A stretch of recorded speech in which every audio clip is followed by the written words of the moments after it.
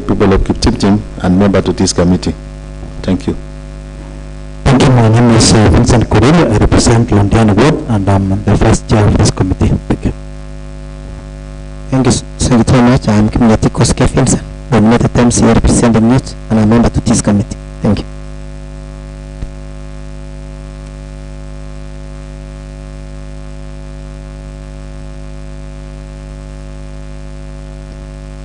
British Moses, friend to this committee. Secretariat to introduce yourself. Sharon Mibo, Deputy Clerk in charge of Legislative, Legal and Procedural Services. And I'm William Kibiego, Clerk to the committee. Sharon Wini, Legal Officer. Diana Mutai, Serving at Arms.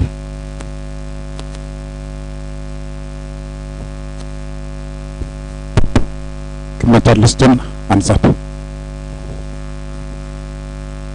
And our PR team, we cannot even give them time to introduce themselves. I want to thank each and every one of us that we have made to be here today and to start the proceedings of this select committee.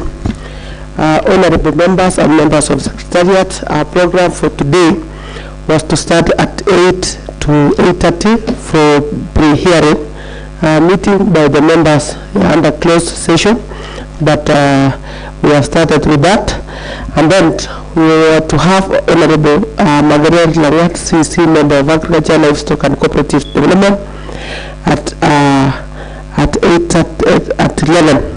So I want to confirm to the honorable members that we have been received our letter, but in that manner we will just get directive from the legal side so that we can usher in the motion mover, and I will communicate back to the letter.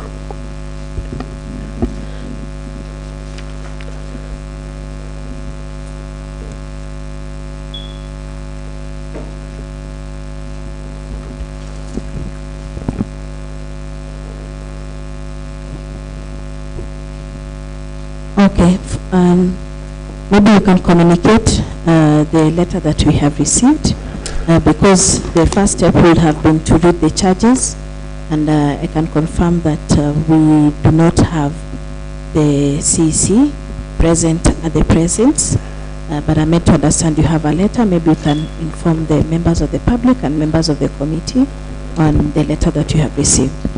Okay, thank you, honorable members and members of the public. I am in receipt of a letter that was received by the county assembly clerk on 29th September 2025. This letter dated 28th September 2025 to His Excellency Dr. Eric Kipkoech Mutai, Governor Kericho County, via books 1/12/2200 Kericho, Kenya. Your Excellency, resignation from the position of CEC for Agriculture, Livestock, Fisheries and Cooperatives. It is with heavy heart that I tender my resignation from the position of the County Executive Committee Member for Agriculture, Livestock, Fisheries and Cooperative, with effect from today, 28 September 2025. Your Excellency, I wish to convey my deepest gratitude for the trust and confidence you have bestowed upon me when you appointed me to your cabinet.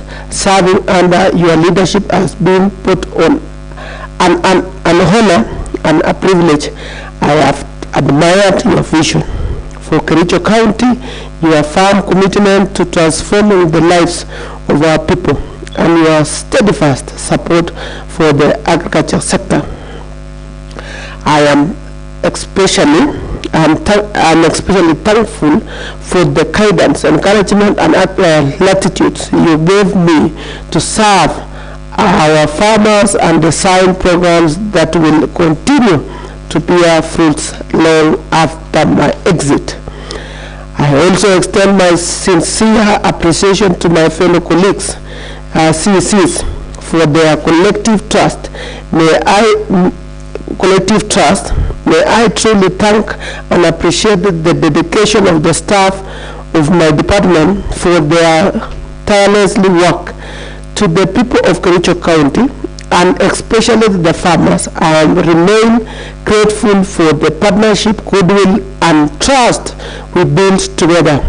Our collective journey was filled with promise, and it is saddened me deeply that I must step away before fulfilling all that we had envisioned.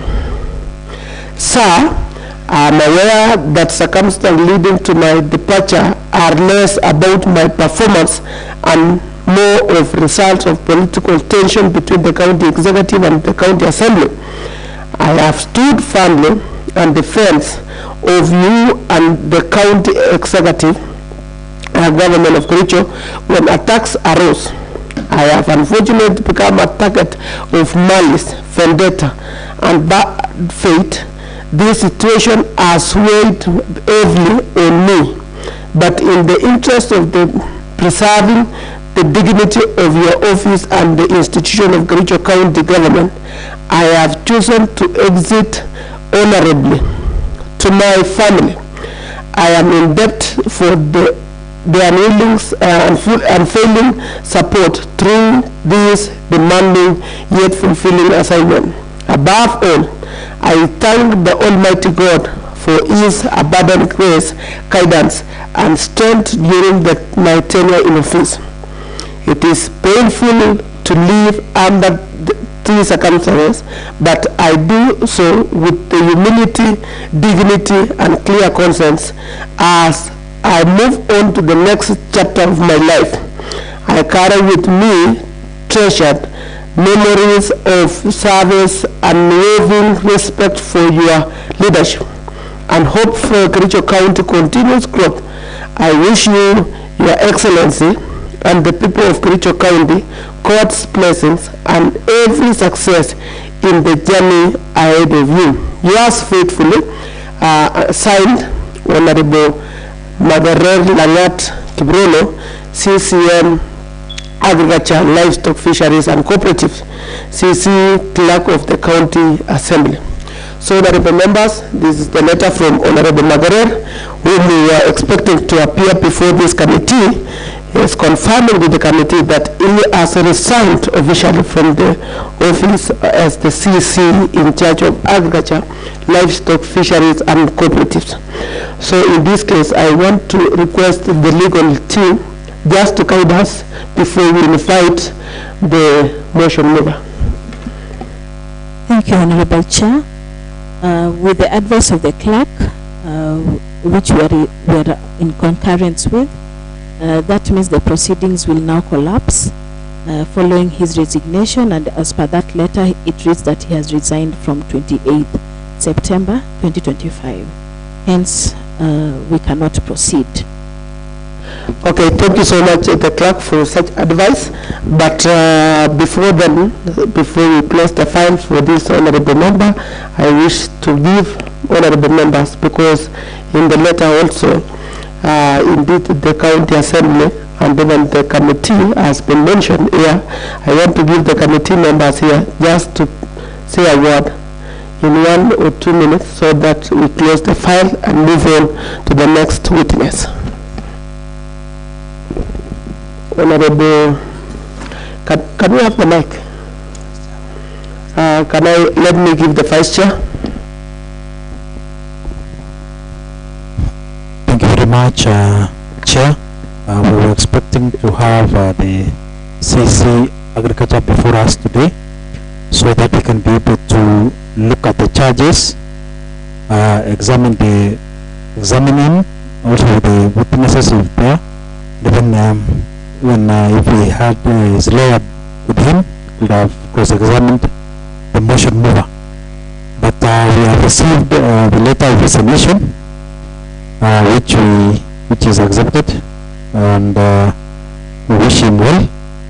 But what I want to say is that this committee is a fair committee which is looking at the facts presented before us, and it is a committee that is also be able to examine anybody before us so that they keep it true, and we are not malicious in any way.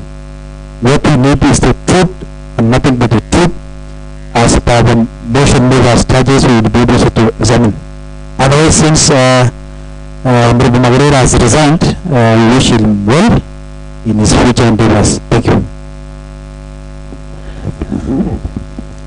Thank you, Chairman. I think we were eagerly waiting to receive the Honorable Magerer, that is CEC, Agriculture, Livestock and Fisheries. We were really expecting him to come and shed light on some allegations that were leveled against him. Nonetheless, since he has opted to resign, we wish him well in his future endeavors. And I think what I just want to clarify to the Honorable Magerer, this is a committee that was bestowed by the Honorable House to face him on the allegation that were leveled against him. I think this committee is really fair enough. Whenever we are undertaking our assignment, we are not biased. So we are expecting Honorable Margaret to face us, and we could have given him a fair hearing. So since he has opted for resignation, finally I say we wish him well. Thank you, Chairman. Thank you, Honorable Members. Okay. Thank you, Honorable Members. I want just to say,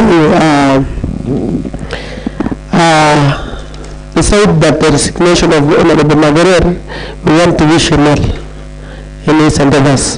But according to his comment that about the malice that the committee might have been having upon him, I want to wish him well. He has even proceed to different parts to work for other people and other Kenyans or Kericho County residents in different capacity. In this manner, we will continue as the committee, and I want to let the members of the public understand this is just but a procedure that will allow the mentioned CECs to appear and give evidence or adduce evidence against the motion makers. In this manner, I want to wish Margaret Langot all the best. Let's even continue supporting this county in different capacity. In this manner, I want to say thank you so much, and honorable members, I think it was very nice if we can find out other issues that were leveled against the CEC, but since he has resigned, we want to wish him well. Okay. Clerk, I want to give you an opportunity so that you can guide us whether that we have the next witness to appear before the committee. Okay, I have requested the clerk to make a call to CC Rob and find out if he can avail himself. Otherwise, he was scheduled to appear before this committee at 2 p.m. So, can we adjourn? Yes, we can. Okay, honorable members and members of Secretariat, this committee's meetings stand adjourned until 1:30, unless it will be confirmed, but until 1:30 p.m. today.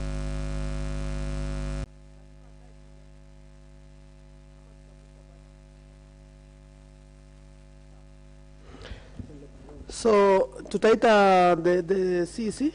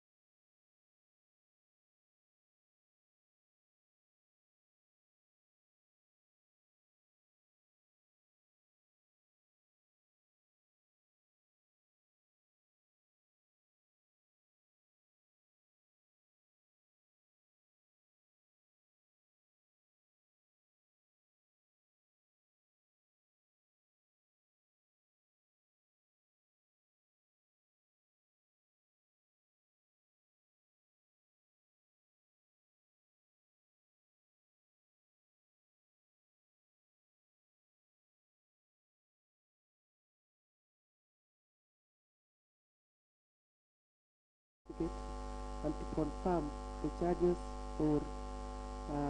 from the motion mover. But before then, I will ask all of us that we have a word of prayer. Almighty God, who in your wisdom and goodness has appointed the office of leaders and county assemblies for the welfare of society and just government of people, we beseech you to behold with your abundant favor as your servant whom you have been pleased to call to the performance of important tasks in this republic. Let your blessings descend upon us here assembled, and grant that we treat and consider all matters that shall come under our deliberation in so just and faithful manner as to promote your honor and glory, and to advance the peace, prosperity, welfare of our county and of those whose interest you have committed to our judge. Amen. Next thing, Waziri and the team, I will now give an opportunity to honorable members to introduce themselves so that we proceed. Good afternoon, Waziri, and welcome to this select committee. My name is Arfuli Mutai, member to this committee. Thank you very much. My name is Vincent Kuril. I'm a member of this committee and also vice secretary. I represent the great people of London. Yeah, good afternoon, honorable members and the staff and Waziri. I'm Community Koske Vincent, Community MC representing you. My name is Good afternoon, everyone. My name is Lily Sirma, Community MC. Welcome, Waziri. We still have honorable members from the other end.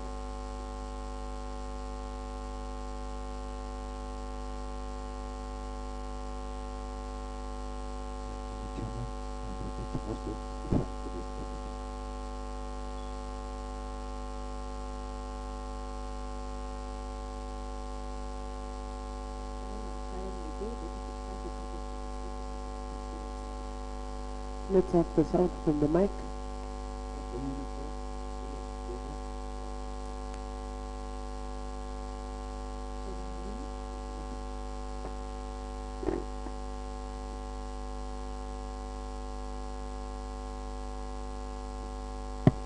I'm Kimeto, listen, and service. I'm in charge, second accounts.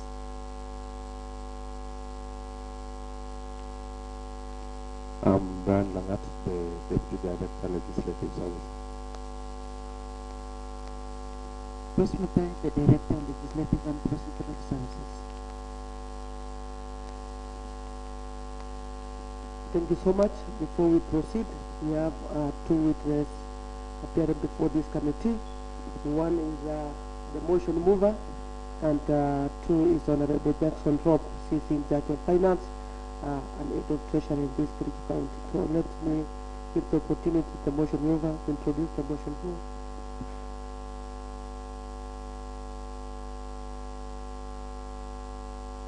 Thank you, Chairman. I'm head of the pitch.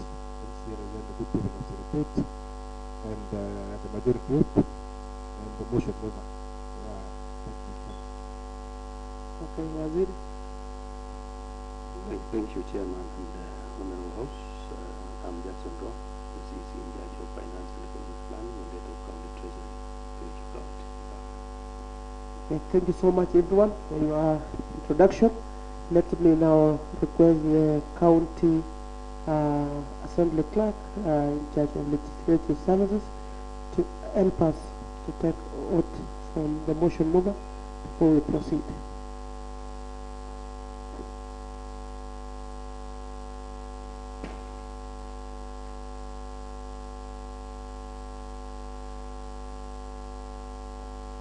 We start with the motion mover.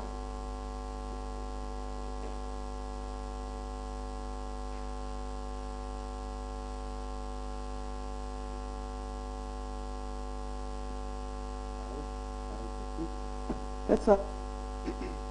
I, Harold the Pitch, do swear that the evidence I shall give before this committee speak the truth, whole truth, and nothing but the truth. So help me God. Next, Waziri.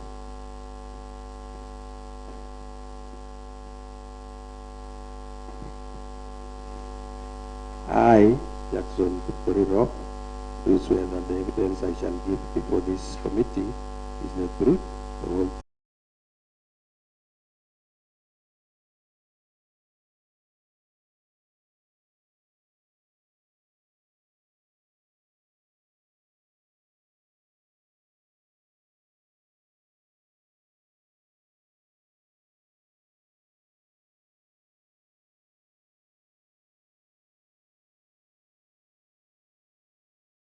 Assembly via motion of 24 September 2025 afternoon sitting are as follows. Ground 1 is on abuse of office. The particulars of this ground is as follows. Authorizing illegal withdrawals of funds, cover-up and falsification of documents, fictitious payments, improper documentation, sabotaging the assembly and usage of the office to implement personal interest. On various occasions, the CEC member, while supervising the administration and delivery of service in department, has repeatedly engaged in abuse of office by authorizing the illegal withdrawals of funds, cover-up and falsification of documents, overseeing fictitious payment for works, goods, and services not done or delivered, failing to ensure proper keeping of records, documents in his department, and overseeing payments not supported by proper documentation from the county coffers, openly sabotaging the county assembly's efforts to discharge its oversight role under Article 185 of the Constitution of Kenya and Section 8 of the County Government Act 2012, consistently using his power and office to implement and further personal and clandestine interest at the expense of the trust bestowed in the office he holds. Ground number 2, incompetence. The particulars of this ground is as follows. Allegation 1, misappropriation, misallocation, and illegal drawings of county finances. Point of order, Sharon. I think after ground Constructions without any supporting documents. Allegation number 2, the County Executive Committee, in discharge of the service delivery and administrative functions of the department, oversaw irregular tendering process in the following companies: Finch Focus Limited, Jomax Holding Limited, Benlock Ventures Limited, Alucraft Limited, Roreki Limited, and Dark Limited. In ground 3, gross misconduct. The particulars of this ground is as follows. The CEC member failed to provide leadership and discharge of his responsibility as County Executive Committee member in accordance with the Constitution and the law. On various occasions, the CEC member failed to exhibit honesty, transparency, and impartiality in the execution of his duties. B, refrained from taking responsibility, making diversionary and contradictory statements about circumstances under which the public funds were lost in his department, approbated, reprobated, and feigned ignorance on the unfortunate loss of public funds. Ground number 4, violation of the Constitution and other written laws. The particulars of this ground is as follows. The CEC member in various occasions approved the withdrawal of public funds contrary to the provisions of Section 138 of the Public Procurement and Asset Disposal Act 2015, breached the trust bestowed on state officers by Article 73 and 75 of the Constitution of Kenya, and breached Section 54 of the Public Procurement and Asset and Disposal Act. Honorable Jackson Rock, how do you plead to these 4 grounds? How do you plead to ground 1? I plead not guilty. How do you plead to ground 2? Not guilty. How do you plead to ground 3? Not guilty. How do you plead to ground 4? Not guilty. Thank you, Chair. Thank you so much, Waziri. So you can have your seat. Let me now give an opportunity to the motion mover. Now that Waziri is here, Honorable Jackson Rob, let me now give motion mover 30 minutes to table his evidence on the motion. Yes.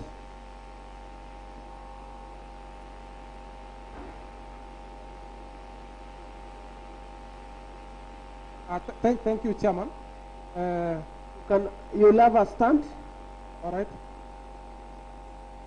Thank you, Chairman. And the committee, I tabled the motion, Mr. Chairman. In my affidavit, Chairman, I, Honorable Baron Rotich, an affidavit.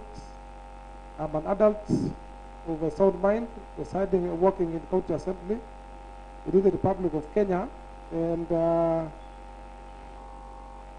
I think on the charges, Chairman, I think charge number 1, the abuse of office. Mr. Chairman, the said CEC member, when supervising administration and delivery of service, the department has, on various occasions, number 1, openly sabotaged County Assembly's effort by discharging its oversight role as prescribed under the law, and number 2, consistently using his power and office to implement and further personal and selfish interests that profits him on at an expense of the trust bestowed in the office he holds. Number 3, the CEC has failed to ensure proper keeping of the records of the documents in the department. And number 4, is overseeing the payments of the works of goods and services in his department. Then the chairman, remember there's a table that was provided before the committee showing that on the retention fee that were either paid on multiple occasions. So Chairman, that one was also raised. And number 6, the above numbered acts have brought a dishonor and disrepute into the office of the said CEC member to an extent that he significantly diminishes the public confidence and the ability to effectively discharge his mandate. In the ground number 2, Chairman, on the incompetence that the County Executive Committee member, being in charge of department and the head of County Treasury, has and or is aware of the payments made for the works done or the goods delivered and services rendered in all the departments. C, that is on gross misconduct, Chairman. That the acts of the County Executive Committee member brought dishonor and disrepute into the office, making him, which amounts to the removal from the said office. Some of the acts he has portrayed for his unfitness amounting to gross misconduct. Number 1, refraining from taking responsibility about the circumstances under which some money were lost. And number 2, failing to exhibit honesty, transparency, and impartiality in execution of his duties. And 3, consistently failing to provide leadership and discharge his responsibility of the County Executive Committee. And 4, approbating, reprobating, and feigning ignorance on the unfortunate theft of funds. And D, violation of the Constitution and other written laws. That the County Executive Committee member on several occasions has violated and infringed the Constitution of the provision of and other written laws. The County Executive Committee member has breached the trust bestowed on the state officers pursuant to Article 73 and 75 of the Constitution of Kenya, 2010. And on the same charge, Chairman, on violation, that he also said the committee member has breached the provisions of Public Procurement and Asset Disposal Act of 2015, which has manifested the abuse of office and is no longer fit and proper person to hold the office of the County Executive Committee member. 11, that I urge the Honorable County Assembly in my affidavit to uphold the removal of Honorable Jackson Rock, CEC in charge of finance and economic planning, County Government of Kericho. And 12, Chairman, that all that is deponed to hearing is true to the best of my knowledge, and information and believe I have relied on advice or information source I have disclosed. Chairman, with me I have I think the list of probably the companies that I think it was applied to the CC in charge of finance during my motion, and I think it would be prudent that we give him time, because this is my affidavit that I swore before the Commission of Oath Chairman, and I think it is in summarized form. Today it's been stamped by the Commission of Oath, affirming that this is a true position that I swore. I don't know that it's with you, but this is what I swore. Okay, Sharon, Honorable Haron, the motion mover, it is good that you table the evidence that you have leveled against Waziri, Okay. not by reading. Tell us what transpired, if it is issues concerning fictitious payment, where does the Waziri come in? Because with us, we want to listen, and we'll give the judgment according to... Chairman, I think I'm going to table again the said motion, because everything has been captured. This is just an affidavit confirming that it is true, because I saw it fit that I should make it known.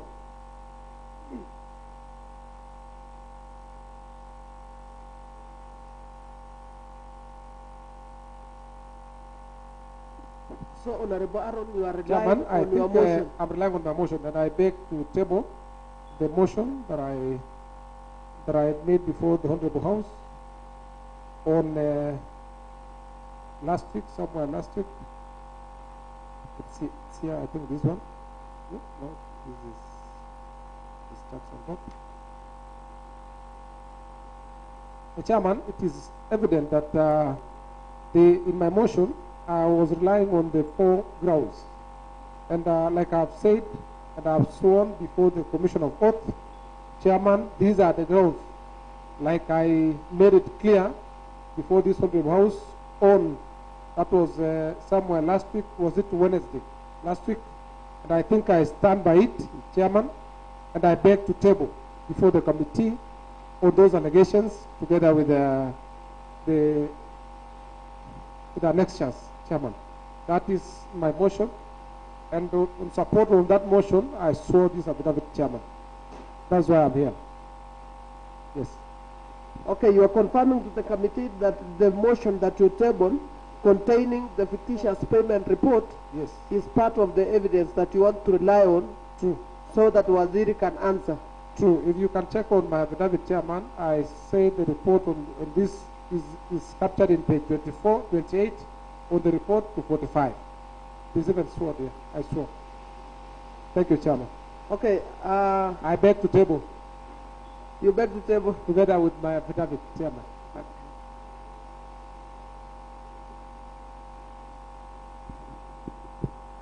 Okay, Waziri, I will give you 30 minutes to cross-examine the motion mover where you are not sure, where the clarity of the allegation is not articulated. You can raise that concern when the motion mover is here.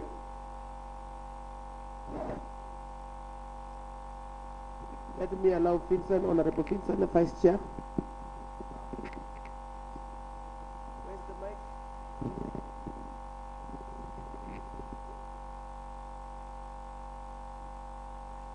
Thank you, Chair. Maybe I would like to know whether our CC received the evidence, so that when he even is answering the questions, he will be able to answer on the evidence that was provided to him. Thank you. Thank you, Chair. You You received know, the evidence. it was raining, and I didn't pick in a chronological order. So I may not be in a position to ask questions in any order. I can just pose a question on areas that are picked. Allowed, but in case that you want him to repeat, I will give him another 10 minutes to do so. I wish he could. Yeah, my question was, did you receive the evidence? Yeah, I got the reports today. Honorable Chair, you know we were on preparation of the ADP, the CPROC, the annual progress report at Naivasha the whole of last week. So when I came, on Friday, my clerk called me to tell me there is a letter from the assembly inviting you to appear before the select committee. So apparently, I want to be very sincere to this committee that today in the morning is when I've been sitting on this and responding to this issue. So you have received? Yes, I have received. Thank you. Okay, Wazir, another thing is that we want to tell this committee that it is today that you received the summon and the evidence from Yes. the motion mover. The summon was brought to the office on Friday, and I was out of office, but the secretary called me, and I requested that to send me the letter, the invitation letter, and of course the page that is where my grounds are. Okay, And, the second question is, Wazir, Yes, are you ready for the interrogation? I am. Okay, thank I you. am. Motion mover, I'm giving you another 10 minutes because it was raining. It was raining, yeah. Waziri is requesting if you can just read in a manner that Crown 1, you give evidence, Crown 2, you give evidence, Crown 3, you give evidence, so that you will understand. And Waziri, from your 30 minutes now, you'll get 20 minutes to interrogate because I'm taking the 10 minutes from your... I'm guided here. And then we are requesting Honorable Aaron, the motion mover, not to read the affidavit, but to table the evidence, one by one. Now, Chairman, if you'll allow, because you see all the evidences are well captured in this report that I'm tabling. That is why I just wanted to go as per my affidavit that I saw before the Commission of Court on each and every ground of the four grounds. So, Chairman, with your permission, I'll only go through my affidavit and, of course, table together with the annexures here, Chairman, with your permission. Okay, the Waziri, annexures are here. do you have Honorable Aaron's affidavit? And the motion. And the motion? I have the motion. He has the You motion. don't have the affidavit? I'm not seeing the evidence. No, I'm going to, that's why I'm going to read, Chairman. I'm not If seeing. need be. Clerk, you can use this one. You can share with this. No, that is the motion, Chairman. So, Honorable Aaron, Yes. we want to request you Yeah. on gross misconduct and abuse of office, you substantiate All right. to Waziri to understand Okay. whether the allegation that you are labeling against him, he has answers or he will get answers as we proceed with this interrogation. Thank you, Chairman. I think on ground number one, I'll go specifically direct to the each ground. I want to take Waziri to ground number one, that is abuse of office. And in my affidavit, the said committee member, when supervising administration and the administration and delivery of services in the department, has on various occasions openly supported the county assembly's effort to discharge its oversight role as prescribed under the law. Number two, consistently using his power and office to implement and further personal and selfish interests that profits at the expense of the trust vested in the office he holds. And three, failed to ensure proper keeping of records or documents in his department. And it is evidence, Chairman, that some of the documents were yet to be provided before this committee. And number four, overseeing payments of works, goods and services. Chairman, with the abuse of office, I think it is well enumerated, Chairman, and I want him to probably maybe confirm if he's aware on this the areas I have captured, Chairman. I hope that is on ground number one. Waziri, are you contented with the ground number one as substantiated by Honorable Aaron? Yes, Chair. Okay, thank you. Number Let's go two. to ground number two. Number two, the issues of incompetence, Chairman, at the County Executive Committee member in charge of the departments at the head of County Treasury has and or is aware of the payments made for the works done, goods delivered, and services rendered in all the departments. Chairman, I think probably Chairman, in short, I wanted to sort whether he's aware that there are some of the works that are done. He's aware of the payments of the work that has been done in various departments. First, before we proceed, I don't know whether CC is aware. Chairman, that one I need to confirm whether he's aware that the CC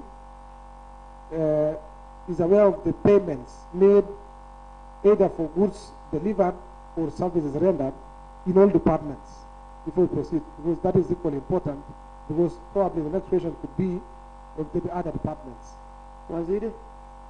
Chair, it's good to be frank and say yes, as the CEC in charge of finance, I only come in when we are doing the requisition for payments. So when payment forgeries are being processed, Chair, for goods and services at departmental level, I may not be in a position to know, because we have delegated authority to the accounting officers in those respective departments. So really, I may not be knowing every other activity that is taking place in every department. But once everything has been brought to us and to the IB, then I can easily get the list and know whom I'm supposed to pay. Of course, depending on the balances that I have in our revenue account, the CPK account. Okay, in this manner, today you are not addressing the chair, but you will be addressing the motion mover in any response. Thank you, Chair. Thank you. But also through the chair, yes, because the motion mover is putting a question to you that, are you aware? Through the chair, through the chair, I may not be aware of every activity that is taking place in every department. So you want to tell us, the CC, that in case there is any fishy deals probably done by other departments, Chairman, then probably it will end up in you probably just making payments. You could make a payment that could have been no goods could have been supplied. So could it be that you just got unaware that some of the goods, Chairman, have actually been paid and no delivery? Case in point, Chairman, is specifically that having noted that there is a resignation by the CC in charge of agriculture, then the issues mostly that was equally raised was the issues of deliveries.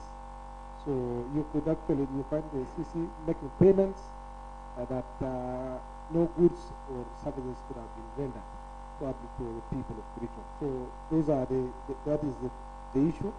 But holding the fact that, Chairman, again, on the issues of incompetence, I want to confirm before this committee that another incompetence, Chairman, is the issue that the CC could actually has a lot of staff in this department, and probably everything ought to have been done to the order. Probably they need to confirm first that the departments, all the departments, have actually rendered their services.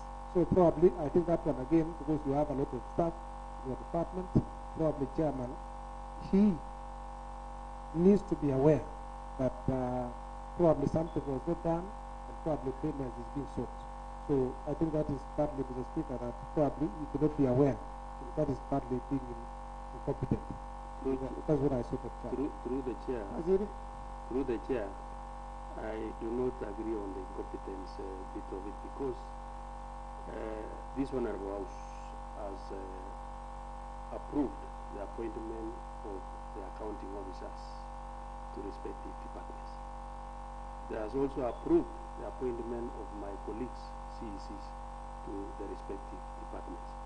Surely, for me to take the burden of all these officers who have been vividly approved by this Honorable House, it means I will be questioning the integrity of this House, which I don't want to do. Waziri, to bring you to speed, you are CEC in charge of finance? Yes. And head of the treasury? Correct. And the only CEC who is accountable to the resources of this county as your department. Agreed. Yes, so. But I do it through a delegated authority to the accounting officers of the respective departments, whose names were brought before this honorable house and were approved by this honorable house. So I trust that each one of them bears a responsibility, because that is the law. Chairman, I think that unless a table, I'll have to table I will table with you as a committee probably some of the works that probably could have gone and probably at some point maybe made precisely and be based on the agriculture department. Chairman, another ground C, gross misconduct. Chairman, you find that the county executive committee member has brought dishonor and disrepute into the office, making him unfit in office. Some of the acts he has portrayed for his unfitness amounts to gross misconduct. And Chairman, in my grounds, remember, in the gross misconduct, Chairman, I say the failing to exhibit honesty, transparency, and impartiality in the execution of his duties. And another one, Chairman, is which of course we've noted, and he also said that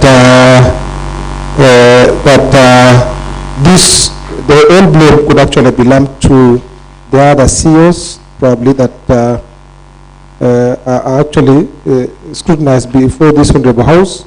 There's another ground. Then 3, consistently failed to provide leadership and discharge his responsibility as a county executive committee member. Mr. Chairman, I think Chairman, remember, with that, I want to agree that when you check on the rules of the CEC, you will note that, as he said when he was doing introduction, he said properly that he's the head of county treasury. So as the head of county treasury, Chairman, you find that he hopes to be well acquainted and at all times stick to the duties that are given by the Constitution and County Governments Act. Chairman, there is also another thing on the issue of the issues that we thought it's right, Chairman, that is refraining from taking responsibility about the circumstances under which the funds were lost. That is gross misconduct. Because, Chairman, if you can't confirm that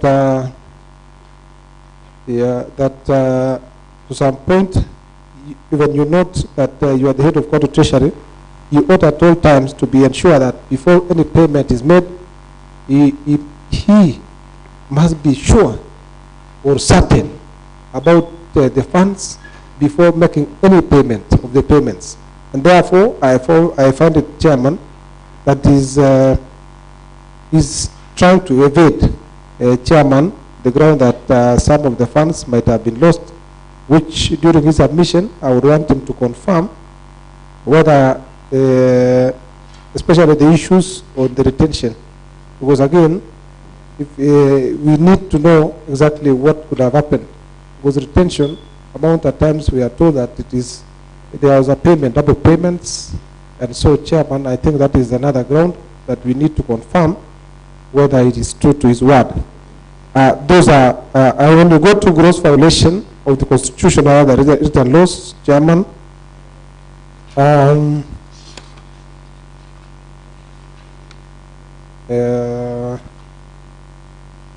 competence.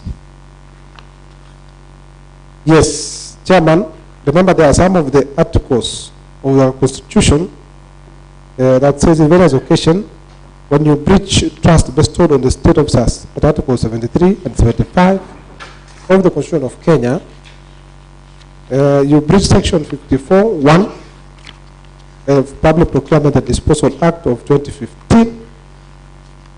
It says that the state officers should should be acquainted with the provisions of the law in relation to responsibility of state officers. Chairman, especially parts of the payments. Then there was an issue for the splitting of tenders.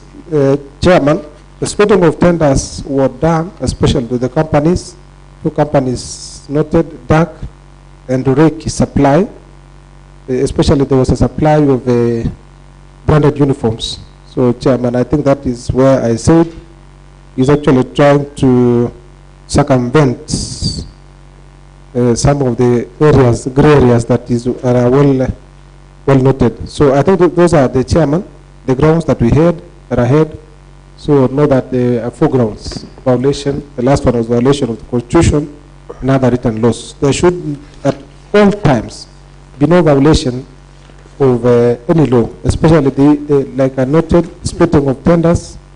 And remember, this was in breach of Section 54(1) of the Public Procurement and Asset Disposal Act of 2015, which says, and I want to quote, that if a tender exceeds over about 4.5 million, Chairman, that should have been subjected to open tender. So probably that is as per the Act. I think you will also have that submission during his time. So I beg to table all this, Chairman, because this was at my time, so that he can also take the floor and probably address all those allegations that I have labeled.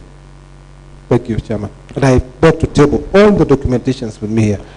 Okay, thank you, motion mover. I want to ask the PRT, work on your sound. That is the call from the members of the public.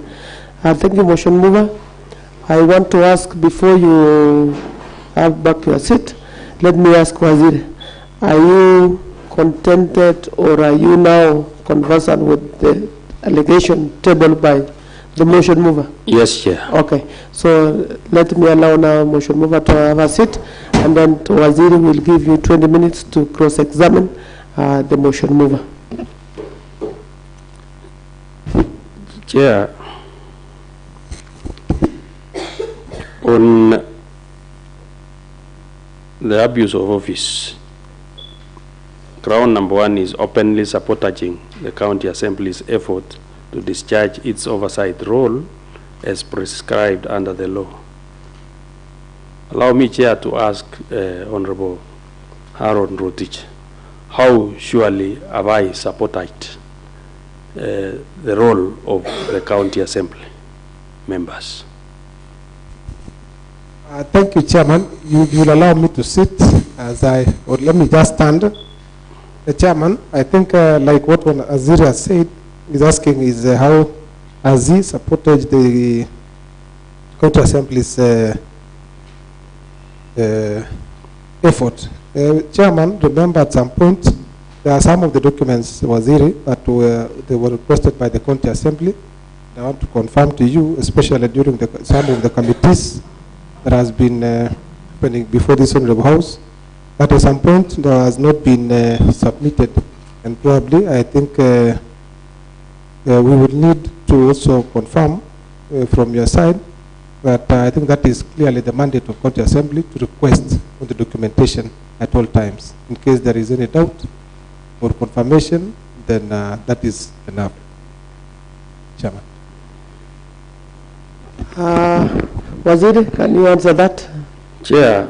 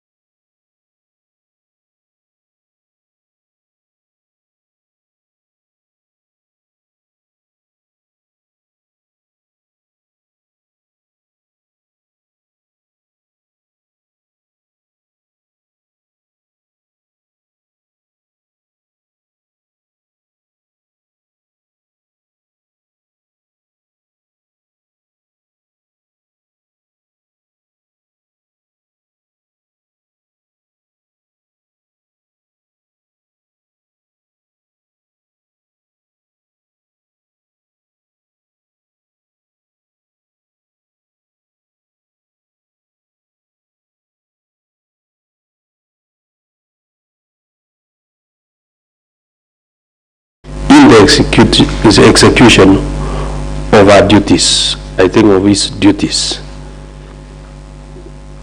Through you, Chair, Honorable Rotich Aaron. Yes.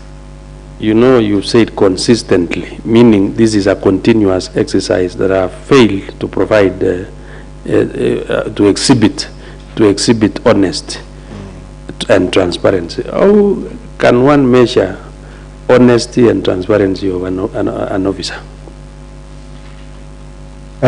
Through Chairman, I think the honesty part, Chairman, is very clear that it was the issues on specifically the provision of the documents. That is why it needs a lot of honesty, bearing in mind that the office he holds is actually the office that runs the county, the entire county in terms of finances. So at all times, even in case you're handling finances, Chairman, I thought it wise that there should be honesty of the to the highest standard. So that was my view when I submitted that honesty must at all times be provided. Owing the fact that the department you hold is all about money. Thank you, Chairman. Again, Chair, through you, the issue on leadership and discharging my responsibility as the county executive member. I've been accused that I have consistently failed to provide leadership. Surely, how can this be proved, Honorable Chairman, yeah. On the issues of leadership, I thought it is wise that the CEC in charge, being the head of county treasury, should at all times be showing leadership, should show leadership that say that all officers, from all the way given to probably various departments, and owing the fact that remember the finance holds a lot of employees, especially the issue when you check, Chairman, on the issue of procurement, they are under him. Accountants, all accountants from various departments are under him.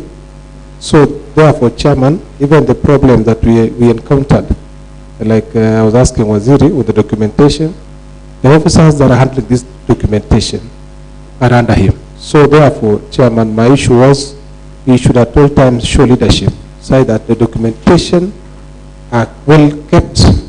The documentation, when it is asked before this county assembly, he should provide without hesitation and with minimum pressure to the Chairman.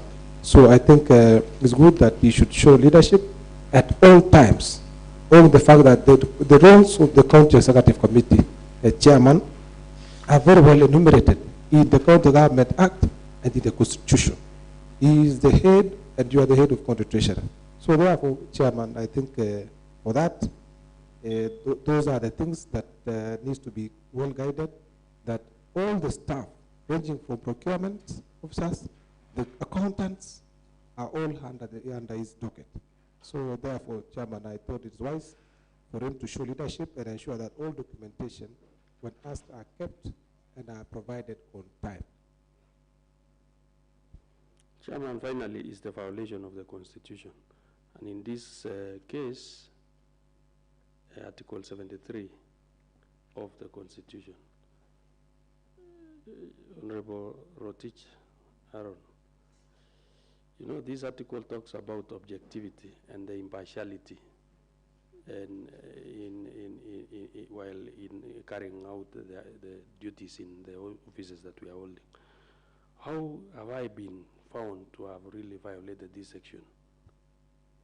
Now, Chairman, I think before I go to that violation, to the fourth ground, the third ground was gross misconduct. Chairman, that is the CEC in charge should that when given time, I think we'll also request that he provides the issues that touches on retention, Chairman, that we were told that there is a double payment. And so, Chairman, the CEC should have been acquainted that as the head of county treasury and the head of the procurement, head of accountants, all the way for the 10 departments.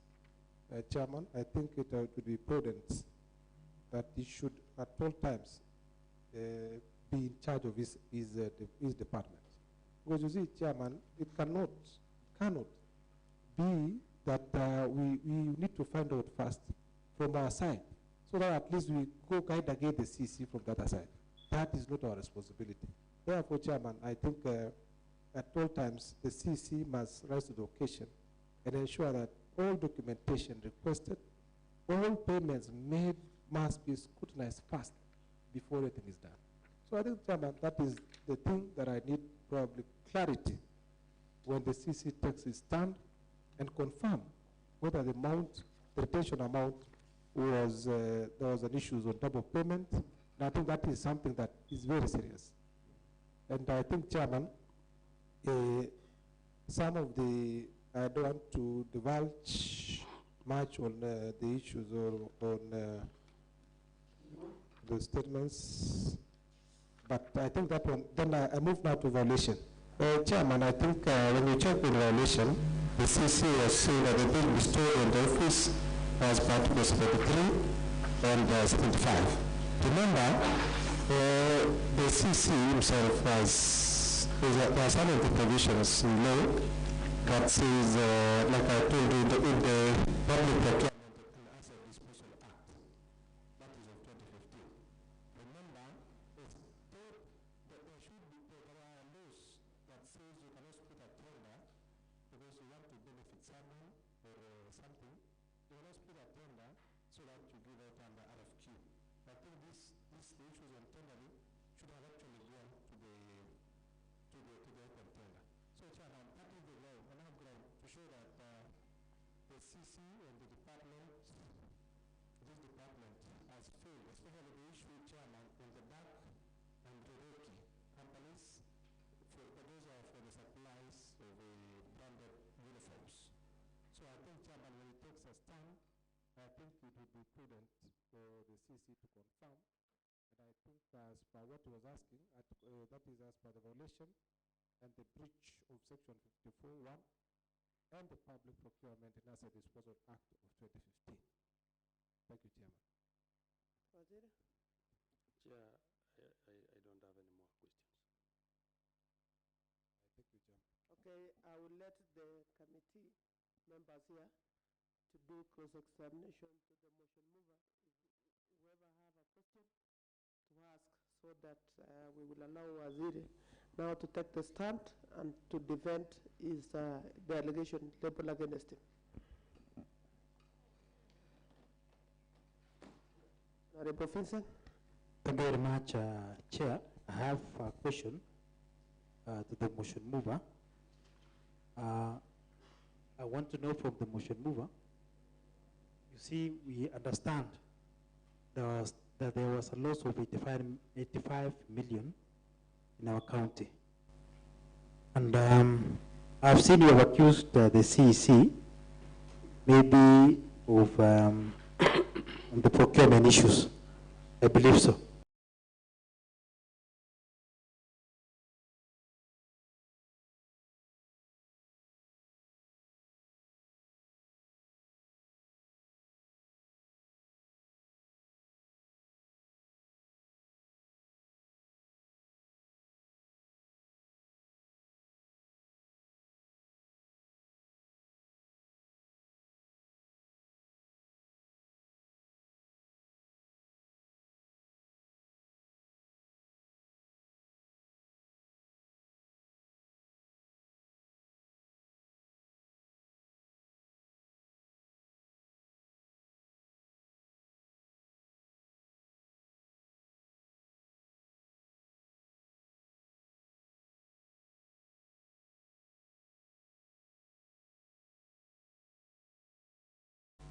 It is evident that he's the head, like I've said before, and on that I want to confirm that the procurement issues, like I've stated in as per the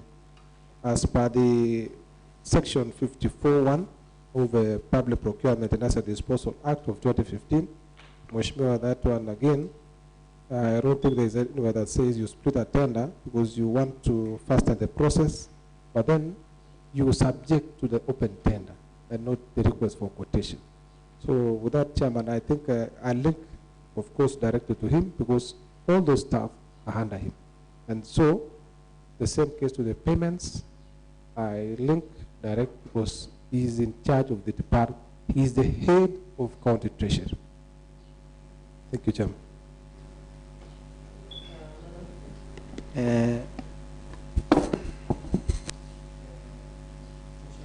Let's also allow the PR team.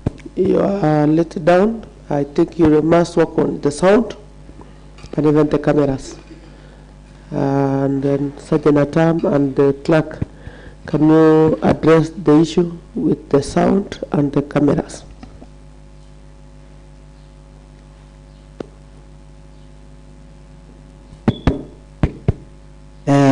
Motion mover, I've seen you have supported your evidence with the one in the ad hoc committee. Can you confirm if you have an additional evidence beyond the report by ad hoc committee on alleged fictitious payment to substantiate the claims of abuse of office, gross misconduct, and incompetence? Chairman, again, I think when I was tabling my submission, I stated the fact that in each ground, I would actually make it clear that the issues, like I cited on the issues of retention, double payments, I stated that, and I think it will be his time, probably when the CEC takes the stand, I think it would be prudent that he will also shed light, because you see that those ones are probably lumped. So we are only waiting for him to take the stand, so that at least when we interrogate, he will be able to confirm and say that this probably could have happened, this could not have happened, is when we will probably confirm that the CEC in charge is conversant to the department he holds. Thank you. I was asking if you have another evidence apart from the evidence from the other committee. Chairman. Or you only support your motion with the evidence in the other committee? Chairman, the evidence that I provided, I have adduced before this committee, is well captured. And I think it's good that the CEC has confirmed in the receipt of my motion, which states everything. And I think it would be prudent if we give him time, probably to confirm on each and every specific ground, so that at least we are well aware, and in case there's an interrogation, it will actually follow suit. So, Chairman. So, Chairman, I have a question. Yes. I just want you to explain why the ultimate responsibility lies with the CCM for finance and economic planning, and not solely with accounting officers or department heads. Remember, Mheshimiwa and Chairman, that the reason why we say all this squarely lies with him, I was basing, Chairman, on the issues or the roles of the head of county treasury. That is the roles of the CEC. Again, when you check on the roles of the CEC, as per Constitution and the County Governments Act, it is explicitly clear that is the head, and therefore that's why we had to converge all our minds to the head and the office he holds. Remember, as a person, Johnson Rob as a person, holds the office in trust with the people of Kericho. And so, Chairman, I think it would be prudent for the CEC to confirm and maybe touch on each and every ground as I've adduced in my motion. Okay, we have one question for Furthermore, because I heard the CEC say they are officers who are the accounting officers. And what he alludes is that they are the ones who are responsible, and maybe is not the one who is responsible. Maybe I would like you to link the way Mheshimiwa Philip has said. Is there a relationship between him and the accounting officer? And can accounting officer work without the CEC, or the CEC work without the accounting officer? I want to know what is the relationship between the two. Well, Chairman, Mheshimiwa Vincent has said and is asking whether there is a link between the two, the CC and the CO. I think that is what you're asking. I think when you check on the Counter Governance Act, I want to confirm again, the rules are explicitly clear. When you check on the rules of the CC, it's clear, he's the head of the department. And so there's nothing that can happen in the department, man has the knowledge. When you check on the rules of the CO, Chief of Staff, Chairman, remember, those are the offices that are vetted. And you see, if one is given the office, remember, Chairman, you see, I cannot work in an office. Let's say I'm a Chief Officer of Finance, and this is the CC in charge of Finance. Chairman, I want to confirm to you that there's no way I can work in isolation with the CC. There's no law that says you cannot work with you don't work with the Chief Officer. Of course, there must be intendant. When I'm doing anything, of course, he must be fully aware as a Chief Officer, because he's the head, and I'm probably, let's say I'm his deputy, just to say so.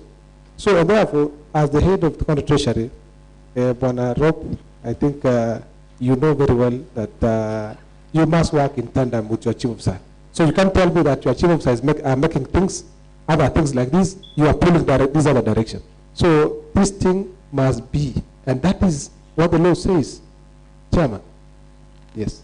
With the chair, I've seen the motion mover rely so much on the issue of the evidence from the ADO committee. The ADO committee report noted significant procurement irregularities such as missing tender, opening minutes, professional opinions, and SI11 and SI13 forms. How do you, all the CECM for finance, directly responsible for this department, level procurement failures? Now, I think, Chairman, I want to repeat this again. And like I had said, Mheshimiwa Vincent, that as the head of a department, finance, it is the finance, economic planning, is it? Finance, what is finance and economic planning? Remember, a position comes with responsibility. If you're given a position of that, Mheshimiwa, remember, he oversees, as per the law, he oversees the procurement, at the same time he oversees probably the accounting part. So therefore, all procurement officers, and I want to repeat, are under his docket, his department. All the accountants are under his department. And so, therefore, I think it would be prudent if the CC member would actually confirm whether the splitting of the tenders, as I have stated in my affidavit, together with my submission, that when you check as per section Chairman, a bit as per section 54(1) of the procurement, and I still want to repeat again, when you check on section 54(1) of Public Procurement and Asset Disposal Act of 2015, it states clearly on the procedures of giving out tenders, to be specific. So that when you want to give a tender, there is some amount that when you go, it goes beyond 5 million. Of course, there are ways on how this act prescribes. You know, it says you put open tender. But this one, in a case in point, Chairman, it was split so as to faster the process, which I think, in my view, is against the Public Procurement and Asset Disposal Act of 2015 as a law on itself. Thank you, Chairman. I have only one question to motion mover. I'd allow members just to raise concern and questions to you. I want to know whether that this motion is yours directly or it's sponsored through you, or someone is sponsoring the motion through you. Of course, this motion is mine. I have stated clear, and that's why I'm here. If it was for someone, he should have come. So definitely, this is my motion. CC, this motion is mine. I'm going to table before the boss. Remember, I tabled the notice, I tabled the motion, and I'm here as a motion mover to defend my submission. Thank you. I wanted just like that. Thank you, Chairman. So, Waziri, we want to thank the motion mover for having that time and energy to respond for a number of questions from especially the committee, and also responding to Waziri. I want to ask Honorable Jackson Rob now to take the stand and to give us the evidence now on this impeachment motion and the allegation labeled against you now. Thank you, Chair. I think, Waziri, You can. Do I stand here? today you are not appearing before this committee like any other committee, so I will ask you stand and Allow me to move my luggage.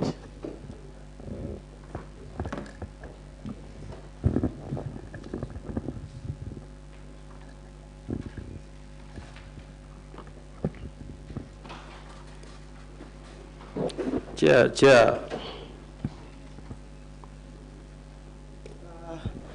motion mover, don't go away, because in case of any clarity, you will be given a chance.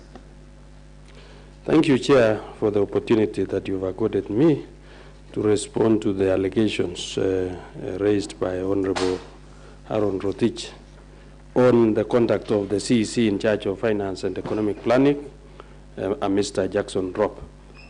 Chair, I want to start by first thanking this Honorable House for that opportunity so that I can be in a position to clear any doubt that has been bestowed upon me on issues, payments, and leadership in the county government of Kericho as the CEC. But here allow me to quote a verse in Luke 18. In Luke 18,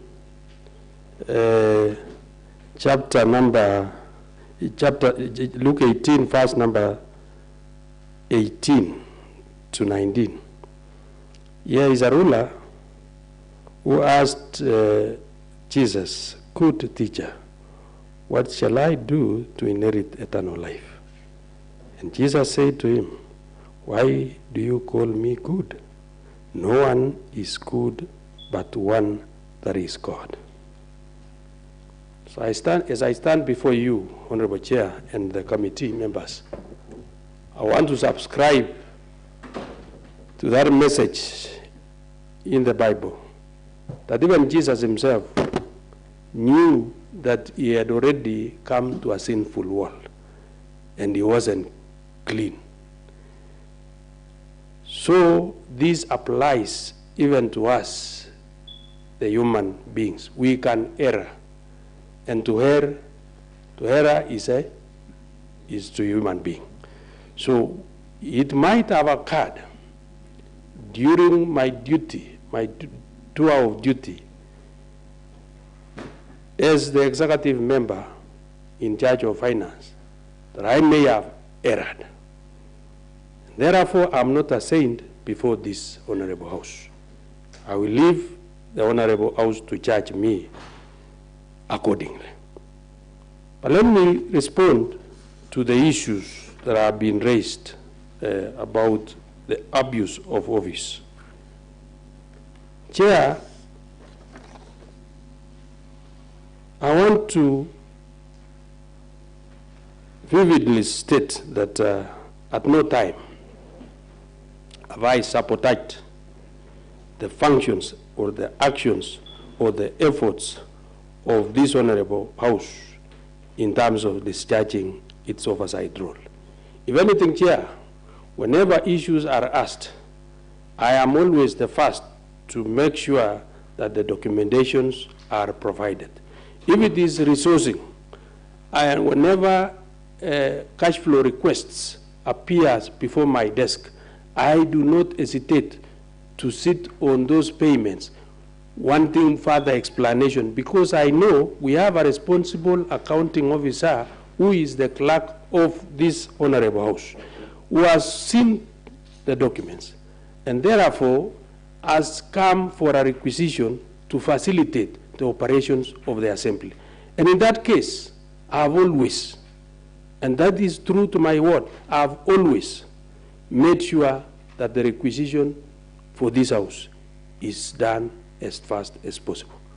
I've never held anything, trying to solicit for anything. I've always approved all that is required by the assembly to enable the members get facilitated to move and carry out the oversight role. So, Chair, I want to say I have never, to the best of my ability, that I have sabotaged the work of the assembly. I have never. Chair, the use of powers in my office. I'm one officer, Chair, whom many can bear me witness that I am very diligent in the way I operate and the way I carry myself in that office. I've never asked anybody for anything since I took over as the CEC Finance in August last year. I don't even know the contractors, because it is not my interest to know the contractors. My interest is to know that these people have rendered services and they ought to be cleared. And when I moved into that office, you can bear me witness, Chair, that the queue that used to be at the corridors in that office are no more. That shows the competency that I have in that office. Nobody comes to negotiate. I have always said we move on the policy of first in, first out, so that I do not have to engage anybody in any way. Whenever your payment forgers are there, I have sufficient exchequer plus my revenue collection.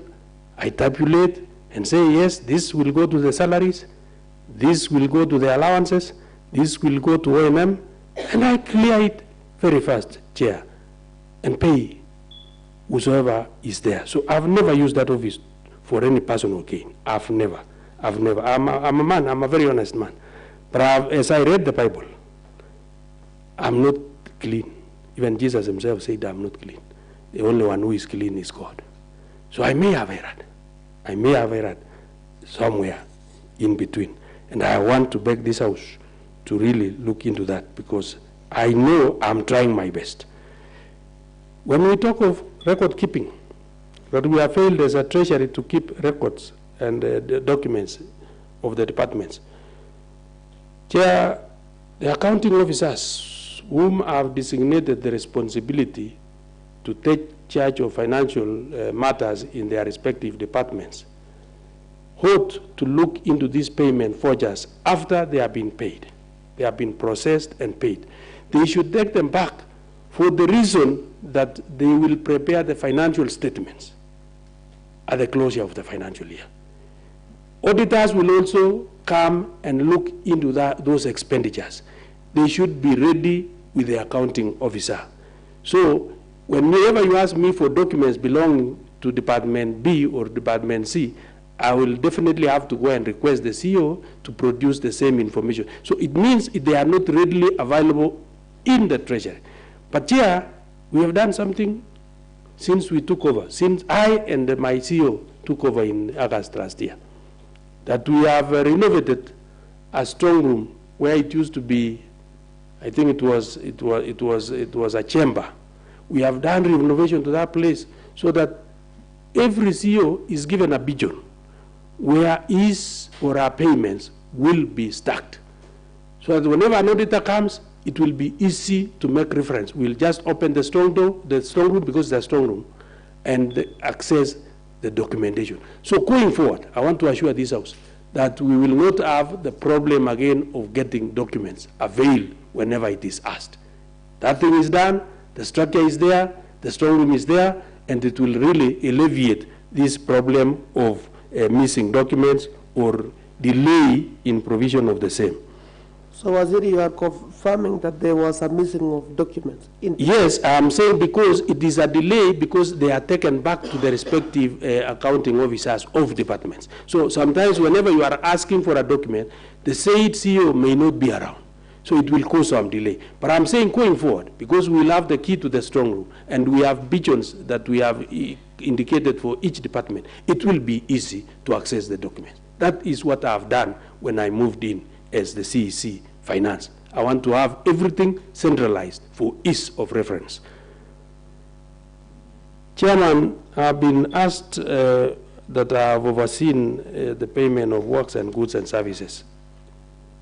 My role as the CEC in charge of finance is to appoint the accounting officers of the respective departments. And the accounting officers are charged by this law, the BFM Act, to be the custodian of all government funds. They are charged with the responsibility. So it is actually the role of the CEC, of the CEO, who is the accounting officer of a department, to make sure that procurement procedures are followed. They are the ones appointing the tender committee. They are the ones appointing the inspection committee. They are the one looking into whether there is an opinion that has been given by the director of procurement. So every accounting matter, every financial matter is vested on the accounting officer. Mine as the CEC is the policy making. And that is my major role. On ground number 2, the incompetence. I want to tell this honorable committee that in my first 100 days as the CEC in charge of finance, I was in that department on 30th of July. And by September 11th, I had started the automation, which you had grilled me when I appeared before this honorable house, whether, if given an opportunity, you will change the mode of revenue collection in this county. Yes, I did in less than 100 days. We started to use an internally developed system. This is a system whose research had been done. Government money, county government money had been used by our officers to do benchmarking in Kwale. They did it in Nairobi. They did it in Muranga, and came up with an automated revenue system equivalent to that one of Kwale. But there was nobody ready to bite the bullet and accept that we can use our own internal system to generate revenue. I did it, Mr. Chairman. So I'm not incompetent. Waziri, on that, do you have the act or do you have regulation or policies that govern that the internal revenue system? Yes, the Department of ICT had developed the policy. I couldn't have, I had to seek for approval. Approve and pass from the county assembly? Approval from the executive. But not the county assembly? The county assembly could have approved quietly or silently when we invited the Commission on Revenue Allocation to look into this. And that report was tabled before all the members of this honorable house. We are in a different matter. We are not selling the manifesto of the government. We are in a different matter and we want to discuss openly. Yes. Do you have the policy approved by the county assembly? Probably the policy has not been brought to the county assembly for approval, but it was approved by the government. Thank you, Waziri. Thank you. On issues incompetent again, I want to assure this house that when I moved into the county treasury, there were several directorates which had not been filled. They were all in acting position. One is the Directorate of Revenue. So I had to move with speed to employ a director in charge of revenue. I did the same in the internal audit department. There wasn't a director, a substantive director. We employed the director of internal audit. Equally, we brought on board a missing link, That is the audit committee that was really missing in this county, that will help us, communicate the misdeeds to His Excellency the Governor independently. Again, we have the 4 members having been employed by the County Public Service Board. Those are the actions that I took. Equally, I made sure, because it is the responsibility of the CEC Finance to be in charge of all county assets. I'm the custodian of all county assets. And I found a department without an asset management directorate. I established and appointed 5 officers to work in that directorate so that they can go around the county, get to know all the assets of this county, value them, because we are going to accrual. And in accrual accounting, every asset must have a value. I have done that, Chair. That shows I'm not incompetent. I am competent enough to sit in that office and offer services to the people of Kericho County. On gross misconduct, Chairman,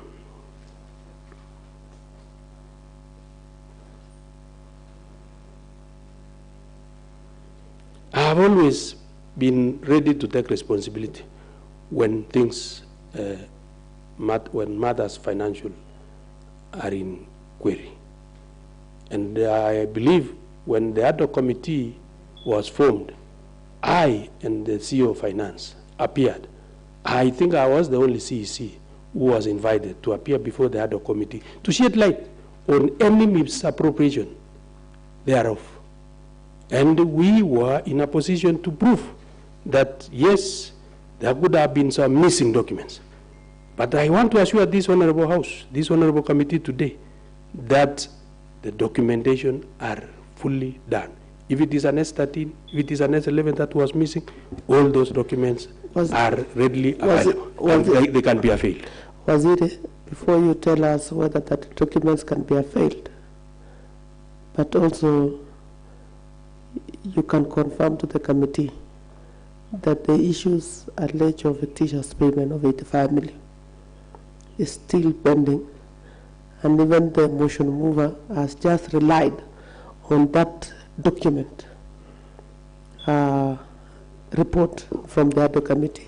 Thank you, Chair. What can you tell this committee even before you continue, because it is fact? Yes, Chair. The issues on fictitious payments is not a closed chapter yet. In fact, the other arms of government, the other agents of government, the EACC, the DCI, are looking into these payment forgers. Our officers have been invited to go, including the CEOs, have been invited to go and write statements. So meaning this thing is live. And it is only through the report that will be generated by these agents that we will know whether they were fictitious or not. So it is live, Chair. So, up to now, Waziri, being the CEC in charge of finance and head of the treasury, do you want to tell us the fictitious payment was just but an allegation or was true? Because up to date, some cooperative societies, they have not received the items that were supposed to be supplied, and yet it was paid. Do we need to get from AACC, DCI, the report, Waziri, when the members, I was the member of the committee, yes, visited the cooperative societies and confirmed that nothing was done? The accounting officers of the respective department has already made a commitment that all which was still pending has been delivered. Waziri, you know, the time that you are appearing before the committee was 6 months down the line. Yes. Now you want to tell this committee that the accounting officers, they are making some progress to ensure that the document, the items is being supplied. No, they have already given assurance that they have done it. And I want to thank this Honorable House again, because you've already made recommendations in that ad hoc report to the effect that those accounting officers found culpable administrative action will be taken against them. You've done it. But according to you, Waziri, do you pay the contractor so that to supply, or you pay the contractor after supply? We pay after supplying. What about the fictitious? What was If this happened, that is why I'm saying Was it- this honorable house has already. No one has, no one here is a visitor from Jerusalem. We are not in the Senate. We are in the Kericho County, and all of us understand the matrix and the systems and even how things that were done. Yes. Are you paying the contractor's order to supply, or you are paying contractor after supplying? That's my question. The contractor should be paid after. But in the case of the fictitious payment, what was done? And that is why this house has found culpability, attached culpability to those of us. Waziri, you are the head of the treasury. Yes. If I can remind you very well. Correct. What was done? Was it after or before? Some were after. Was it? But some had been supplied. Was it? The question is very clear. And I don't want us. Chairman, let us not go that direction, because this honorable house has already made a decision on this. This is the question from the committee, Waziri, and we will not just, we will not assume. Was the fictitious payment made before or after? I'm saying some were after. And then some was? Before. Thank you. Chair, there's something, sorry for intervening. Yes. There's something I want you to clarify. When you are clarifying from your report, you are making clarification to us on the allegations. What I'm requesting to you is kindly, I hope you have looked at the charges. Yes, and I'm going one by one. One by one. Yes, sir. And making, okay, there is one, this is allegation of misappropriation, misallocation and legal breaks of county finances. I would like you to go to each charge and including specific allocation, because you see, when you see you have done an overall picture without touching on the specifics that is in the charge, because you want the people of Kericho County to know why are you being charged here. Because if you jump something like, you see this, is the works, goods and services alleged to have been procured of 5 million. You see, I expect you, for these companies that have been mentioned. Correct. I expect you, the CC, to actually give us an answer on that. Again, there is, you see, you are the CC. We vetted you in this house and we believe that you are able. The role of the CC is not only policy. And if it is the policy, tell us again the policies that you made so that money is not lost. But I understand that you do budgeting, you do revenue expenditure, you do reporting, procurement, and even oversight. Correct. So kindly answer the questions on the charges so that we don't try and divert without giving us the specific charges. Even the companies that are made, like the Finch Focus Limited, tell us, give us an answer on the Benlock Ventures, all those companies mentioned, and the value given. Thank you. Chairman, I was going on the, you know, these charges have been labeled A, B, C, D, and I was going one by one. I'm guided chair. So I was still on this gross misconduct. Yes, kindly go as per the judges. Yes. Because you see, let us not divert to the issue of digitization, revenue collection, the rest, because answer the questions in the charges. I was defending the incompetence bit of it, Chairman, that I'm incompetent. So I was saying within the first 100 days, I did this. So is that incompetence or a competence? So surely, so it was not about the revenue issues, but I was stating that I'm not incompetent as alleged in this accusation. So, Chairman, again, there is this failing to exhibit honesty, transparency, impartiality in the execution of my duties. I want to say, Chairman, I'm one very honest man. I've had an open door policy in my office. Now, in the issue of incompetence, let me read it to you again, the particulars. It's talking of misappropriation, misallocation, and illegal drawings of county finances. That's why they said you are incompetent. And The reason why you have been accused of incompetency is how comes there were some goods procured of 5 million from companies like Mencro Products, Ildama Construction, and Supplies, Bismarck Construction, and all those companies while you are in charge. Thank you. Because Thank you, Chair. when you are hiring an employee, Yes. there is what we call attention to details. And you are, I think, you are a finance person. Even a digit can be able, if they say it's 100,000 instead of 1 million, will you not be able to note that? Correct. Thank you. I'm guided, Chair. You know, I was using the letter one that was given to me, the sworn affidavit. But now I can make reference to what was forwarded to me through the clerk's letter. Okay. So, on the incompetent bit of it, that I was presiding over misappropriation of public funds, I want to state clearly that I have not done that.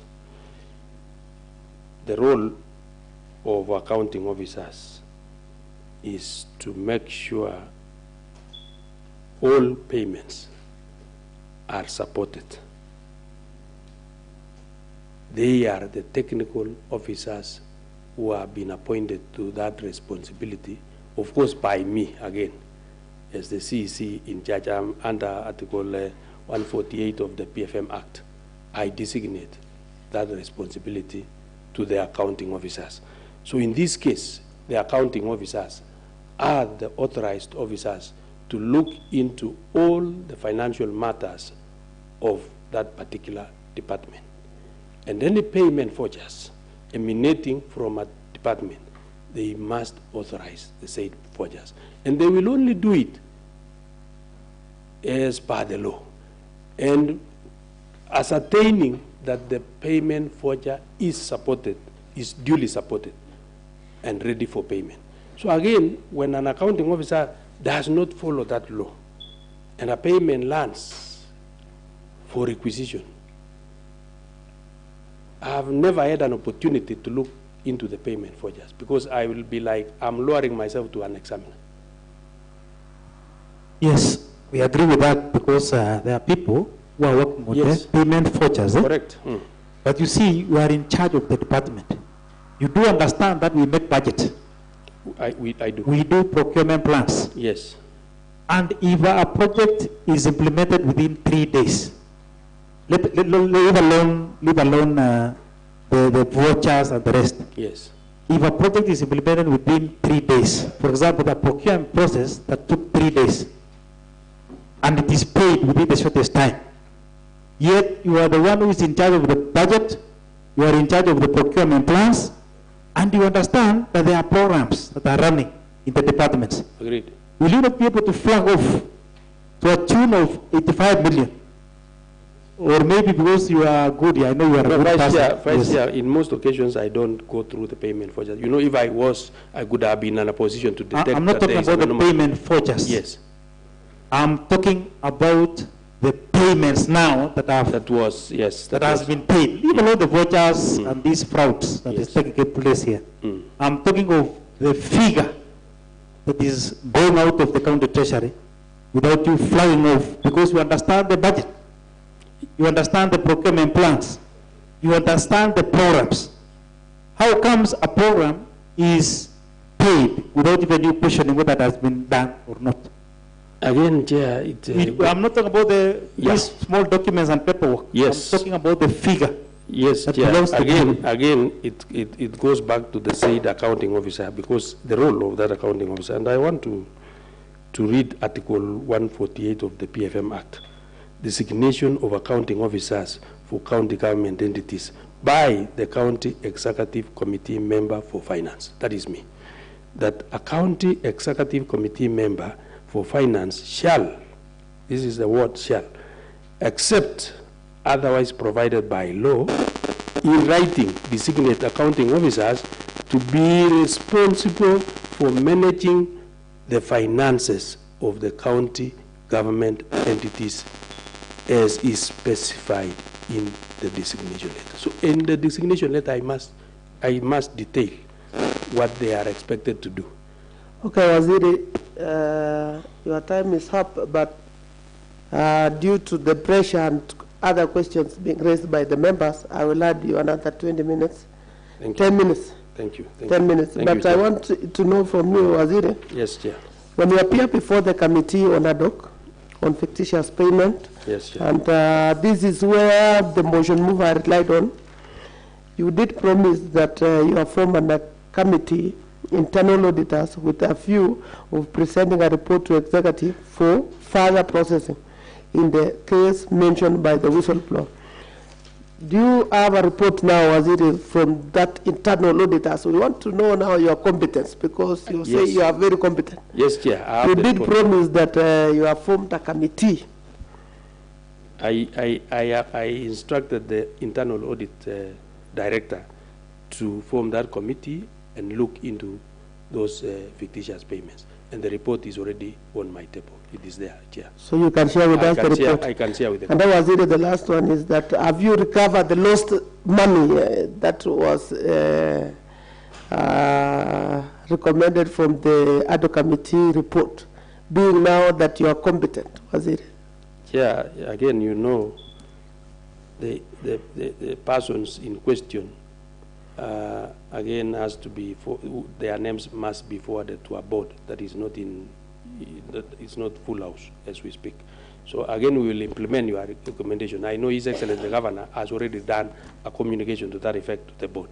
The moment the board is fully established, then action will be taken. And we will realize what you are asking me, Chair. Waziri, Yes. on this issue of, you see, we want to make it clear the responsibility between you and the CEO. Yes, Chair. You have stated clearly that you see the accounting officer deals with these documents, which is understandable. They deal with those documents. You don't go to that level. Very well. As a CEC, for you to wake up now and be able to say you are responsible, do you look at maybe, do you disregard maybe loss of small figures like 5 million, 85 million, or you want to wait up to maybe around 500 million, then you would know, no, this is now me, because somebody has done some crafty work on that side, and you don't care what they are doing, you don't care whether they are doing the right documentation, you don't care whether they are doing the right procurement procedure. All you know is they are their responsibility.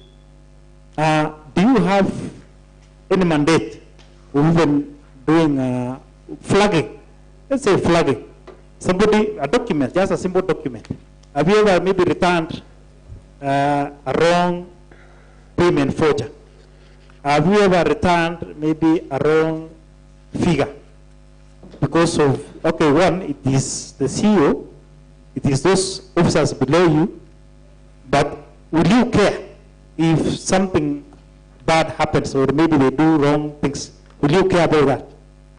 And what action will you do? Yeah, because we don't want to see the small figures or the small money, 85 million.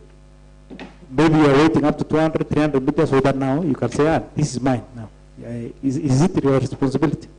Chair, I'm trying to look for a law in the PFM Act that mandates, that allows the CEC Finance to even go to those procuring entities. I can go and, if I find there is some malice taking place in this, in a certain department, I can, as a person, or appoint my officers to go and carry out investigation on those respective departments. And that is why I did the internal audit to look into this fictitious payment. And I want to tell you, every coin matters. We cannot say it is, there is no little money in government. Government money is government money. We must account for every cent that is being utilized or that is being paid in each department. Every cent counts. So whenever there is an anomaly, a red flag is raised, and normally the auditors, and that is why I have asked the internal audit to come up with our work plan. I want to see their program, so that they should be visiting every department and giving me reports on weekly basis, so that I can understand the operations of those departments. Otherwise, if I sit there thinking that I have accounting officers who are responsible, and then things go haywire the way it happened, then I know I'll be in hot soup. So I have already mandated the internal audit department to really visit every department. And this is one of the discussions that we had when we were in Naivasha. In fact, I realized that most departments does not understand the role of internal audit. They were like, why do they have to come and look at my files? I told them they don't belong to finance. They belong to the government of Kericho. And they must look into every expenditure that occurs or that takes place in every department. And going forward, Chairman, this is an assurance I'm giving to these honorables that this is what will be happening, and I'll be getting regular reports by the internal audit so that I can as well forward the same to this House. Okay, Waziri, yeah. I want to summarize. Ground number 1, that is abuse of office. Ground number 2, incompetence. Ground number 3, gross misconduct. Ground number 4, violation of the Constitution and other laws. Other laws, Waziri, is the part of the reports passed within this county assembly. I'm happy because you are conversant about the ad hoc committee report. There was one recommendation, Waziri, and I want to know from your end. And this one also will prove incompetence, or it will prove the abuse of office, gross misconduct. That the CEC member for finance, that was the ad hoc committee specific recommendation. I want to know from your end, Waziri, that the CCM for finance and economic planning and head of the county treasury revokes the appointment of accounting officer of Department of Agriculture, Livestock, and Fisheries, Mrs. Betsy Chebet, with immediate effect upon the approval of this committee. She was not supposed to be given to aid a department or to keep the PAI holder. I want to know from your end. We have, did you work on this recommendation, or? Yes, Chair, and I have appointed Dr. Bates to be the accounting officer.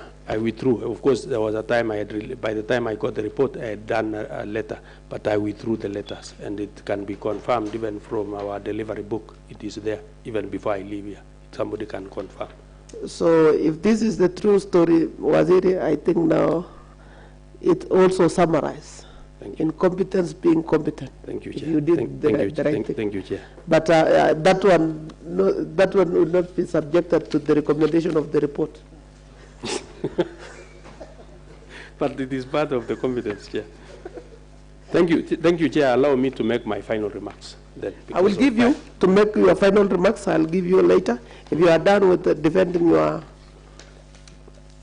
Yeah, Chair. I want to. I have one question from a member from public. Yes. By the name Robert Yegon. One is, whom do you think is responsible for lost funds as per PFM Act? That is about 85 million. Whom do you think is responsible? As per the PFM Act, the responsibility is bestowed on the accounting officers.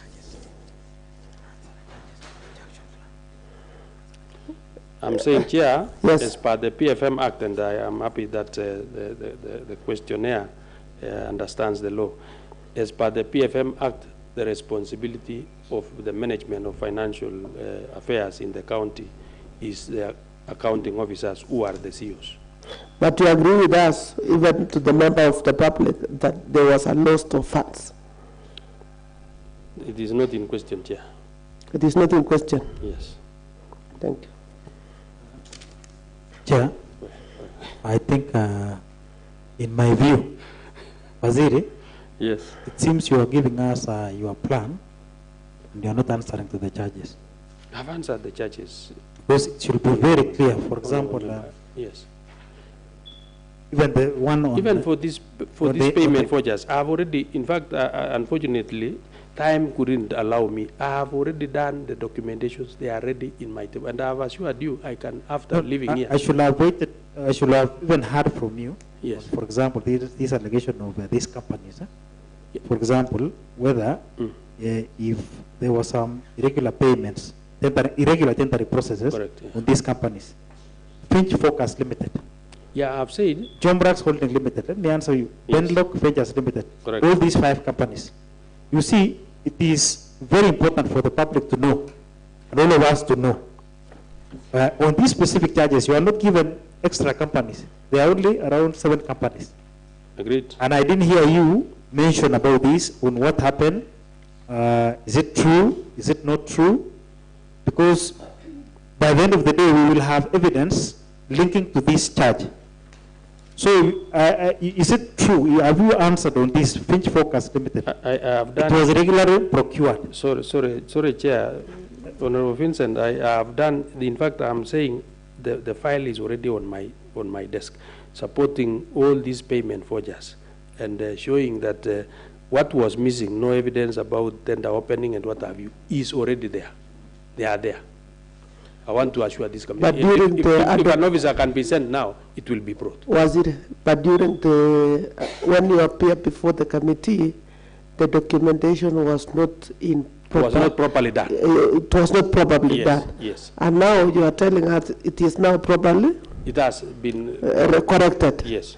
Which is supposed to have been corrected before payment, Waziri. Do you remember a staff appearing before that committee, other committee, by the name of Uma? And when he was given the vouchers for all state department, do you know what was the answer? From the question that is this voucher payable? The answer from Uma say, all these vouchers are not payable, but it was already been paid. So was it because you had answered my question before, yes, that we agree that there is money that was lost? I cannot go back again because those are people who are trying to make the documents in a shortcut, but now since that you have confirmed to the committee that it has been prepared well, but I don't think that is the procedure. Yeah, Chairman, I want to again tell this committee the actions that I have taken. I have instructed the internal audit department or section directorate to sit with the examination and list the requirements of a payment forger, whether the one that is for goods and services or for allowances and what have you. And so that we will have a standardized way of ascertaining that those documents are there. Sometimes there is an oversight. They overlook some of these things. And this is a thing that I want to assure this House, it will never happen again. We are doing it. We are on top of things. It will never happen again. That is my assurance. Thank you. Now, you see, the reason why I'm coming back once again is, for example, you see, we don't want to set the cat before the horse. Because in there is law. The procurement process is very clear on how goods and services are procured. Correct. You cannot pay for goods and services without proper documentation. First of all, you have the proper documentation, correct, then you pay. So this, which one comes first? You don't have to pay, then come back and do the documents. Now, there is this one, this other allegation, because we want to be very clear, and also we don't want to be told that we are malicious, we are not objective, because these are the charges. Let me read to you again, so that you can give me a clear answer. The County Executive Committee aided, abetted, abandoned fictitious payments of goods and services, and works with neither delivered, you can hear that, nor done, occasioning county loss of funds in works, goods, services alleged to have been procured for Kenya shillings 5,172,718 from companies listed in that document. So you did not answer clearly. You are only trying to give us an action plan, but you're not curing what you are trying to find out and what you have been accused of. Chair, I want to say, yes, I've been accused of this, that I aided. But in reality, I don't aid payments of such nature. I'm one man who would want to see that we are doing the right thing. And I've always instructed my officers that let us always do the right thing. And the rest, leave it to the public to judge. So this was a problem that it escaped my eye. But I have assured this House that yes, going forward, no payment, and I'm repeating again, no payment without full documentation will pass. This is goods not delivered. For the goods that is not delivered and they were paid, now I'll allow the agencies to take their responsibility, their role. But I know you made those recommendations again. But Waziri, when you say you will allow the agencies to take up the matter, do you see that we are sacrificing the young professionals in the county government in the process of that the executive want to make a shortcut and get money? I agree with you. Do you see that we are sacrificing that young professional who have just graduated, get an opportunity in the county government to work for the people of this county? In the process, we are subjecting them to go write statement in EACC, DCI, because of that appetite that to get easy money minus working Waziri. This is a very unfortunate scenario. And Waziri, you see, this allegation is not from other departments, which I also know you are supposed to be in charge. This is in your own department.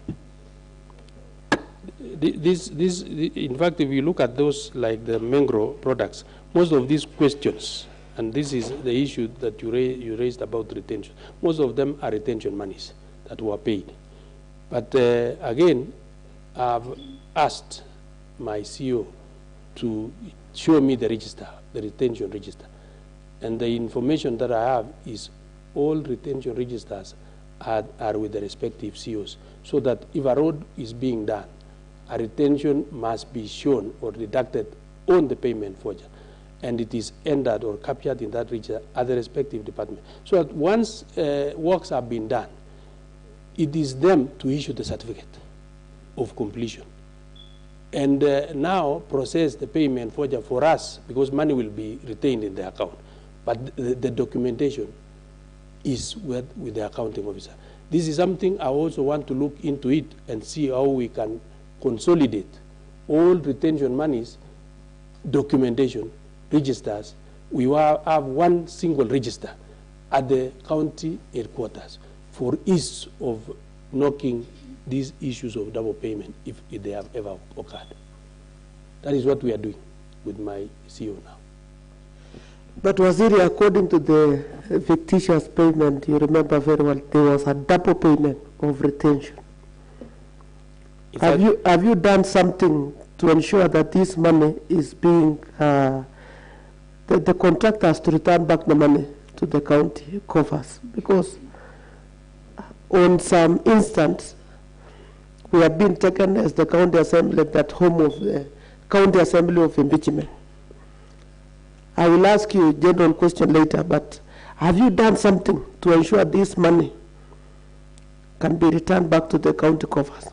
Yeah, we are looking into those allegations, and once we prove that yes, there was a double payment, and the said contractors are still with us, they are in this town, they will have to repay back the money. Do you mean you know them, Waziri?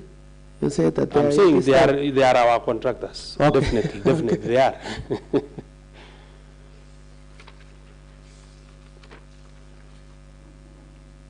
You can now have your seat back, but before then, Waziri, I have only general questions. You know, I wanted to ask such questions, but when you started with a word of a verse in the Bible, that is Luke 18:18 to 19. I want to ask you, Waziri. Yes. How can we rate this county assembly? Are we doing things in a wrong way? And to Waziri, a number of people in the public, they are demanding, we want development. Who is supposed to implement the budget, Waziri? Is it the county assembly or the executive? Chair, the county assembly is playing their rightful duty. So, you should not be vilified by anyone.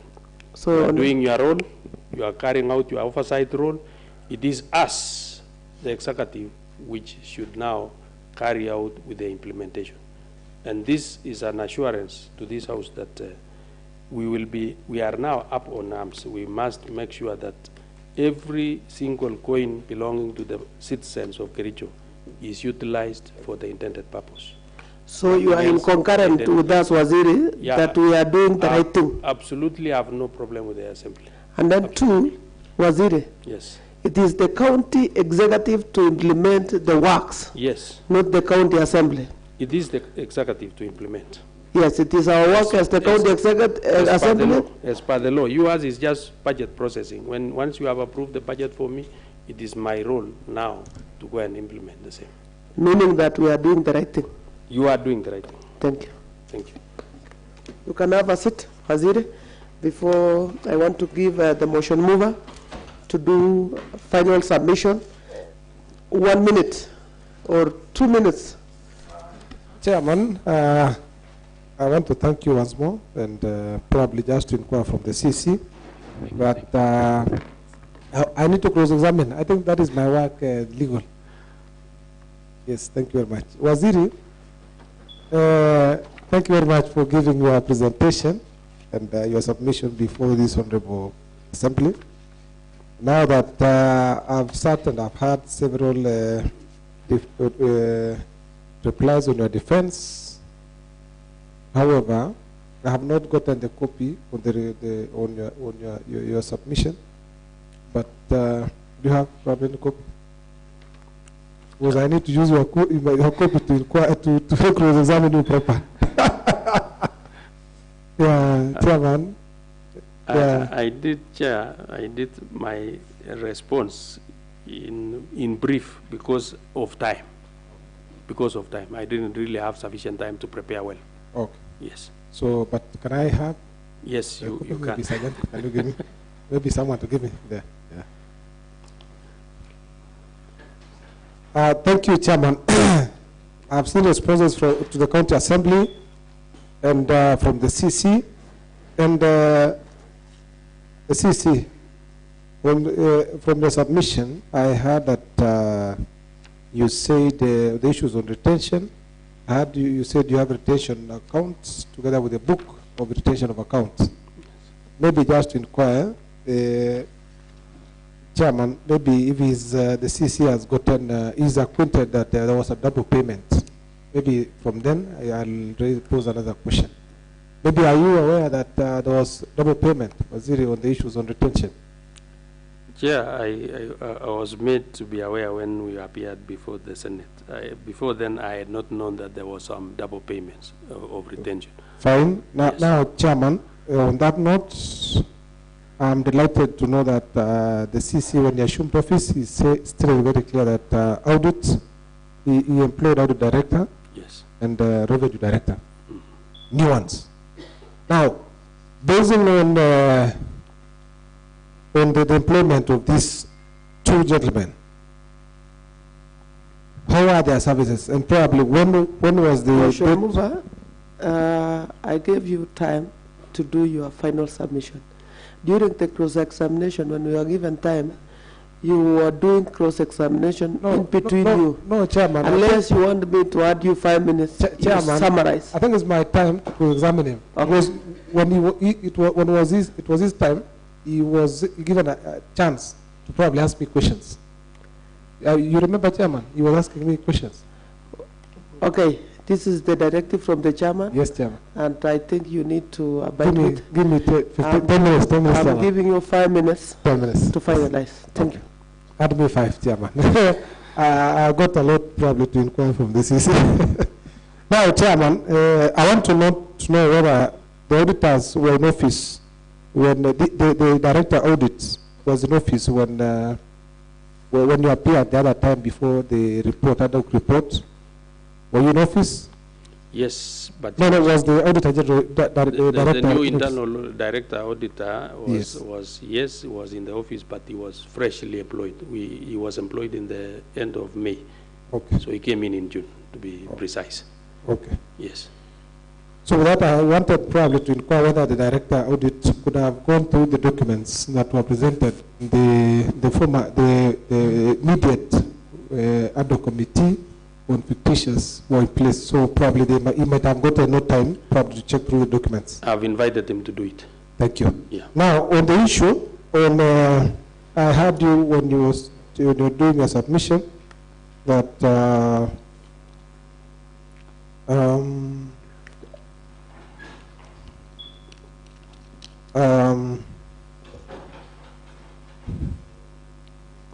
I did hear you probably mention something, Chairman, on the issues of breach of Section 54(1) of the Public Procurement and Disposal Act of 2015.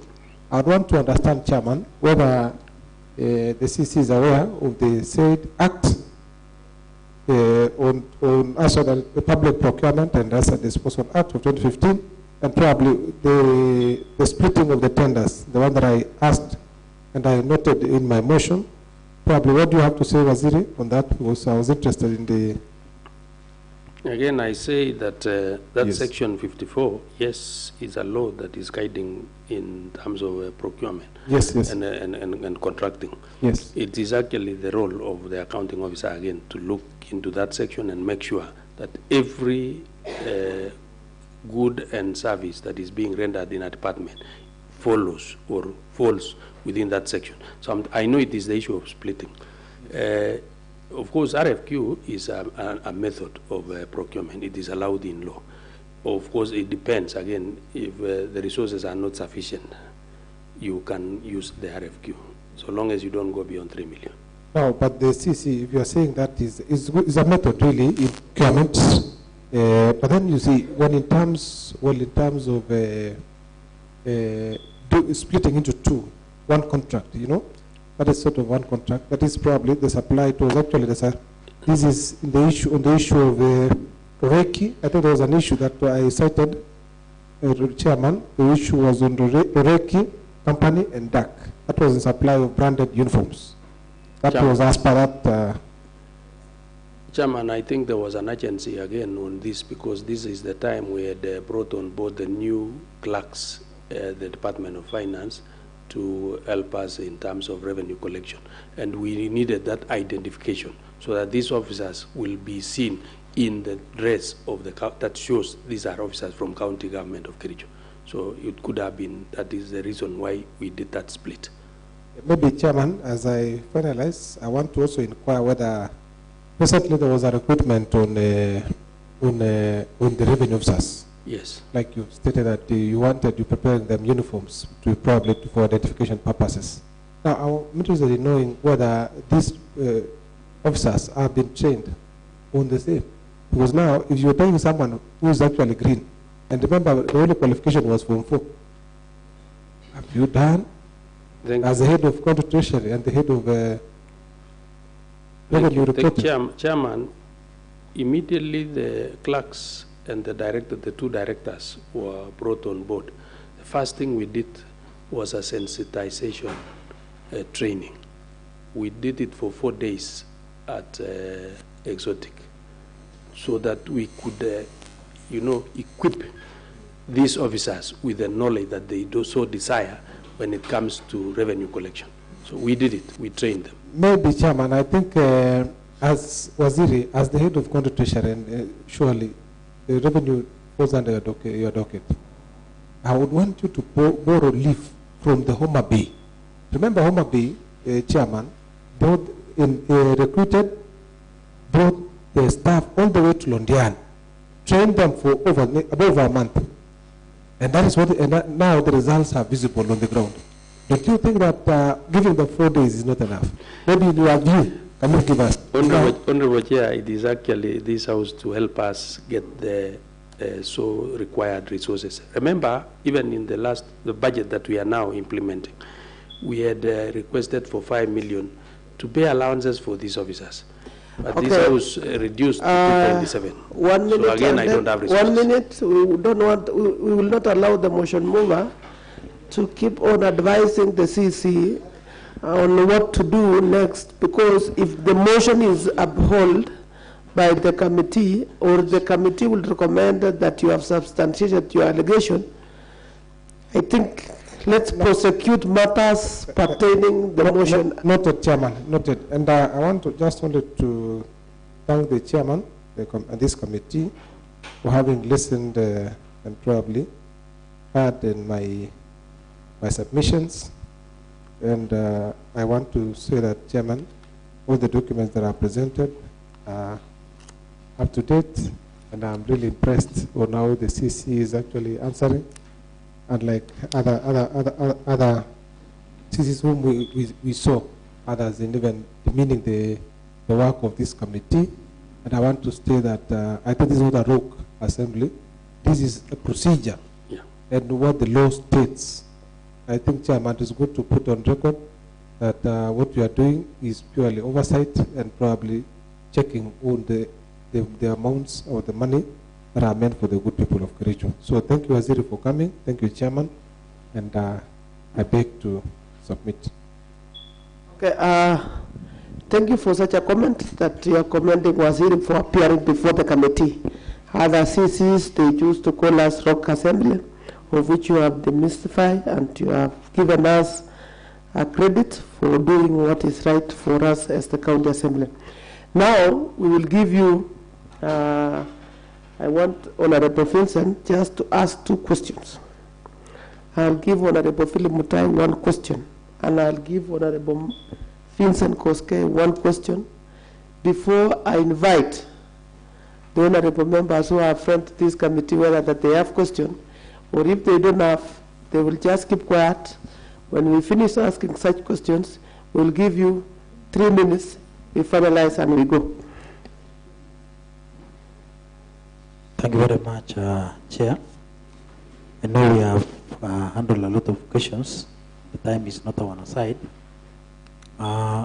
Maybe what I want you to clarify to us is on your role as the CEC in ensuring that there are proper structures in management of resources.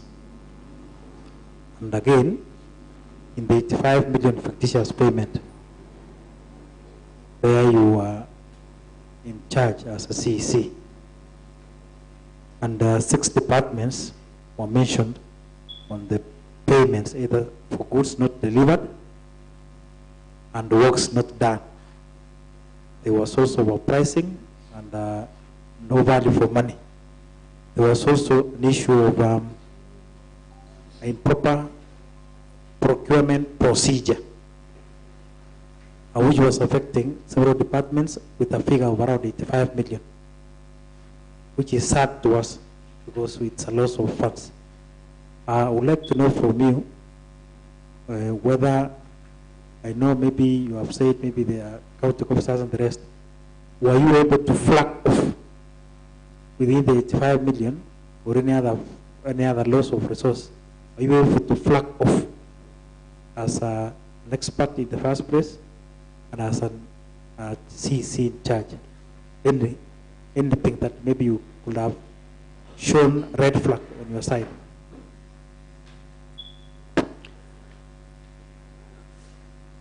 Thank you, Chair. Chair, I want to say, as a treasury, bringing on board the director internal audit and the audit committee. These structures will go a long way in helping us realize that we use our resources for the intended purpose. They will also be examining the operations of the departments. They'll be checking on the internal controls. They'll be checking on the systems that are in these departments. And I have said they'll be giving me a weekly report. And using that weekly report, I can vividly be in a position to stop or block any undue claim that is being processed within the departments. 2, the flagging off of this fictitious payment, I initially indicated that it might have escaped my eye, but I'm saying going forward, no payments. And I've instructed the examiner, no payments. We coming from anywhere, that an examiner will be instructed to just pass without making sure that the supporting documents are there. That is an instruction I've given, and it is being adhered to. Nobody is going to overlook that instruction. maybe for clarification, so that I can be satisfied. Let me just ask a question. You see, I wanted you to give just a direct answer. Yes. It was just yes or no. But that maybe you did It is not also plan. good to explain what I am planning to do. No, I don't want what you are planning. Okay. I wanted, because if you are saying you are planning, Yes. do you want us to forget the 85 million, then you start on the fresh? So what I was asking you is, were you able to, because you are an expert in finance, the reports come to your table, maybe, I don't know how you want reports to come to your table. Is it weekly, daily? And when the reports come to your table, are you able to flag off? Or were you able to flag off? Leave alone, I don't even want the 85 million, maybe even 1 million. But this one is not proper. So Normally, let us not, I know you want to say you want to forget the past, and we now. that is what I'm saying. I've accepted every day is a learning day, and I've also gotten something from this honorable house that I can go and implement going forward. Wasiri, Yes. on that report, on the fictitious payment of 85 million from various departments. If so, what are your major points of agreement or contention with that report or findings? I want to be very sincere with this honorable house that the report landed, the impeachment started. Immediately we are coming back, the CEC's impeachment again. I've not even had an opportunity to sit and interrogate, and I want to interrogate, given an opportunity by this house, given an opportunity, I want to interrogate all these reports and act accordingly. Maybe, was it here? This is where we go wrong. Yes. Because what I've said, if we are going in this direction as a county, we can be throwing blames or giving excuses on issues. And to me, I believe if you love this county, and if you really value what is happening in this county, and if you really value to look at your work as a CEC, if I were you, you see, going through that report doesn't require more than 30 minutes. Because even when the table motion mover was tabling the report, we normally air live on Facebook, we normally air live on YouTube. As a CEC who is concerned with a mention of a figure of 85 million, and you want to say you have not gotten time to look at the report. The report, I've looked at it, but I'm saying implement. implement. And also not even implement. No, you're now turning out Yes. to talk of something else. Because you want to say, I have not gotten time, because you see there was this and this and this. If I'm passionate about my work, at least look even at the payment of double payments, for example, Yes. which I myself, I took time. I'm not a CEC, I'm not an accounting officer, and I was only sitting as an MCA on behalf of the people, and I was able to identify 3 or 4 companies in those documents that you are providing that are not easier to look at. You see, it requires magnifying glass to look at, but we were able to identify Yes. that there were 2 companies that were paid twice. As a CEC, have you not taken time to understand, interrogate the report, ask for documentation, look at it? I will act as per your instructions. Wasiri, what steps has your office taken in response in findings within the report cited in the motion, including the report on the implementation state as On the floor. program in report of implementation of strategic intervention project, The SIP. SI projects are ongoing projects, and I want to appreciate this house again because it is through this house that we've gotten the allocations to fund those projects. These are high value projects that requires a lot of resources and very impactful.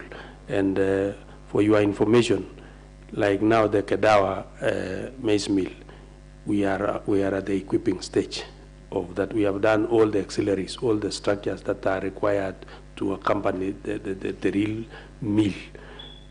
That one is almost done. for some other areas, the construction at the hospital, the referral hospital at the headquarters here is moving on in the right direction. In Roret, not Roret, in Sociat, the same thing is happening. In the area of, why do I call this place? Well, I'm forgetting.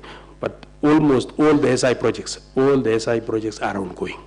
And I will request His Honorable when I come for supplementary to really add me more resources to enable me pay the contractors because they are doing a good job. Let me give Honorable Philip, and we have Honorable Moses. But I can start. Where is the Sajinatam? You can give mic to Honorable Moses so that we can finalize. Thank you, Chairman. I just have 2 questions to ask, even though there are some small questions. Waziri, now that procurement plans are ready for the works concerning this financial year, that is the 2025-2026, what is your take on the companies that are advancedly mentioned in siphonning the public funds?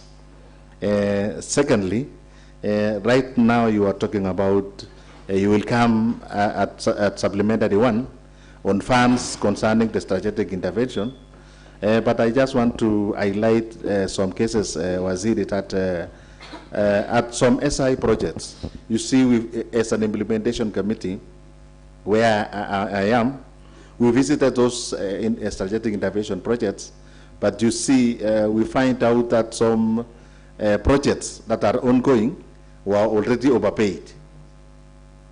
Like one, I went to Cheborge, when you see the monies that are being paid within the Cheborge project, it was above board.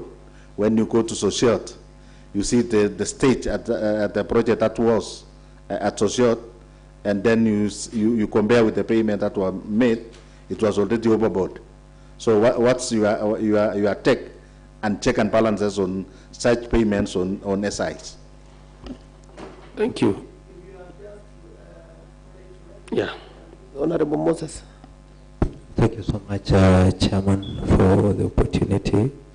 Waziri and the committee, I have sat for the rest of the time and the rest of the session of this committee.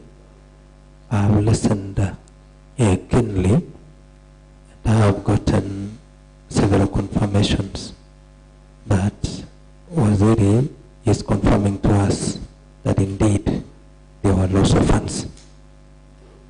Secondly, Waziri has not confirmed to us in the true reflection as the holder of the office and also as the head of treasury, his signature. If Waziri was keen enough, this country would not have lost the money. He would have flagged off. I'm saddened, Chairman, that Waziri keeps on telling the committee that I will, meaning what has happened in a series of a financial year, a whole financial year, Chairman, is wanting, is disparaging, and is vilifying to our county. Chairman, on the issue of strategic intervention, we can confirm that if we would have gone more deeper, it is not 85 million that were lost. It is a whooping figure, Chairman. So, Waziri,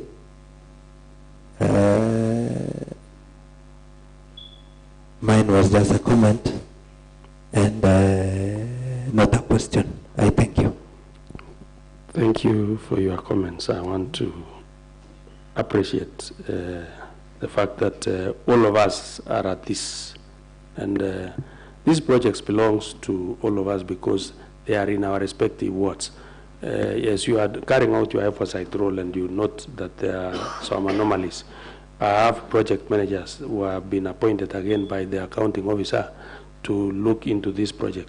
They also have an inspection team that before any payment is done, they must carry out an inspection and ascertain the state of affairs at that time to enable that payment to be processed. So these are areas you have said, I have been saying I will. Yes, if an area has been, something has been raised, and initially probably I was overlooking it, I want to now take action because these are our officers. They are paid to carry out that activity. So I want to act on them. So I want to appreciate your comment. On those contractors who have been mentioned adversely, members, we are going to EGP, the electronic procurement. Again, we may not be in a position to really hold on them because now all of us will be bidding for works electronically. They are not even required to visit our offices now. Whenever a tender is advertised, they will just go online, apply for the tender, bid with others, and the system will pick according to the documentation that has been asked by the system. So again, it might be difficult, but whenever such a thing occurs, because eventually we will make payments. And if we find that this contractor had adversely been mentioned and they probably was paid double, then we can make our recoveries even from there. Thank you. Okay, Waziri, we have a very notorious vice chairman here who has a final question. One last one.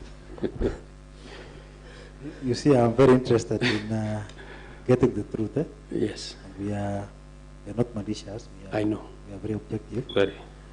And we also want to have the people to know that we are also doing our work as a county assembly. Now, I hope you have read about Article 148 of BFM Act. 158. 148. Yes, that is the act, the law I read. Yes, you understand the law. Yeah. That it's you who designates the accounting officer. Correct. On management of financial resources. And the reason why I want to ask you this is because maybe this is where now there's a breakdown in terms of management. You see, when you introduce yourself with a verse. Physically, you look a very innocent and good person. You see, we also know you as a good person. We know you. Thank you. And sometimes people say maybe they take advantage of my goodness to be weakness. But in this case, we want to be very serious on the resources of the people of Kericho County. Agreed. Because sometimes people come and say, oh, you see, let's be sympathetic to one person, let's be sympathetic to this person. But you see, behind us, as representatives of the people, we have so many people who are also crying behind our backs. They have not, the children have not gone to school.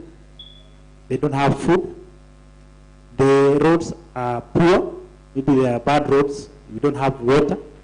That's why we are fighting for that 1 shilling. Even on the 85 million, even 1 shilling. Yes. Now, will it be that the CEO who you have designated, are you giving them much authority without overseeing them? Or they are taking advantage of your goodness to be able to loot and steal? Thank you, Chair. That's my last question. I'll not come back. Chair, humility is part of me. And somebody should not take it for granted that I fear to act. I'm ready to act because these are public resources. And I have been, you know, the office that I sit on trust of the people of Kericho. So it is not my office, it is for the people of Kericho. And any resource that is allocated for an activity in Kericho County must be utilized for the intended purpose. And this, I will stick to the law. And if an accounting officer will not be willing to listen and follow the instructions, I have that mandate again to withdraw that right of that accounting officer. And this one I will act. They have been appointed by the governor as the CEOs. But the accounting to be in charge of resources, it is the mandate of the CEC Finance. And for the first time, honorable members, I want to act. I want to act because, you know, when you enter a place, you must study and see how people behave. And I believe I have studied enough the operations in this county. We must change. We must make a turnaround in the utilization of our resources, because that is the role that is bestowed on us. We must be efficient. We must be effective in the utilization of the resources. And that I am giving a guarantee to this committee. Okay, Waziri, do you still need time to make your final submission? I think you are done. Thank you, Chair. I just want to appreciate you. I want to appreciate, and especially the mover of the motion, who has also made very positive comments about me. I'm a very humble man. I'm a man who is ready to listen. I am a man who respects positions. And I know this is an honorable house, and I must give the due respect. And that is why when you invited me, I said I will appear before this honorable house, and then allow them make their final determination on their own. Be human enough. Look at me. Look at the operations. Look at the changes that are brought in that treasury, and be human enough. And give me more time to really turn around the activities of this county and bring sanity to the utilization of resources in this county. That I am giving an assurance, if given an opportunity by this honorable committee. Thank you, Chair. Okay, thank you, Waziri. We will be going back to look for Luke 18 to 19. So, Waziri, we want to thank you for getting time and even giving us that respect. Chairman, with your permission, maybe just to thank the committee also for having had my submission together with the CEC,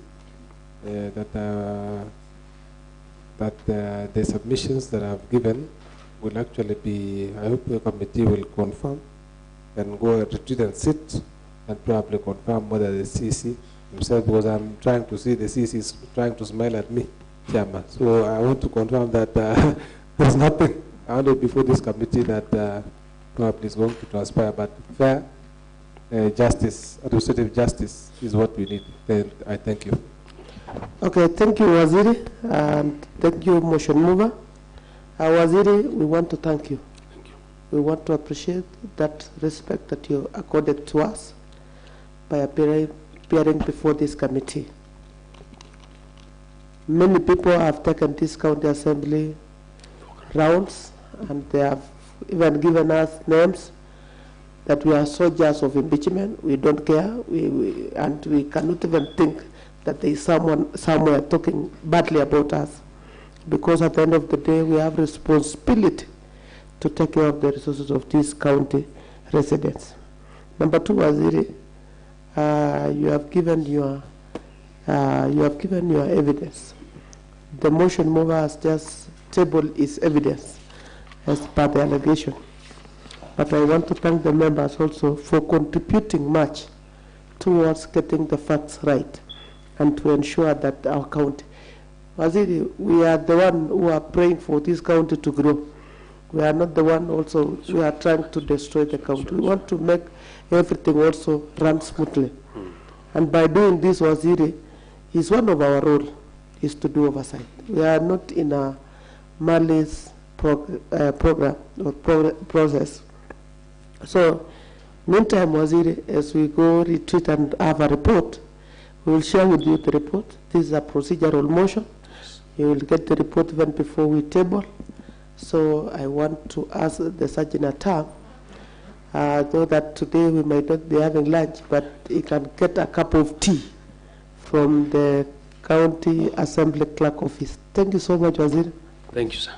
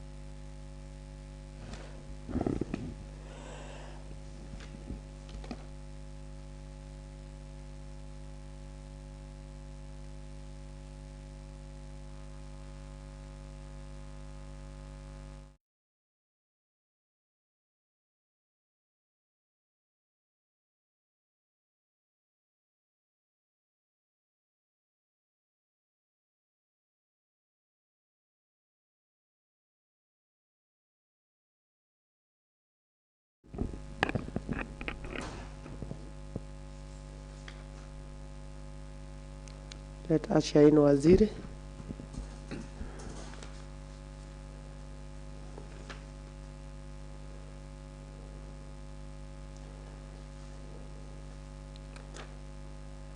Asante Waziri, you can have a seat. Okay. And then let's go down for a word of prayer. Almighty God, we beseech you to behold with your abundant favor and blessing as your servant whom you have been pleased to call to leadership position in the Republic of Kenya. We seek guidance to treat and consider all matters that shall come under our deliberation in so just and faithful manner as to advance the peace, prosperity, welfare of our country and those whose interest you have committed to our church. Amen. Next is that Waziri Karibu. We want to take a round of introduction to introduce committee members, and then I'll give the secretariat also to do introduction. I'm Kipkuri Korir Matthew, chairman to this committee, and we have 5 members. Let me start with my vice chairman. Thank you very much. My name is Vincent Korir. I'm the vice chair, and I also represent the great people of Londiani. I'm Kumngeti Koske Vincent, nominated MCA representing youth and also a member to this committee. Waziri and everyone here, good evening. My name is Philip Mutai, MCA Kipchimchim, and member to this committee. Karibu Waziri. Sharon Mibay, Deputy Clerk, Legislative Services. William Tole, Clerk to the committee. Cheron Owini, Legal Officer. Donna Mutai, Sergeant at Arms. David Fiona, the Hansard Editor. Okay, Waziri, before I give you, we have 2 witnesses before us, honorable members and staff. We have Honorable Moses, who is a motion mover, and we have Brenda B, who is Honorable Brenda B, CC in charge of roads and public works.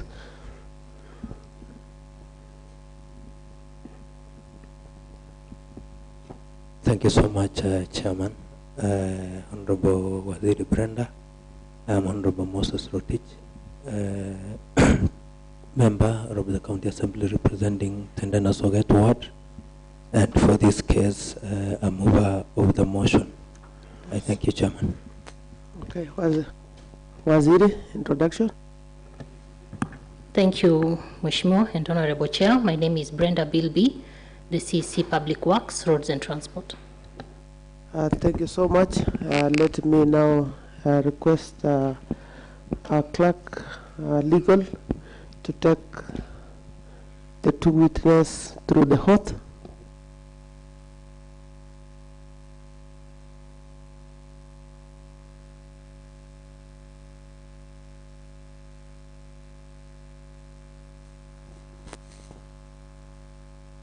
I, Rotich Moses Jeruyot, do swear that the evidence I shall give before this committee is the truth, the whole truth, and nothing but the truth. So help me God. Waziri.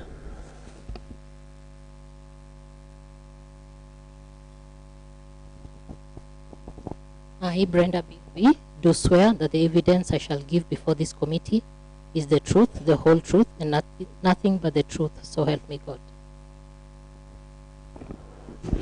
Thank you so much. Let me have Sharon Mibay, Deputy Clerk, Legal Service, to read the charges to Brenda B.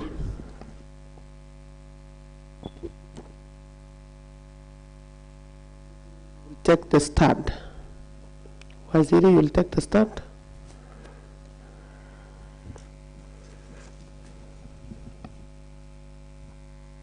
Honorable Brenda B, the charges against you as passed by the County Assembly via motion of 24th September 2025 afternoon sitting are as follows. Ground 1 on abuse of office. The particulars on this ground is as follows. Authorizing illegal withdrawals of funds, cover-up and falsification of documents, fictitious payment, improper documentation, sabotaging the assembly and usage of the office to implement personal interest. On various occasions, the County Executive Committee member, while supervising the administration and delivery services in the department, has repeatedly engaged in abuse of office by authorizing the illegal withdrawal of funds, cover-up and falsification of documents, overseeing fictitious payment for works, goods, and services not done or delivered, failing to ensure proper keeping of records or documents in her department, and overseeing payments not supported by proper documentation from the county coffers, openly sabotaging the county assembly's efforts to discharge its oversight role under Article 185 of the Constitution of Kenya and Section 8 of the County Government Act 2012. Consistently using her power and office to implement and further personal and clandestine interest at the expense of the trust bestowed in the office she holds, skewed and fair implementation of roadworks across the county contrary to the annual development plan of 2024-2025 and the current county integrated development plan, oversaw skewed payments of works contrary to the approved budget estimate schedule as approved by the County Assembly for the financial year 2024-2025. Ground number 2, incompetence. The particulars of this ground is as follows: misappropriation, misallocation, and illegal drawing of county finances. The County Executive oversaw the payment of contractors from the retention account for the works done for more than 5 years ago, some of which companies had already been paid, and therefore misappropriating county funds. Gross misconduct. The particulars of this ground is as follows: the CEC member failed to provide leadership and discharge of her responsibility as County Executive Committee member in accordance with the Constitution and the law. On various occasions, the CEC member failed to exhibit honesty, transparency, and impartiality in the execution of her duties, refrained from taking responsibility, making diversionary and contradictory statement about the circumstances under which the public funds were lost in her department. Approbated, reprobated, and feigned ignorance on the unfortunate loss of public funds. Ground number 4, violation of the Constitution and other written laws. The particulars of this ground is as follows: that the CEC member in various occasions approved the withdrawal of public funds contrary to the provision of Section 138 of the Public Procurement Asset and Disposal Act 2015, which the trust bestowed on state officers by Article 73 and 75 of the Constitution of Kenya, breached Section 54(1) of the Public Procurement and Asset Disposal Act 2015. Honorable Brenda Bill B., how do you plead to these 4 grounds? How do you plead to ground number 1? Guilty or not guilty? Mike.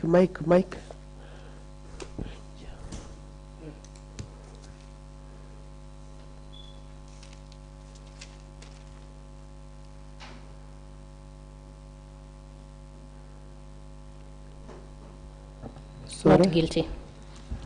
How do you plead to ground 2? Not guilty. How do you plead to ground 3? Not guilty.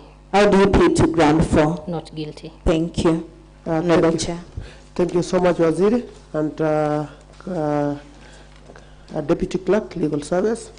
You will now allow me to give this directive that Honorable Moses will take the stand as the motion mover to adduce now the evidence of the allegations labeled against Honorable Brenda B.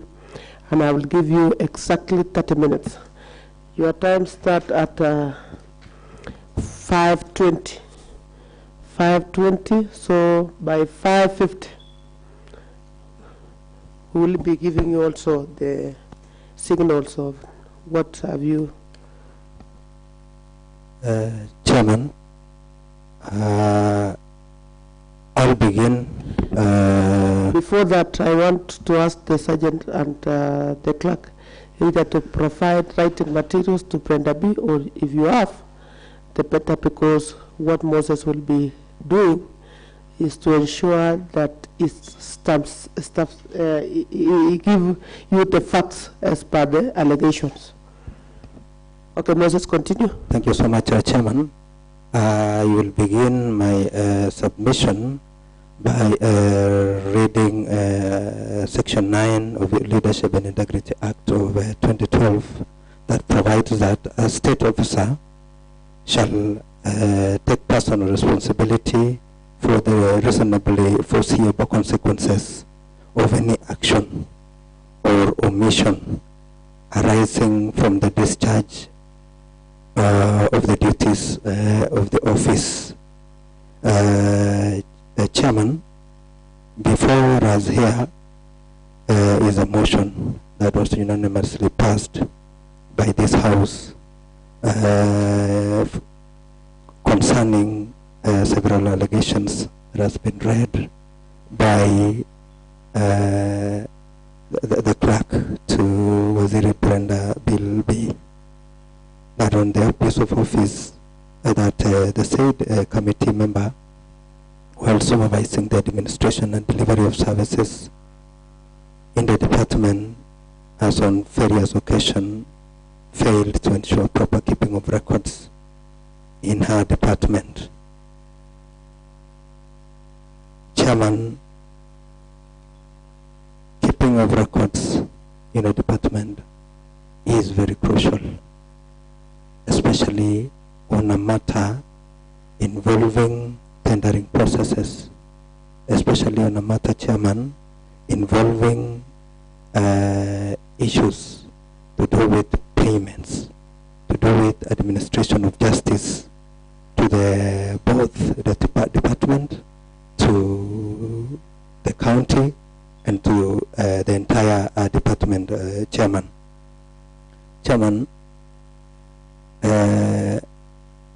keeping of records, for instance, and for that matter, as I've said, is very crucial, so that at the end of the day we will have seamless processes in the smooth running and transition of the department. That Honorable Brenda Bilby openly supporting the County Assembly's efforts to discharge its oversight role under the law. Chairman, consistently using her power, guided by Article 2. Chairman, guided by Article 2 of the Constitution, that the state officer shall exercise authority as vested and as given by the Constitution in a fair manner. Chairman, using her power and office to implement and further personal self-interest that profits her at the expense of the trust bestowed in the office she holds. Chairman, allow me also to highlight on issues of authorizing the illegal withdrawal of funds through the fictitious payments, and also on double payments, Chairman.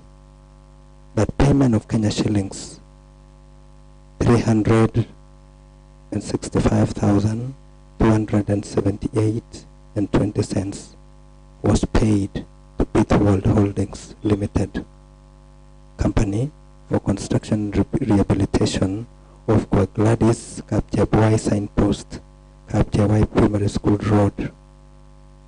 A tender number, Chairman, has been highlighted on CGK BWRT QR 006 2023 and 2024. Chairman, payments of Kenya shillings 383.65 to Spike Investment for the construction of a Senate AGC Kipsite dispensary with a highlighted tender number, Chairman. Payment of Kenya shillings 459,759.27 to Green 80 Limited for maintenance of a road Torit, Kirugo, Tibaing Center, Torsoge, Kofi Road. Copy of the company's that were paid are highlighted in this document, Chairman, that these roads were paid, double payments were made. I've annexed to these submissions evidence of the same, that Bitward Holdings, we have everything attached to it. The Spike, we have everything, Chairman, attached to it. The Green 80, we are attached to it, Chairman. The Mangro Holdings, attached, Chairman. Ildama Construction too. Then there is also the constructions, there is also the Mangro again, number 28. There is also Cherire Holdings. There is also a Mangro. There is also Bire Limited, Mangro again. Chairman, I wish to table these documents. I don't know if Waziri is in possession of this document, so that we have a look at together what has happened. Chairman, there was skewed and unfair implementation of roadworks across the county, contrary to annual development plan of 2024 and 2025 and the current county integrated development plan, and overseeing skewed payments of work contrary to the approved budget estimates scheduled as approved by the county assembly for the financial year of 2024-2025. Chairman, you realize that when a budgetary document is brought from the executive to this house, Chairman, it passes through necessary procedures. It passes through necessary approvals from the budget committee once it is committed to it. We are lucky, Chairman, as honorable members, the 30 honorable members, the elected 30 honorable members are members of this committee. The importance of having a 30-member budget committee, Chairman, is to have the needs of every ward addressed, Chairman. You will realize that the needs, specific needs of each ward are in varying degrees, Mr. Chairman. You realize the ward that I come from, for example, the Soget, we need the roads more than a ward like maybe Kipchimjim, more than a ward like Soin, for instance. But Soin, you find they have other needs of their catch. Attached to this document, my evidence, Chairman, is a schedule document pulled from the budget.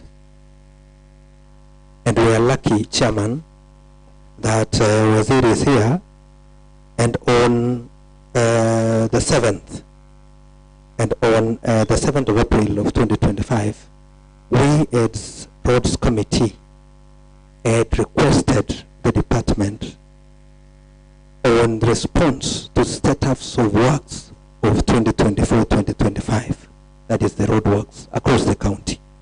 Chairman, I wish to read this reply that came to the committee that the above matter refers is made to a letter dated 1st of April 2025, reference Kericho County Assembly Roads 95, volume 242. A detailed report has been prepared capturing their status across all the 30 wards within Kericho County. Enclosed enclosed herewith, please find detailed response report as per the Roads Committee resolution.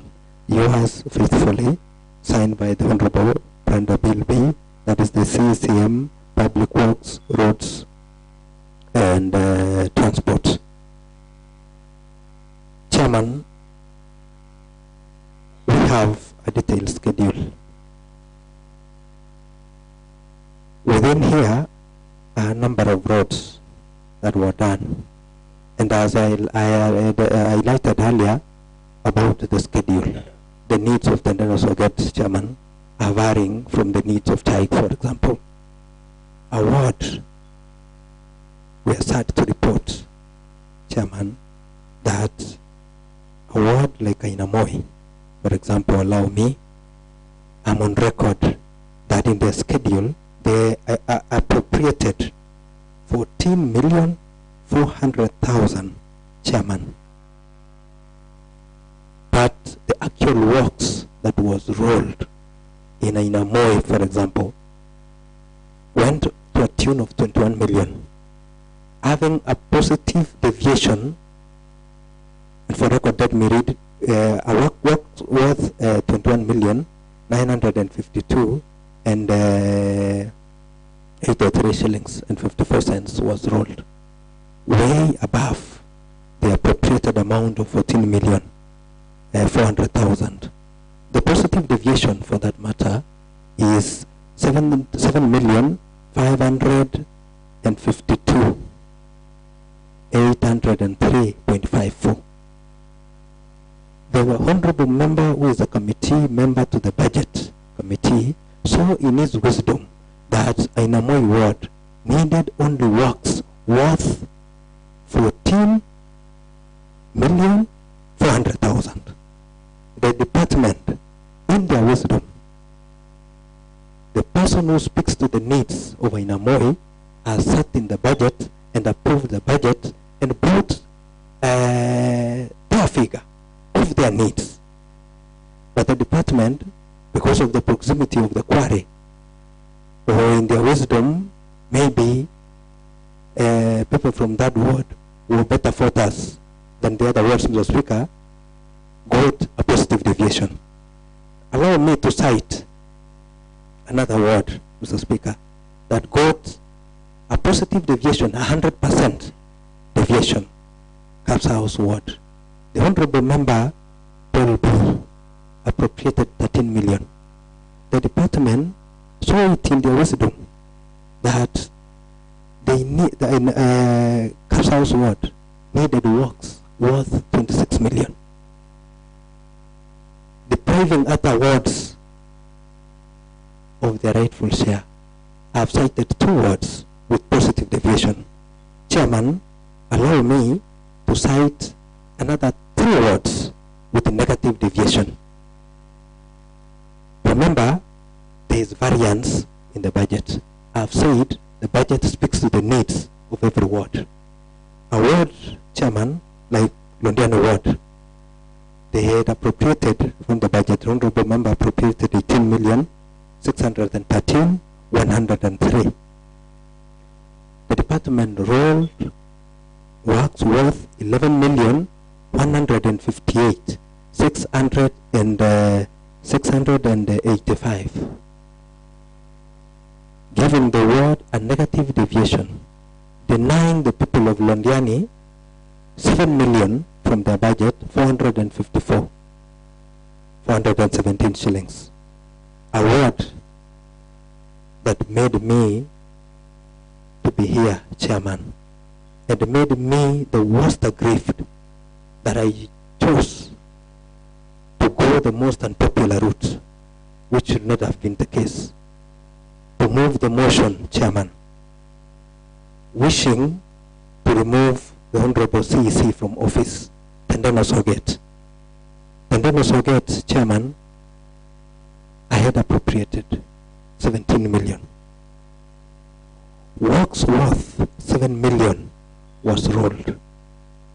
It denied the people of Tendeno Soget works worth 9,519,191 shillings. We got a negative deviation of close to 10 million, Chairman. Why I'm saying this is because Chairman, we need fairness. We need accountability. we need transparency. We need honesty, Chairman. So that at the end of the day, there is even distribution of service. Article 10, Chairman, of the Constitution sets out national values and principles of governance for Kenya. Among these values, Chairman, I wish to read verbatim the rule of law, human dignity, equality, non-discrimination. Non-discrimination.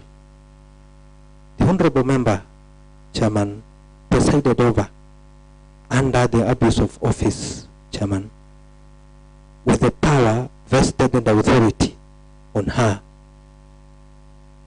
oversaw the process of non-discrimination being orchestrated against people of several wards, Mr. Speaker.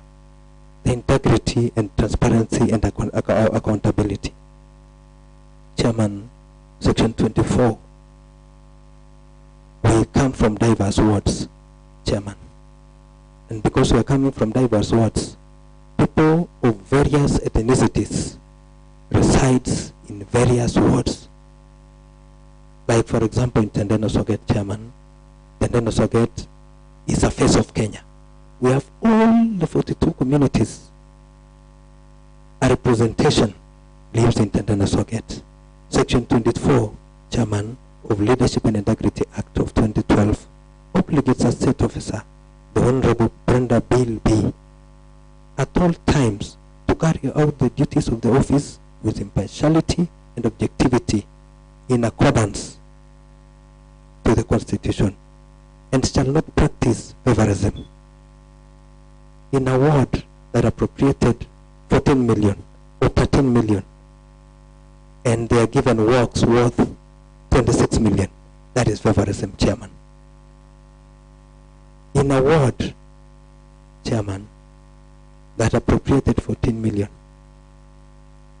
and they are given works worth 21, that is being favored against other wards, Chairman. I've cited Tendeno Soget representing the face of Kenya for that matter. Section 24. I've cited having all the tribes, ethnicities living. This section, Chairman, says the Constitution shall not practice favorism, nepotism, tribalism, religious bias, engage in corrupt or unethical practices. In a ward like where I come from, where works was not rolled in a section of the community, we are branded as those in leadership as practicing tribalism.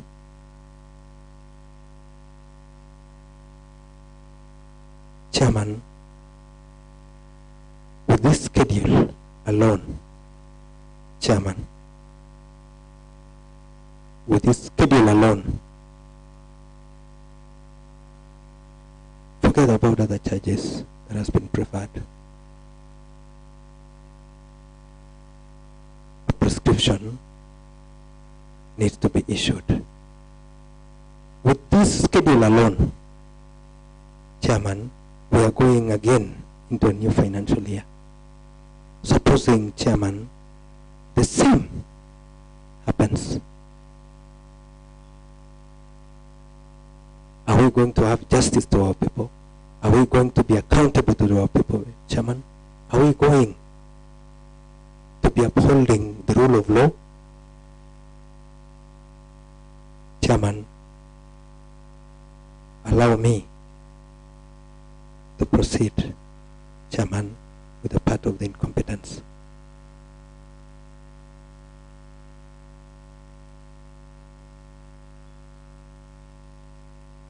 A company that did the work, Chairman, far way along, many years back, works that was done in 2018, 2019, 2020, 2019, 2018, 2019, 2019, 2020, 2020, 2021. Chairman, the retention fees were paid. then. Then, in the wisdom of the department in 2024, 2025, they saw it fit again, Chairman, that they need to revisit the work that was done, constitute an inspection committee, Chairman, to go inspect, raise documents in a falsifiable manner, Chairman, so that they could allow them, Chairman, pay double retention. Chairman, Mangrove Products Limited was paid a retention of Kenya shillings 395,028 shillings and 63 cents. The said road was done in 2018-2019 financial year. The inspection and acceptance committee was appointed in September 2024 by the departmental chief officer. The person named as the secretary to the inspection and acceptance committee, Lillian Chelangat, was at the time of the report dated 9 September 2024, not in the said department, and only moved to the Department of Public Works, Roads and Transport on 10th January 2025. Chairman, there is falsification of documents. What does the law say, Chairman, on the falsification of documents? Honorable Chair, kindly repeat, Mheshimiwa. Moses, repeat. Thank you. I wish maybe... Just that part on the 10th of January? Yes. The person named as the secretary to the inspection, yes, and acceptance committee, Lillian Chelangat, was at the time of the report dated 9 September 2024, not in the said department, and only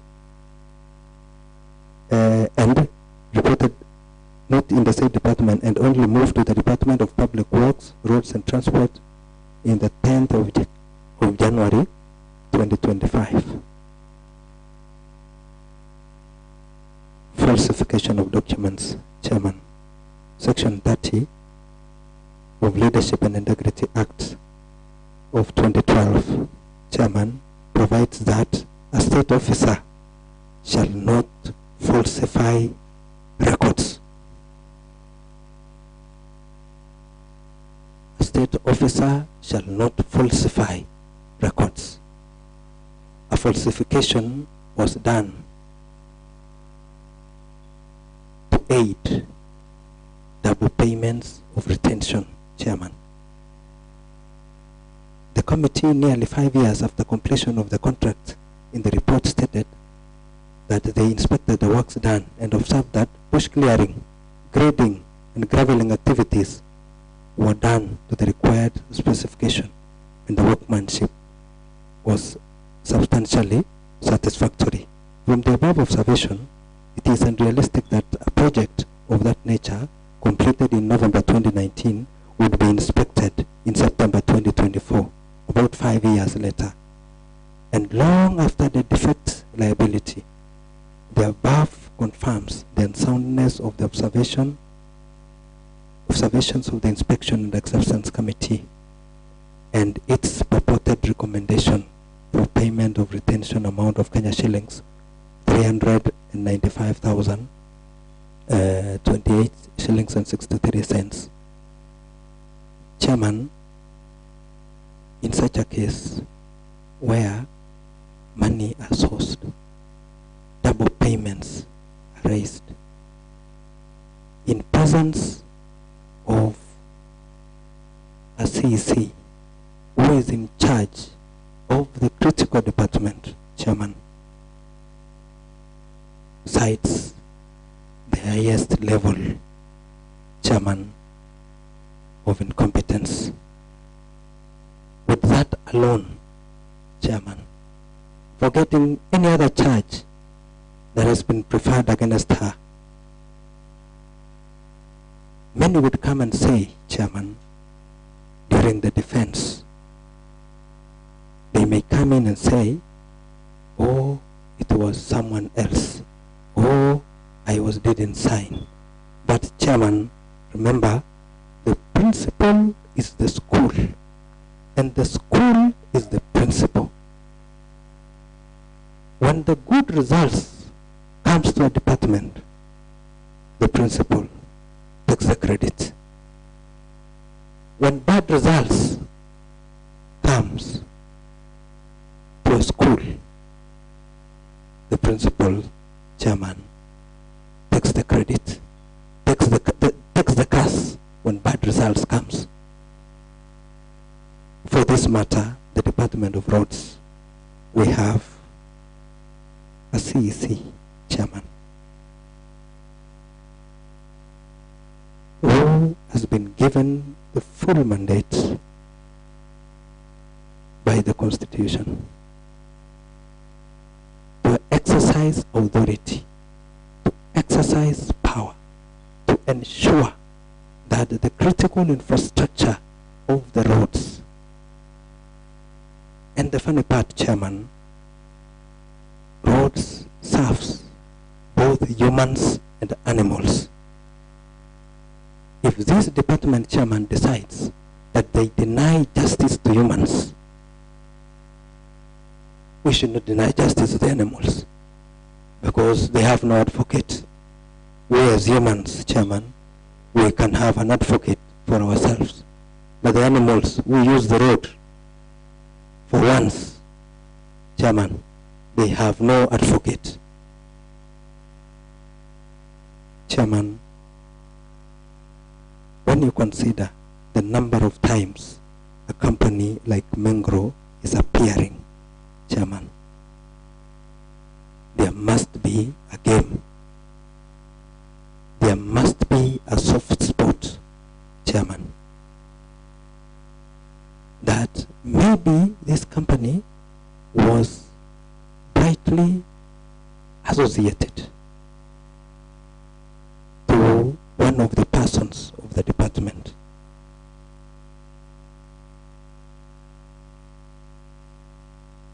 So that they could easily move in and find its way getting double payments in a retention.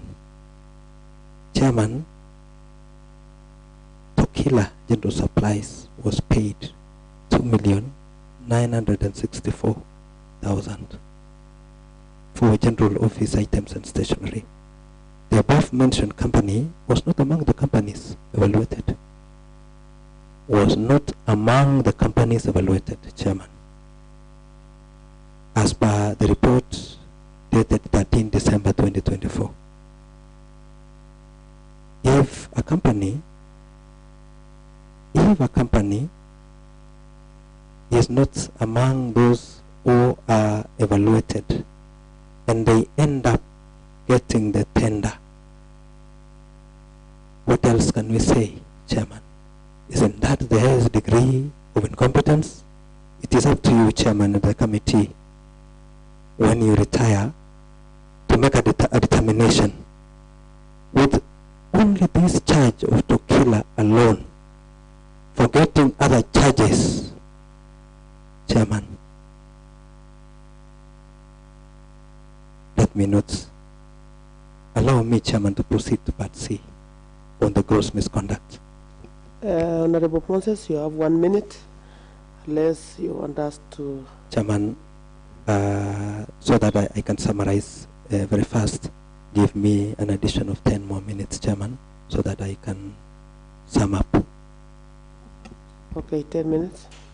On the part of the gross misconduct, that the acts of the county executive member have brought dishonor and disrepute into the office, making her unfit to hold the office, which amounts to a removal from the said office.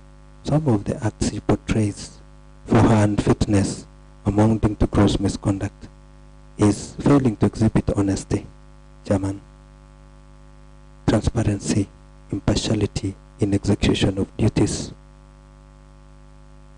Honesty has been demonstrated even on the schedule, budgetary schedule alone.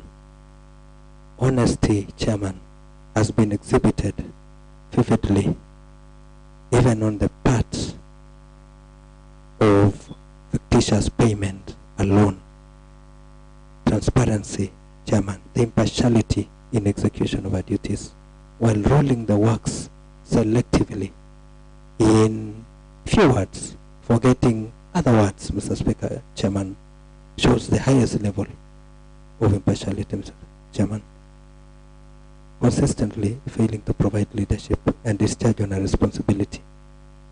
Leadership, Mr. Chairman, is a responsibility. As I had cited under Section 9 of Leadership and Integrity Act, Chairman, appropriating and reprobating and feigning ignorance on unfortunate theft of funds.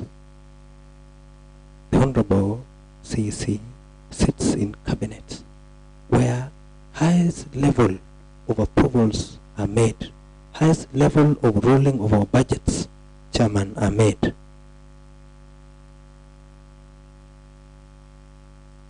When she fails to notice even the slightest loss of a coin, Chairman, divines the highest level of gross misconduct.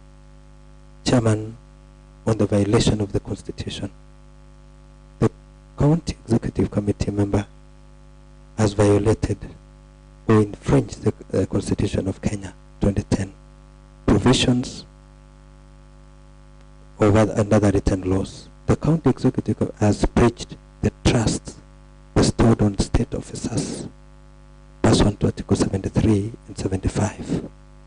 Trust, Chairman, is a very important aspect. That is why it is defined in our Constitution. You are entrusted to run the highest budget, Chairman. Roads takes the lion's share of our budget, followed by health. In this case, when we have a CEC that disregards the rule of law, she will have betrayed and breached on the trust bestowed on her as a state officer. The committee member has breached the provision of Public Procurement and Assets Disposal Act of 2015, which has manifestly abused her office and is no longer fit and proper person to hold the office of the County Executive Committee member. Provisions of Public Procurement and Asset Disposal Act, Chairman, are always vivid that procurement procedures must be followed at all times. That procurement procedures, documentation, from evaluation to tendering committee, all the way to making the last part of LSOs. Chairman, you realize many of the contractors were given works without proper documentation. They got the documents all the way to a letter of award, but no LSO. Isn't that an abuse of public assets and Public Procurement and Asset Disposal Act of 2015? Chairman, I urge you that when you retire, to make determinations, you will give us justice at all times, Chairman, so that as I end, Chairman, allow me to end, because my time is up, by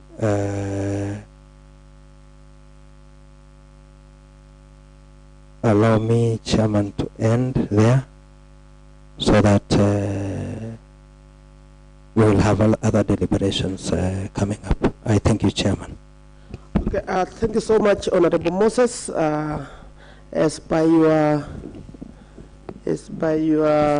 evidence, I will give Honorable Brenda B to cross-examine the motion mover, and I'll give you 20 minutes. Was it? Are you 20 minutes is enough? Okay, thank you. You can take the stage. You can take the stand. And you cross-examine, not to defend yourself. You'll have your own time to do so. Thank you so much, Mheshimiwa and Honorable Chair, for giving me this opportunity to appear before this Honorable House on this motion that is currently before the floor of the House. I must say it is my first time to participate in an impeachment proceeding, and some of these things being read, I'm wondering if it is me who is being talked about, Mheshimiwa. I am happy that I have been given the opportunity to defend myself and to ask questions and probably just seek clarification from Honorable Moses, the chair, the motion mover, for purposes of this impeachment. Mheshimiwa, you have raised 4 charges on abuse of office, incompetence, gross misconduct, and violation of the Constitution. So because we will have another opportunity to speak, I'm just seeking clarification on a few issues. One is on the authorizing the illegal withdrawal of funds on the charge of the abuse of office. Maybe, Mheshimiwa, you can guide me on how I personally authorized the illegal withdrawal of funds and how this can happen in the county government setup. Cover-up and falsification of documents. You have cited the issue of double payment of records, particularly with a company called Mengro that appears many times. You have cited a committee that sat on the 24th of September, and the secretary to this inspection committee that was moved on the 10th of December. So maybe, Mheshimiwa, you'll guide me on how I personally falsified the documents and how I covered up. You have also mentioned about overseeing fictitious payments of works, goods, and services. Overseeing is to supervise a person or their work. So maybe, Mheshimiwa, you'll guide me on how, is there a letter to support this, minutes to support this allegation that probably I sat or instructed these people to do these charges, which I have been given. Failing to ensure proper keeping of records in my department and authorizing payments not supported by proper documentation from the county coffers. Authorization means to give official permission. So probably, Mheshimiwa, you will provide me with further evidence, a letter, something to support that I authorized payments not supporting proper documentation from the county coffers. On openly sabotaging the county assembly to discharge its oversight role, I don't understand that charge. On consistently using a power and office to implement and further personal and selfish interest that profit them at the expense of the trust bestowed in the offices they hold. Please clarify that for me.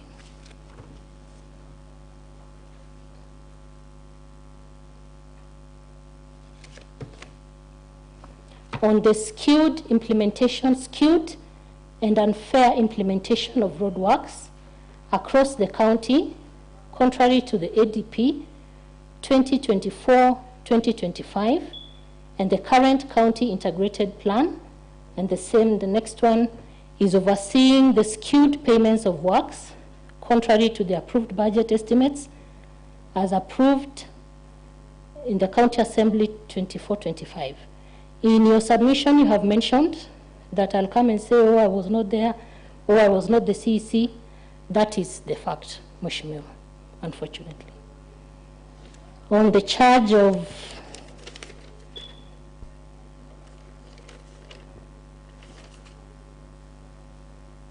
issues on retention fee, that is on incompetence, I think this is a matter that has been handled in this House, particularly the chief officer appeared here, and maybe you can just help me to, I'm just seeking clarification on probably my actual participation or personal participation in ensuring that these fictitious payments or retention fees were paid twice.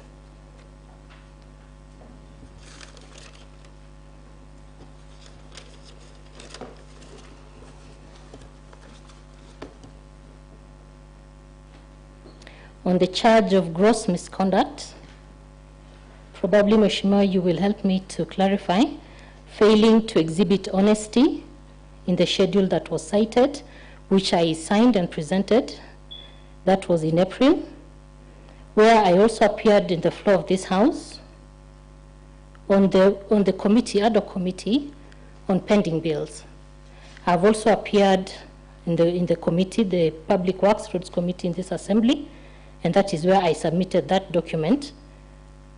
So you just give me clarification on how that amounts to dishonesty or feigning ignorance on the unfortunate theft of funds.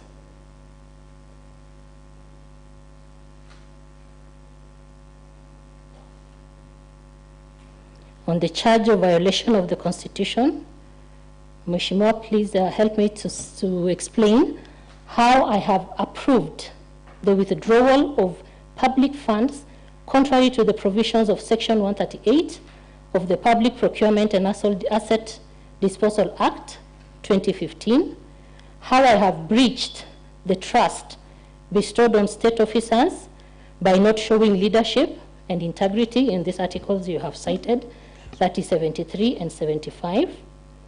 And on the issue of the Public Procurement and Disposal Act, on issues of tenders, I am also seeking clarification on how personally I'm involved in the giving out of tenders in the county.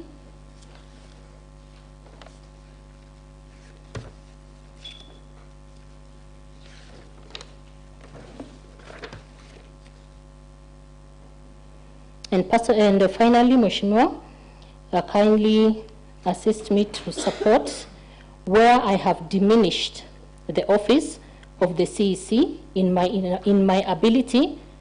I have diminished the office of the CEC in my inability to effectively discharge my mandate. Thank you. Okay, I think also I need to give directive because according to, I thought that you'll get time to interrogate the evidence that Honorable Moses just shared with all of us when you were seated.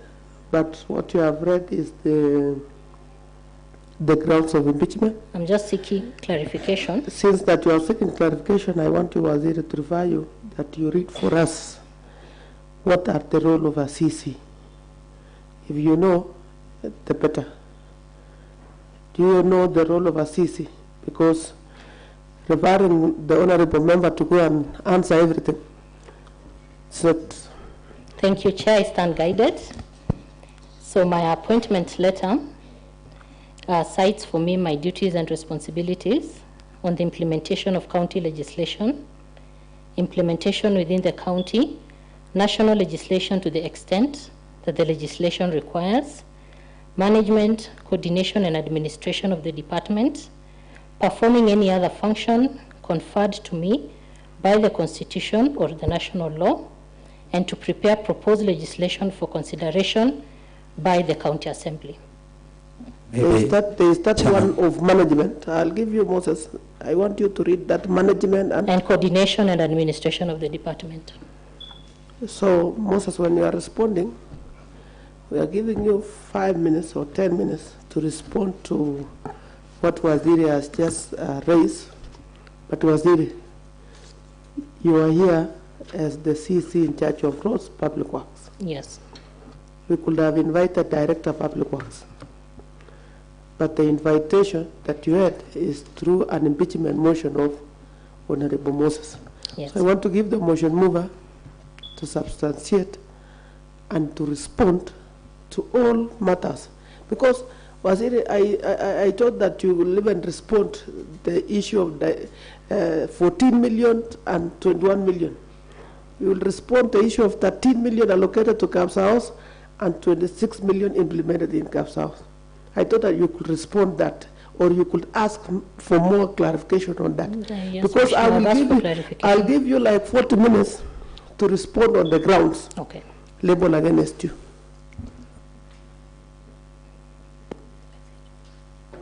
Okay, Moses. Okay, thank you, Chairman.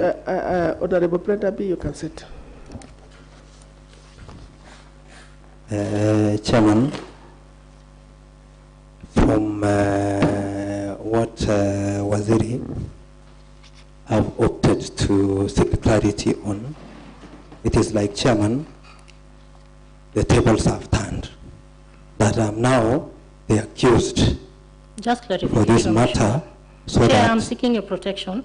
I'm just Chairman, seeking clarification Chairman, if maybe Mheshimiwa has further evidence to support. Okay, Honorable Prendabi, the moment you are raising concern of clarification, one Moses was, you heard in silence. So it is good also that you give Moses time. Thank you. But it is clarification, Moses, not that you are the accused. Chairman, I'm saying so because Waziri have sought clarity on every other matter that was read by our legal officer from point A to the end. It means, Chairman, number one, that Waziri is trying to dodge the committee, number one. Number two, Chairman is trying to abscond on responding on the charges preferred. Because, Chairman, if you give me the chance to respond, it means you will give me another 40 minutes, like the one you had given me to respond.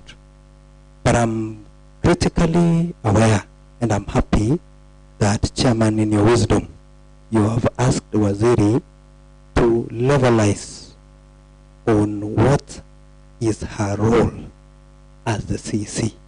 But she has cited a very important point, that management and administration of the department. What does management entails, Chairman? That you are in charge in both conscious and unconscious mind. That whether you are present or absent, all departmental staffs, all the nitty-gritty and attention to details of the department, attention to details, unless Waziri is confirming to us that she has not been attentive to details of the department. All the functions or all the roles that emanates from the junior staff in the departments of public works, roads and transport, all converge to the table of the Honorable CEC, so that they are channeled to cabinet.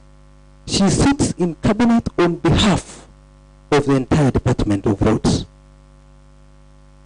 Chairman, she doubles up.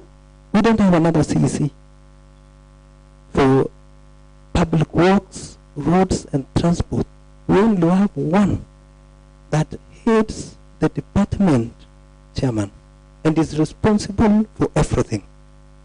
Allow me just to respond to one: cover up and falsification of documents. For retention fees to be paid twice, there must have been falsification of documents. They had been paid earlier. For them to stand another chance, Chairman, they must falsify the documents to meet the threshold of payment. Section 13 of Leadership and Integrity Act, Chairman, of 2012, set out the moral and ethical requirements that a person holding a state office should observe and maintain, to include honesty in conduct of public affairs, subject to the Public Officers Ethics Act number 4 of 2003, not to engage in activities that amount to abuse of office, accurately and honestly represent information to the public, not engage in wrongful conduct in furtherance of personal benefit, not misusing public resources, not discriminating against any person, except as expressly provided for under the law. The funny part and the very critical part of that section, not to falsify any records. That is section 13. Section 30, again, of the Leadership and Integrity Act provides that the state officer shall not falsify records. For double payments to be made, there must have been falsification of documents. I want to sum up the clarity that was really sought from me as categorized under the role of the CEC on management and administration. You will ask me to provide for where you signed, where you sat for meetings. As an in charge of the department, Chairman, all answers, all blessings, all curses that are in the department revolve around your desk. As I had cited, Chairman, that the principal is the school and the school is the principal. So Waziri is the principal of the roads department, and also roads department revolve around you. When there are blessings, you take. When there are positive attributes of credit, you take. When there are curses, you will take. When there are unfair distribution of works, when there are accusations, everything lies squarely on you. I thank you, Chairman. Okay, Waziri, what are the roles of a CEC in charge of roads, transport, and public works? The CCM, or the CEC member of the roads, aids the county department responsible for roads, transport, infrastructure, public works. They oversee planning, budgeting, implementation, monitoring of projects, and service to those sectors. So, Waziri, you are here just only to give clarification on the allegations that are being tabled against you, and when it is being when the motion mover is explaining the allegation, putting the evidence, it is your responsibility to challenge the evidence that is the motion mover is giving out. So I want to give to Honorable Vincent before we give you time also to act on that. Thank you very much, Chairman, Honorable Brenda. To me, what I have learned is when you were young in school and you do a mistake, as children, you used to push to another one, that it was not me, it is the other one.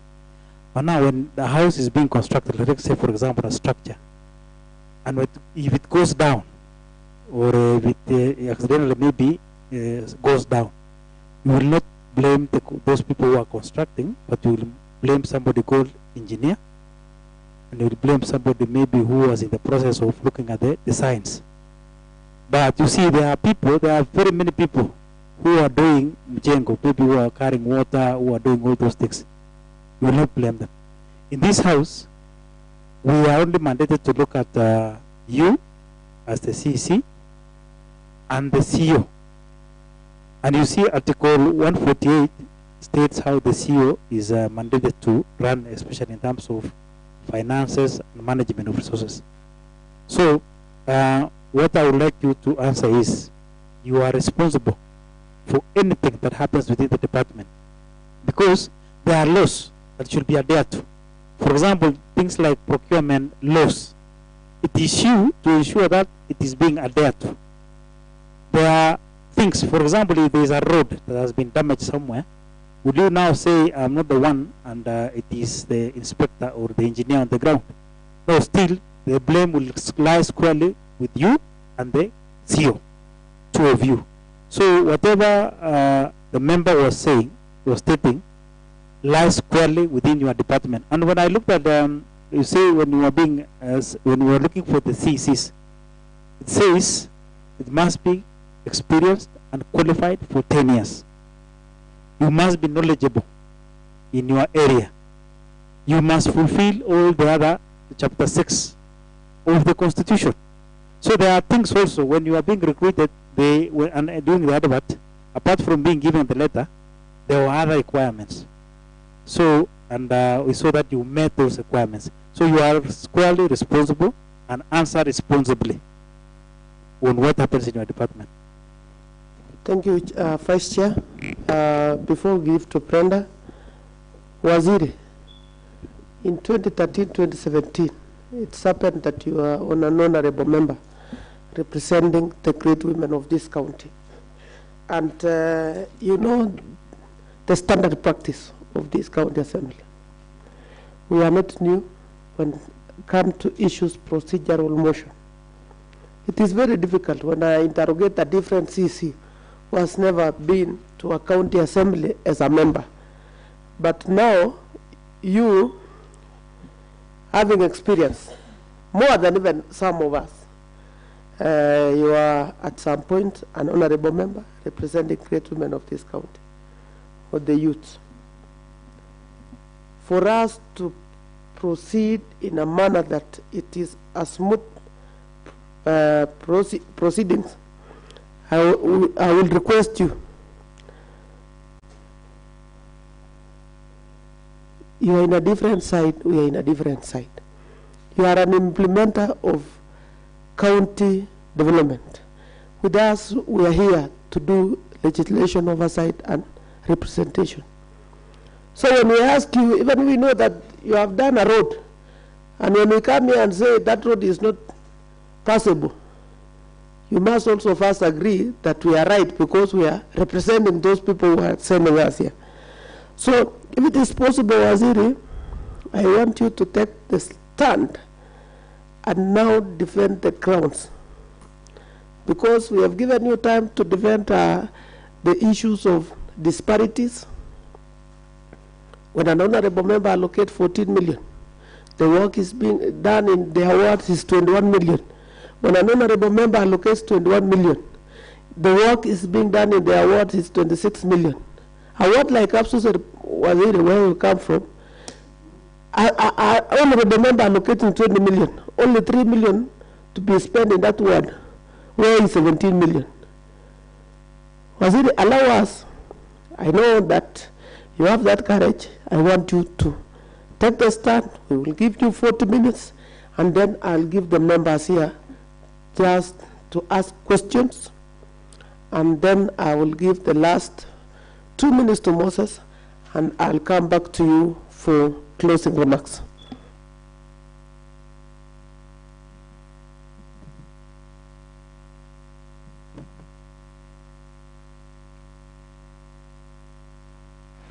Thank you so much, Mheshimiwa and Honorable Chair.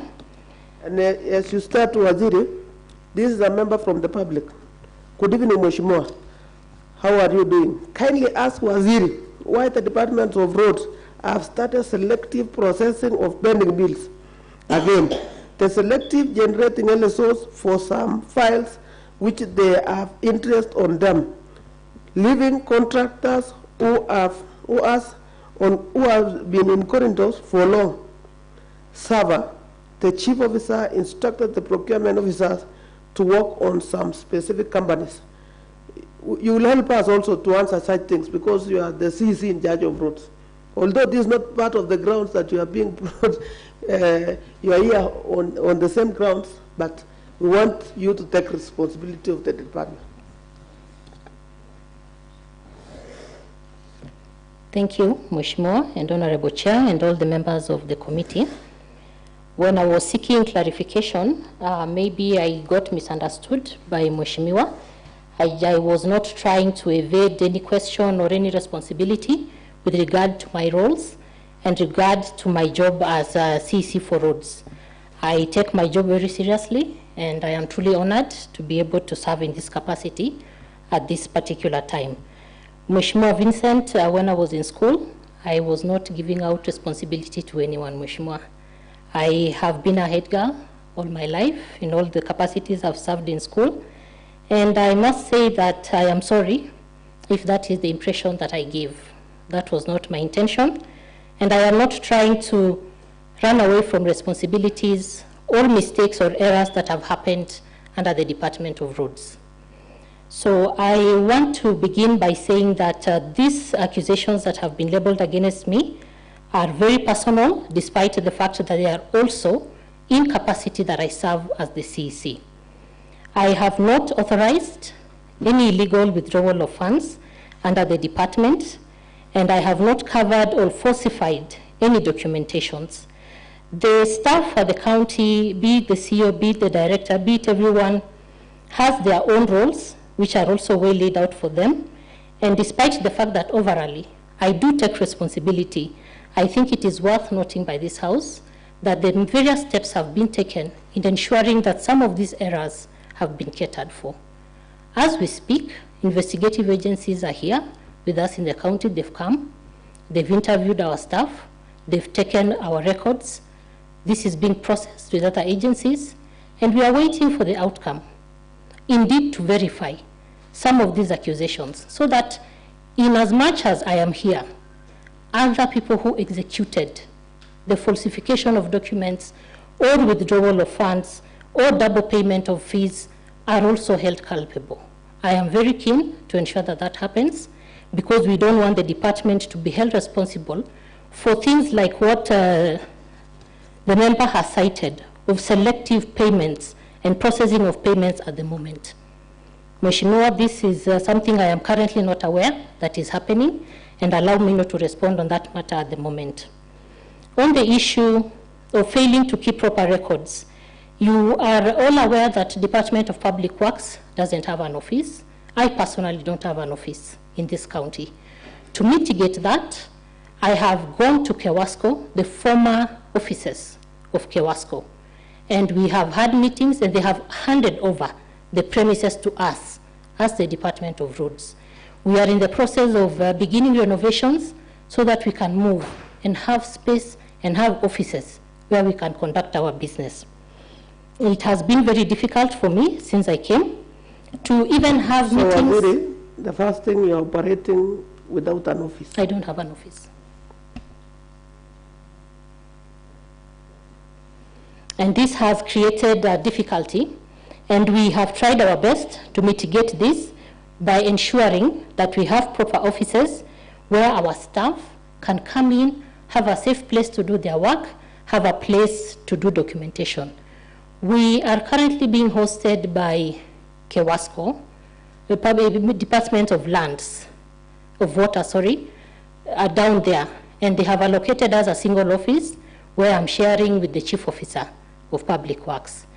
This is an uncomfortable situation under which we are working, and it can cause some situations where paperwork probably delays to be filed, or we are struggling to get space to file and keep our documents. I am not openly sabotaging the County Assembly's efforts in its oversight role. This has been my home some years back. Chair, what I would like from Waziri is, because you have very little time, and if it is possible, don't even explain too much. What I want is a very simple question, thing like, for example, cover up and falsification of documents which you have been accused of. You see, in all of the documents I saw in fictitious payment is having someone called Leah Chirchir, who was former CEO, signature, and appearing in the documents. You see, that is what you have been accused of, which is not related to the office that you are talking about now, that is in Kewasco. I believe the people of Kericho County would like to know, why was this done? So those are the questions that you can answer directly. Because you have gone diverted from the question which I have not gotten the answer, I myself in the committee. When we talk of authorizing the legal withdrawal of funds, there were some vehicles which was maintained without documentation, without proper procedure. And in the real sense, the question is, was it maintained? So I would like to see you giving us direct answers from your charges, because we want to hear, to get a fair hearing from you. So kindly, let us not divert to other plans. Kindly stick to the charges. Thank you, Mheshimiwa. I stand guided. However, Chairman, a point of interruption. I just want to tell Waziri, you know, you started almost on being personal. At first, you started almost being personal with the motion mover. I think that is where it almost got you off. But nevertheless, we still have pending a lot of questions which are being highlighted by our good friend, the motion mover. One is, we are expecting you to hear about the double payment of retention dating back to 2019. There is also this kind of company, Megro, reappearing many times. I thought you will go direct by such kind of question that had been put by motion mover. Another one about, there is a company that he really highlighted and elaborated so well, Tokila, getting a contract without even being re-evaluated in the first place. We also heard about giving out works without proper documentation. That is lack of LSOs. So we were thinking on our wisdom that you will go directly and handle such issues that have been highlighted by the motion mover. So please, Waziri, let us stick to what the motion mover has asked, and probably we still have a round of questions from our side. So I think it will be prudent if you really stick with the question asked by the motion mover. That is my submission, Chairman. Chairman, Waziri, we expect also you to tell us why the disparities when rolling works in across the wards, where the motion mover have said you find another ward, and then the MCA allocated around 20 million, but only 3 million have been implemented. So kindly, go direct to the question we are asking you. Thank you. Thank you, Chair. I stand guided by this House. And the reason why I'm giving a bit of a background is I want also to take the opportunity to be able to highlight what we are trying to improve despite what we are here. However, I have already been guided. Some of these issues, for example, on the double payments and the retention fees that have been paid, these matters are currently being handled by the investigative agencies and have been handled by this House. I might not have a substantive answer as to why me personally, I am able to deal with this issue in my capacity. These are things which have happened 2018, 2017, and the payments repeated again in 2024, 2025. These are matters that are being investigated, and I think this House is quite aware of these matters. The Chief Officer has been here on the same, and therefore I will stand guided from there. On the disparities in the rollout of works, this is in the implementation of 2024-2025 budget. And it is true, I did submit a status report on the works to the committee that at that time was under Honorable Kimarus. And we provided this document, which I already signed. And point of order, we don't have Honorable Kimarus we need to expunge that. It is Honorable Gilbert. I stand guided. On the issues of the disparities in the rollout of works, I do acknowledge, Honorable Chair and Honorable Members, that there were disparities in the rollout of works in that financial year. And when I appeared before this House during the ad hoc committee on pending bills, Honorable Moses from Tendeno, in fact, told me himself that I hope you can do a good work here in roads that you did in health. However, we need your chief officer to be here because it is the chief officer who implemented this budget at that time. So, Mheshimiwa, I will request you to guide me from here because despite my willingness to respond and take responsibility, I truly wasn't at the Department of Public Works at that time when these works were being rolled out and implemented. I came in at the beginning of February this year, and already the works had been rolled out and implemented to a large extent. So maybe, Mheshimiwa, despite appearing like I want to evade, I am not. I just want to stand guided on how I can take responsibility for that moving forward. Waziri, I think you have spoken very well that you were not there in the last, and we did acknowledge your work in health. But now, I'm very happy. I was the chair, pending bills. We did the report, we compiled the information. For your information, the report that is being tabled by Honorable Moses was for the last file before you came. Now, if we can, I can state to you what happened later. It is shocking because it is more than what you have seen here. In around 6 wards in this county, in roads alone, between around March and before end of the year, there were some roads that were overpaid. There was over-procurement. Now what can you say about that? Because we have documentation and data and information compiled, now that is when you are the CEC. Thank you, Mheshimiwa. It is true that you were the chair at that time of the Committee on Pending Bills. And the recommendation from the report, which has been cited as part of the evidence, is that in the next financial year, the works are balanced across the departments. In what happened after, these are works that had already been given out, Mheshimiwa, and they had already been procured. And at that time, probably I will request Chief Officer to respond a little bit better, because these are works which are already in the system, they had already been given out, they had already been procured. So my personal responsibility there, I acknowledge there were errors, and I commit that we will do better in this financial year. Okay, Waziri, how will you correct when someone has taken, like Kapsu's reward, losing 17 million to Kapsa's ward, for example? How will you cure that? Allow me to read the report, pending bills report. Yes, I want to know from your end. You know, you are a leader and you are a CEC. I am. However, how will you cure that? In the report, the pending bills report, we were advised as a department to balance the works. The wards that had more works done in 24-25 to be reduced and balanced in 25-26. However, every honorable member has now given out a schedule of works that are to be rolled out this financial year.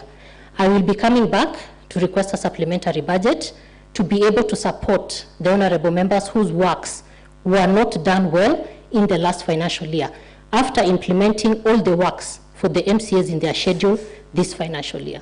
That is how I intend to do it.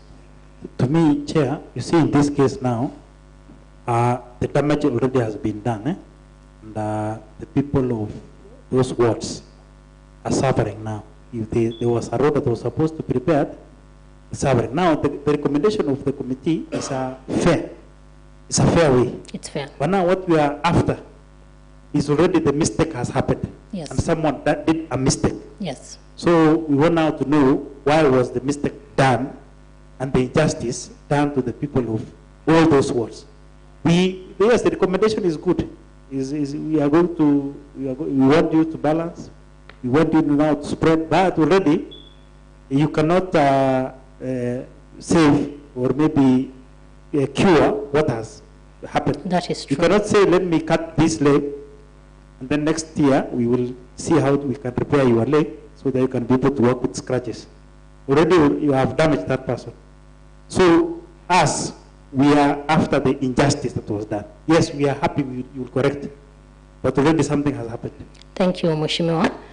I just want probably there to apologize, because it is true. The injustice has already been done, but it is not me who did the injustice. That is the point I think I'm trying to make. I know and I appreciate my personal role in the next budget we're implementing in 25-26. I do apologize for what has happened in the previous financial year for Department of Roads. I have reached out even to Mheshimiwa, we spoke. I explained to him, I've reached out to Kapsuser, MCA. I've reached out to Waldai, MCA. Personally, we've spoken. We've had a cup of tea. And I have explained that I acknowledge the errors and I acknowledge the mistakes. And we will do better. Okay. What about the issue of, I want to take you through a company called Enril. Where do you normally do your services for the vehicles, motor vehicles service? I will find that out, Mheshimiwa. Because we have one company called Enril, where they were given to do motor vehicles servicing that others were to be placed to have tires, others were to be oil and the rest. But in the process, you can see the invoice was 2.9 and the forger is 2.8 million. There was a disparities on the amount. What is your take? Because this one, I think this is where the motion mover also is relying when it comes to falsification of documentation. I agree. I want to know, and that, let's also agree, in your department, during the fictitious payment ad hoc committee, you can confirm then to this committee that we lost fund from your department. Wasiri, you are not on the mic. I want you to be on mic. I want you to confirm to us that even during the fictitious payment ad hoc committee, we did confirm that we lost funds through your department, through some companies where double payments were done, other companies were being paid without doing anything.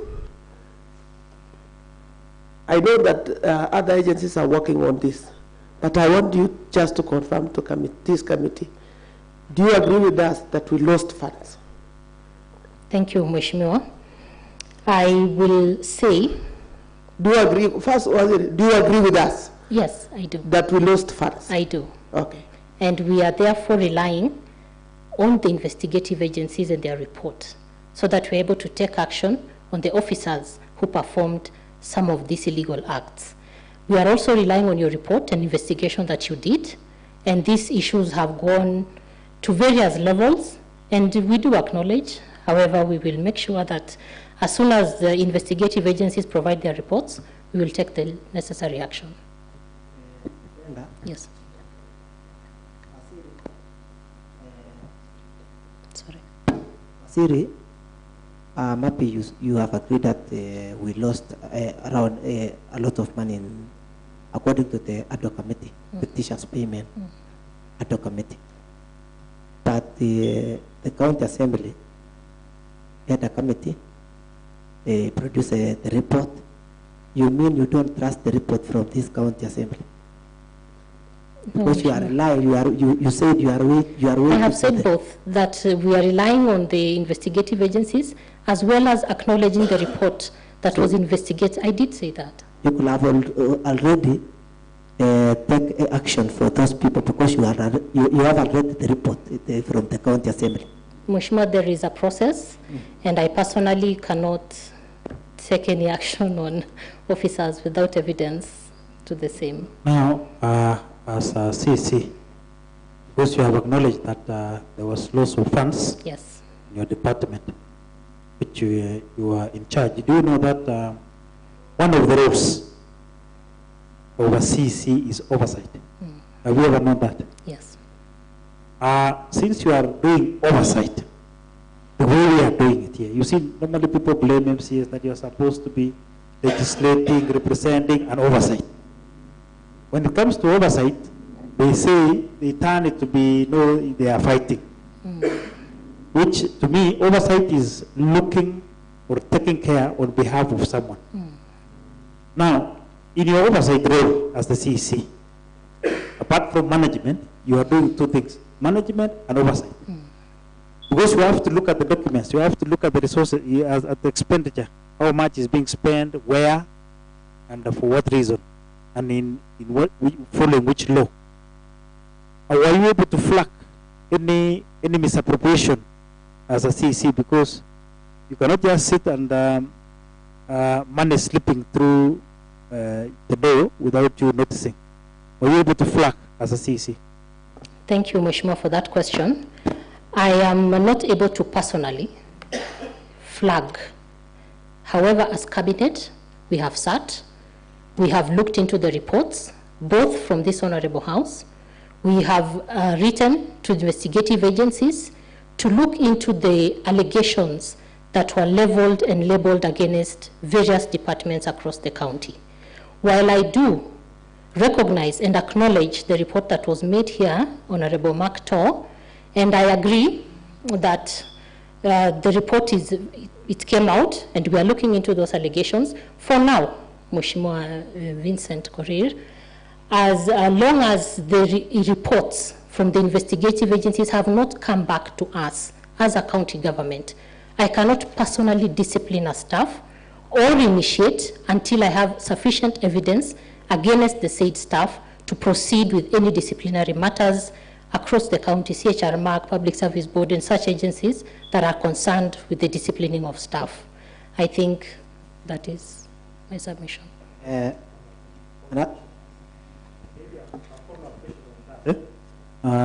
You see, because we need to be very clear, because you are there on behalf of the people of Kericho County to take care of the resources. You said maybe we are waiting on investigative agencies. Reports. Maybe we are waiting for our whistleblower to just raise that there is money that has been stolen. But as in charge, you are being trusted to take care of the resources.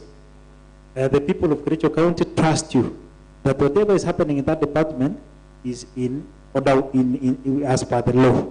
You are following the law.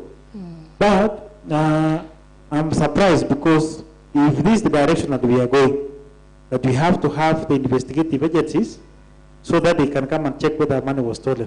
No, Mheshimiwa, that's not what I'm saying. Let me finish. The resources is bestowed to be in charge of the resources of Kericho County. How much do you want now maybe to get lost, or what limit can it be lost so that now you can be alert and start taking action? Mheshimiwa, as we are talking now, all the staff under the departments of roads have written show cause letters to me and to the chief officer with regard to all these allegations that were leveled against them. I wish I had remembered. I would have probably brought copies. About 3 weeks ago, we had a meeting at Exotic where all the staff, from the drivers to accountants to procurement, all were instructed to write show cause letters to me and to the chief officer, explaining a variety of matters that were raised and concerning this particular situation where we were. I am personally very concerned, and I will not just sit back and wait for more money to be stolen or lost or unaccounted for moving forward. And I wish maybe you can give me a chance, I could supply those show cause letters that we have instructed the staff under departments of roads to all write.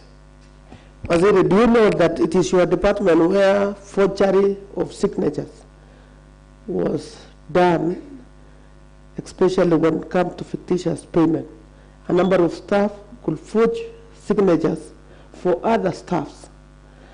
What have you done? And then two, is there any modalities, or have you managed to even look on how these contractors who are being paid double to have returned back the money to the county coffers? Because if we are all in agreement that Waziri, something was done which was not right, how can we ensure that the lost funds are being returned back to the county coffers? Because what we are doing here, some of the members of the public can call us impeachment house, impeachment giants. We don't care about that. But what we care about is the resources of the people of this county. When one misuse even a shilling, we will follow that shilling. Even even it means that we are spending 1,000 to look for 1 shilling, we will use that 1,000 to look for that 1 shilling. Because at the end of the day, Waziri, if we will let things to be taken like the way the executive are trying to take us through, we will not get to the right step to this for this county. Someone from the members of the public is raising a concern. Ask Brenda, she's coming from Kapsuser ward, where a whooping 17 million was taken to a different ward, and she's the CEC roads. What is her role in representing the people of Kapsuser? I think that's a good question, Mheshimiwa. That shows that I am not biased and that I am not taking care of my own backyard in favor of others. This is an error that has happened across, and it has happened even to me, who is the CEC for roads. And that is why I am committing before this House. And just to go back to the question that you asked, on issues of accountability of staff and actions that we have taken. We are currently drafting reshuffles across Department of Roads for all road inspectors, all engineers, all accountants, all procurement officers. These are things which are currently being worked on between myself and the Chief Officer and the Office of the County Secretary, just to ensure that whoever has been so comfortable where they are, whoever has been taking these things so simply and taking it as a ride where they are, we are able to give them other roles, more roles, just to enhance transparency and accountability across the department.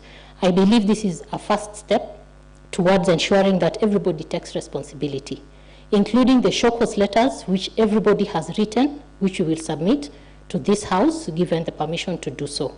And Mheshimiwa, the injustice that has happened, I think I am also deeply affected. This is also my ward, where I come from, it is my home. I also get a lot of questions and concerns that why is this not happening, why has this not happened? However, I am the CEC responsible for all the 30 wards. And I just want to say that all the wards will be treated fairly, not just because of where I come from or, you know, my own particular ward. This has to be cured across the county equally. Continue, we interjected, so we want to allow you like 10 minutes more to continue responding to the grounds of impeachment that you... Just one more that I will just respond to. I just want to say that I am very keen to provide leadership and to discharge my responsibilities at the County Assembly. And I want to also comment on the fact that I am not refraining from taking any responsibility or making any contradictory statements to the floor of this House.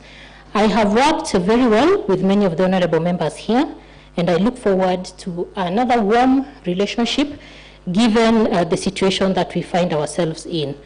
Therefore, I don't feel, Honorable Moses, that at this particular point in time, I should be impeached. I want to be given a chance to be able to serve and to show my personal competence under the Department of Public Works, Roads and Transport. Thank you. Okay, Waziri, I want to give you a chance. There is a lot of words outside there concerning the issue of Londiani scandal. I want to give you like 5 minutes. At least you tell the public. I will not comment on that. You will not comment? Thank you. Okay. So let me now give the members to ask questions. That was just but interrupt. We were trying to chip in so that we will not forget a lot. I want to give the honorable members to just raise questions so that I'll give you finalize, and we'll give Moses 2 minutes more, and then we will do a closing remark.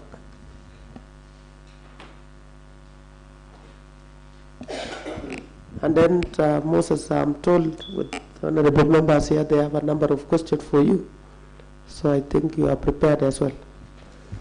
So let me allow members to ask questions either to Brenda or to Moses. Thank you, Chairman. I just want to, we are almost forgetting to ask question to Honorable Moses. because we also needed a row of questions to Moses. So I just want to ask Honorable Moses that was this your original motion, or somebody is using you to bring the impeachment motion for Waziri?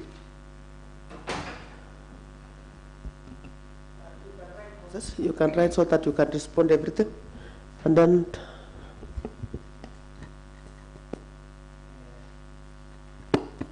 Honorable Moses, let me ask you this question. The Deputy Governor, Dr.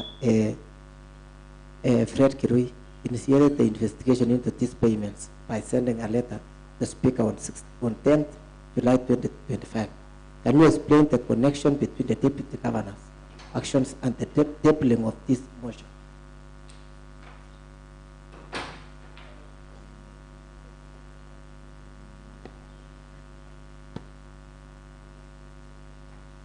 Waziri, in terms of payments in the department for works done, because that's where there is also a complaint of selectiveness in giving priority to contractors who are not in quotes, or maybe who people have interest on it. For example, even in the last financial years, there are contractors who did very good jobs in some wards, but have not been paid. There are those that maybe have done jobs even way forward. In the benefits report, we have people who have not been paid in the financial year of 2023-2024. Here they have done a very good job. Yet, when you come to some, maybe did work maybe recently, most recently, and they have been paid. We were complaining about the skill development, but now there's also selective payments in contracts. What are you going to do about it, or what can you say about it? Because that's not also fair. Another one for Brenda. CEC Brenda, are you aware that there is a road department of staff who are sworn an affidavit that the signature is who forgot the staff signature? Does you know that it is criminal offense to forge signatures to steal from the public resources? Yeah? Okay, the question is like this. During the fictitious payment interrogation, yes, a number of staff could come here, say, I want to do affidavit. But in the final, they did affidavit, distancing themselves on the signatures that were appended to the documents. Yes. So what is your take on that?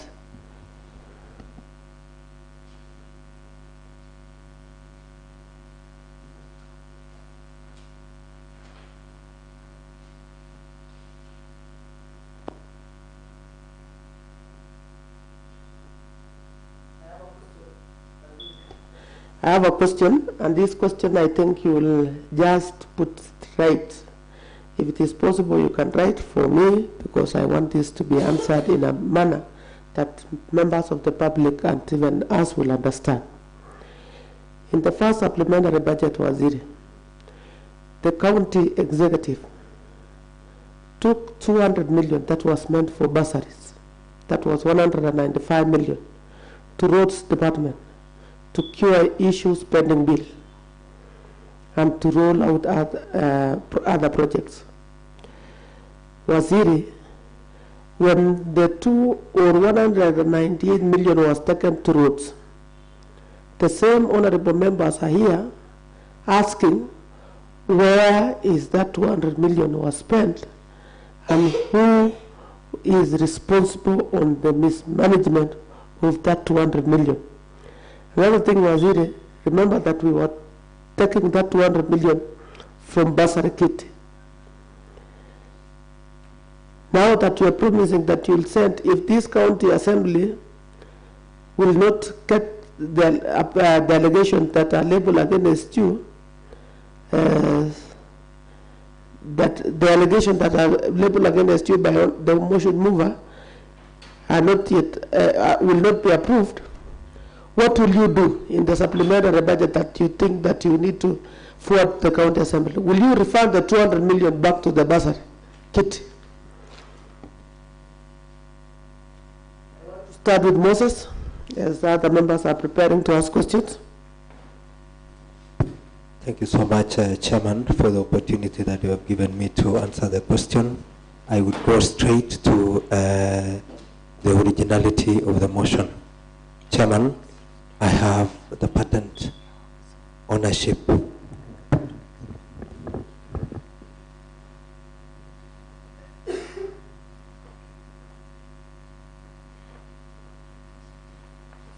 Chairman. Okay.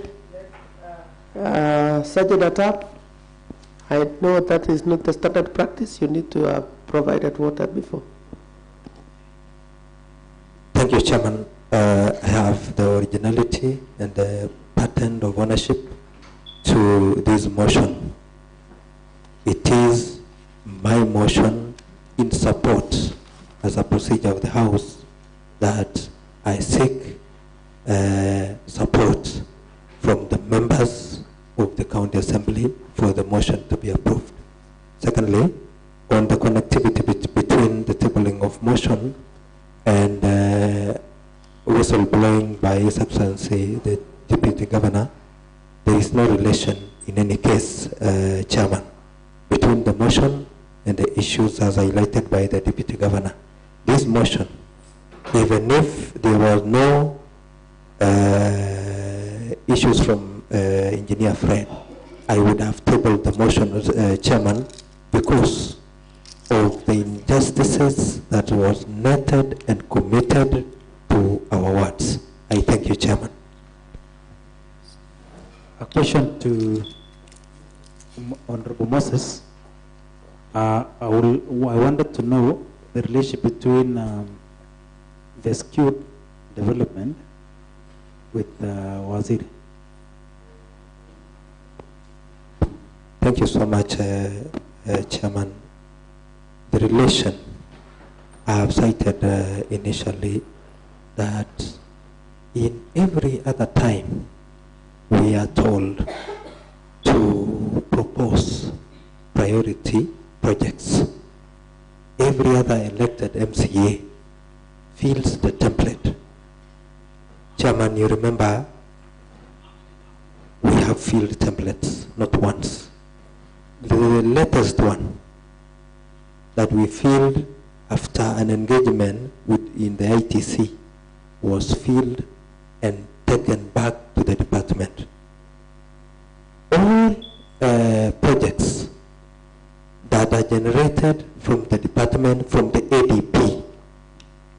ADP is a document. We do public participation in the entire county, where both the executive and the county assembly chairman goes for public participation.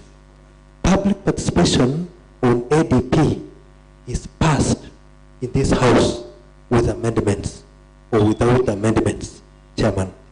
The link between Waziri and skewed development is borrowed from both CIDP and ADP.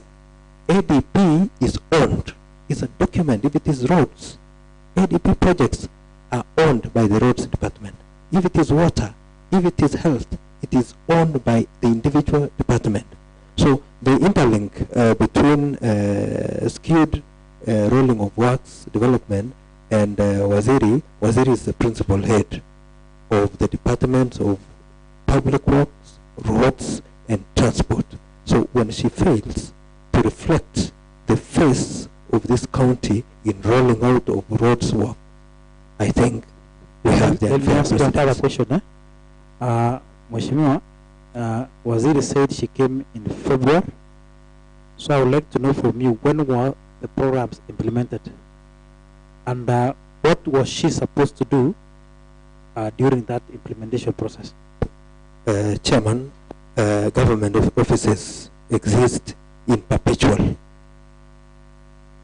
by the sense that there is no vacuum. At one point, when Waziri came in, you remember, on the 24th, on the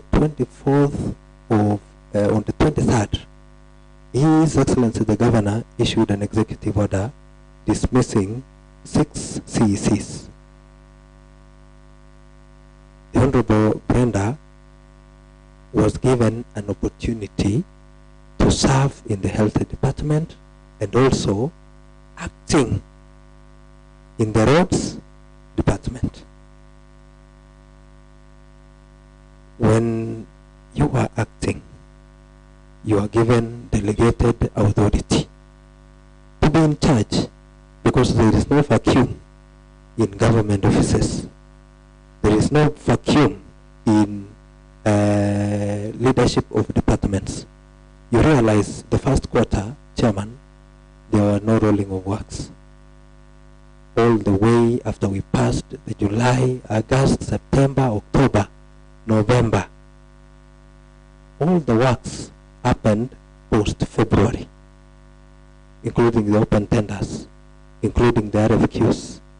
So when Waziri tells us that all this happened at a time when she was not at the department, I would say more honesty is needed. I thank you, Chairman. Respond to that? Waziri, I'll give you to respond. Just on the particular also issue. You respond to the questions that you have been asked. Oh, they are done. I just wanted to clarify to Mheshimiwa. When my colleagues left, they went to court, and there was no way I would have taken over from roads until the matter had been dispensed with, because they were seeking justice at the courts. That's just what I wanted to clarify.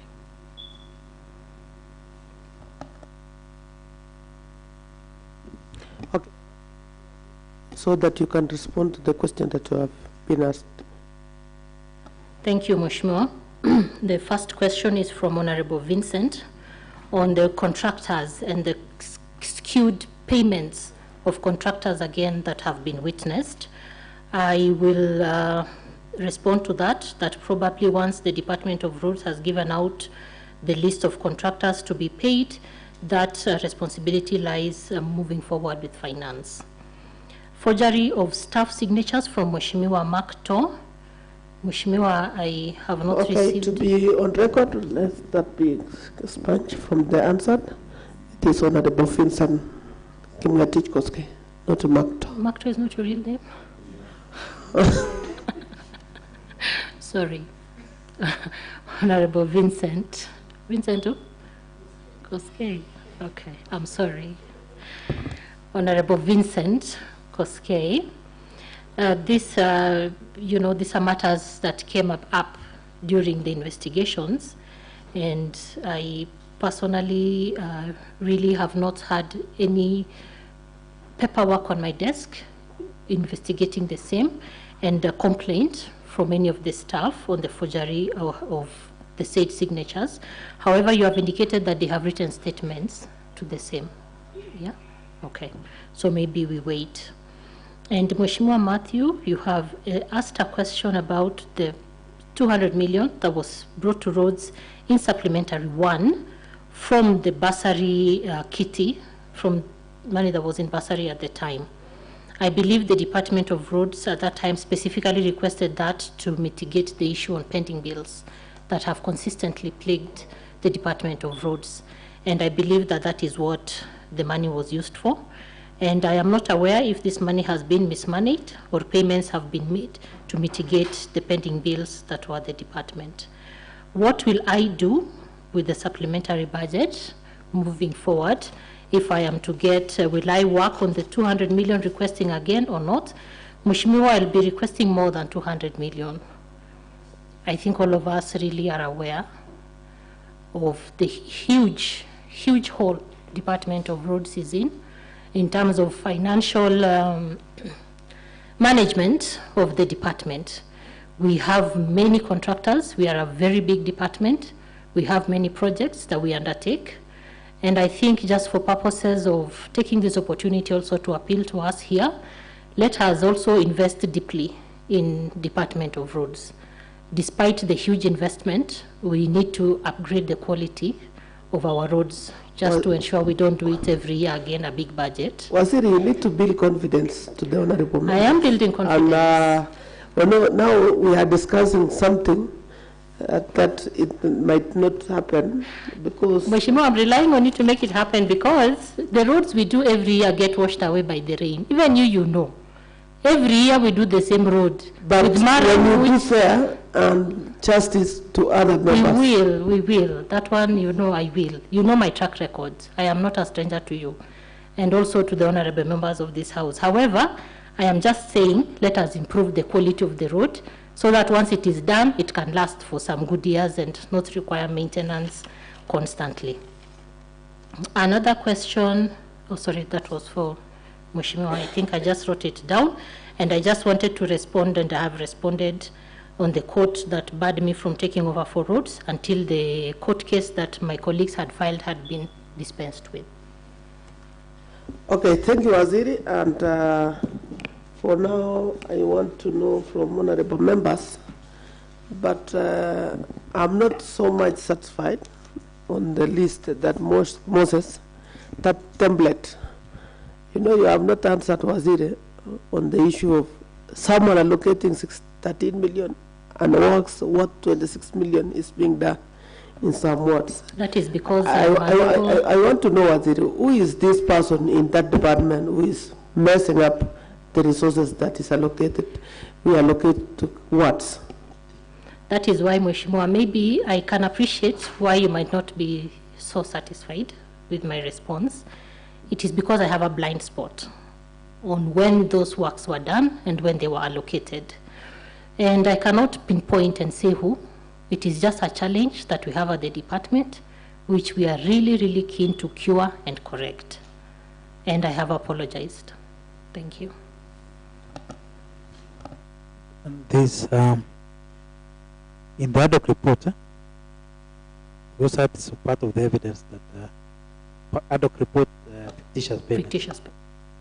There is a company called Tokila General Supplies, which was invoiced amount that delivered from the amount in the payment voucher. No, you have read, you understand, because that report is in public. And you see the payments, payment voucher and the valuation report.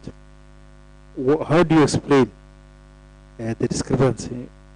Why is the company paid despite not being among those evaluated? Why was the company not It's evaluated? Called Tokila General Supplies.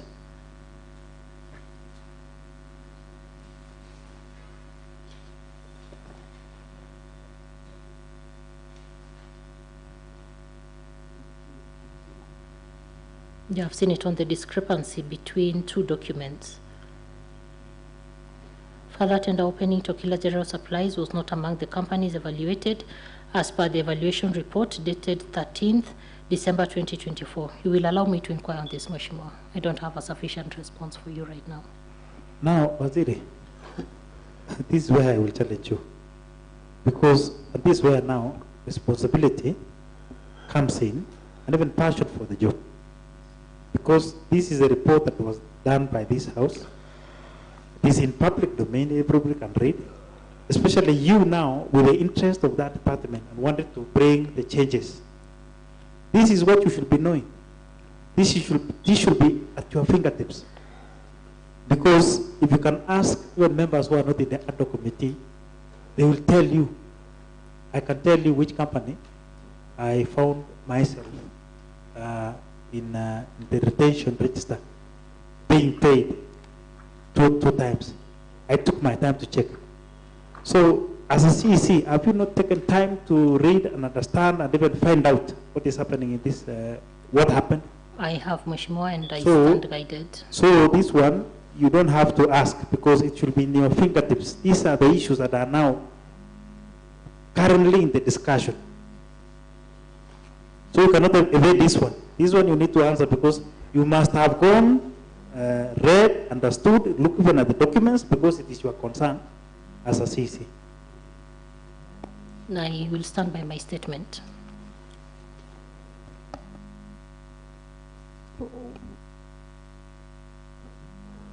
My response I've given to Mheshimiwa, this particular issue, I'm unable to substantively respond right now.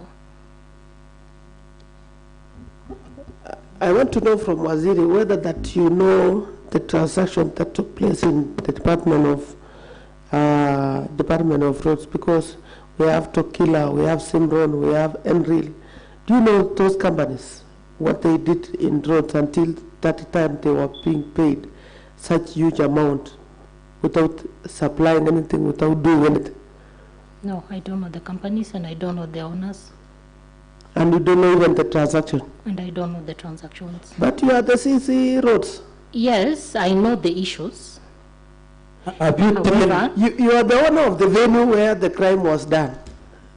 yes, have you taken time, Chair, have you taken time to actually find out what transpired, what happened? Yes. What is the issue? That's why we're asking you.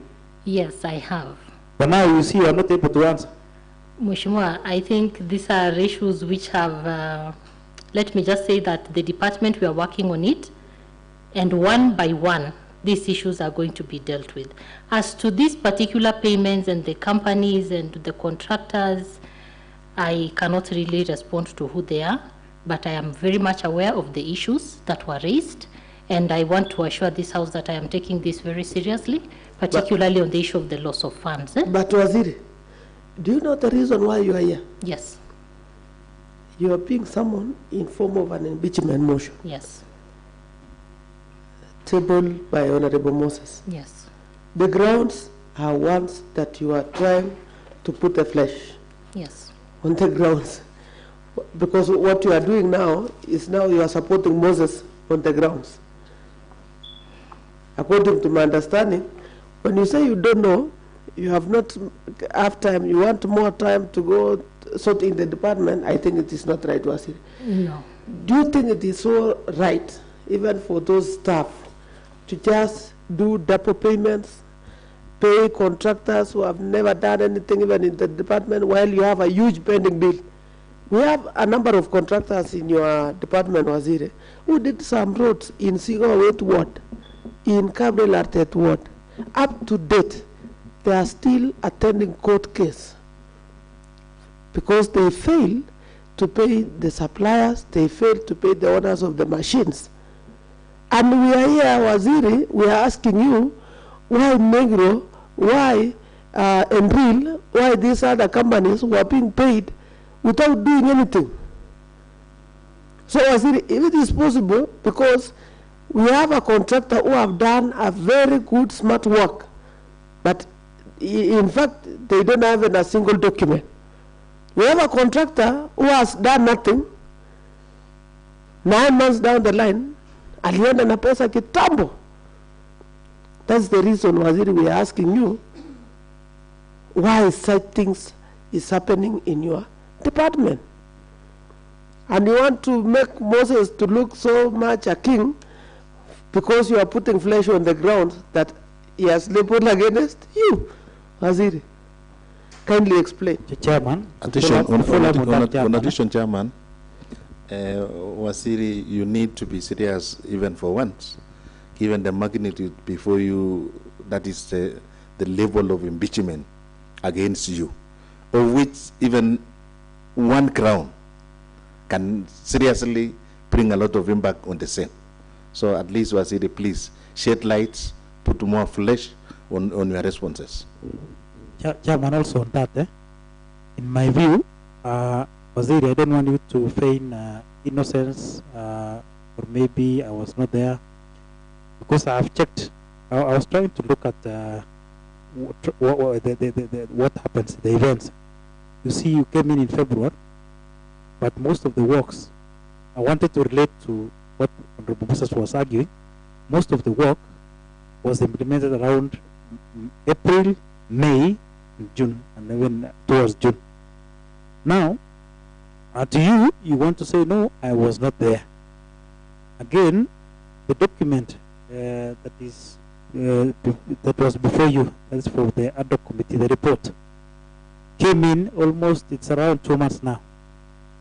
I was telling your colleague, if it was me, the first thing, because it was a very serious thing, is look at that. You cannot spend 1 hour to look at that report. In fact, the report for the roads is not the whole document. It is not the whole fictitious document. It's only some few pages. I think most likely, if I can even put it, let me think it's around 3 or 4 pages at most. That one is not difficult for you to look at it, internalize, and even follow up. You follow up and even go and check. Go and look even at the forger that was mentioned. So it looked like there is something that is going around whereby it seems you want to be bosses somewhere, and you think you cannot go to a level of going to the details, looking at even a document and looking even at a figure. Even a small figure is very important, because if somebody can write 100,000 instead of 1 million, that one is a loss of funds. So those are the details that you should be able to look at as a CEC. You get reports, unless you don't ask for reports, but I believe you get reports. And it should be, first of all, you should have even gotten the reports about what happened. So here, don't run away from this. Actually, you own everything here. You should be able to know even more than us. Kindly give us clear answers on whatever we ask you.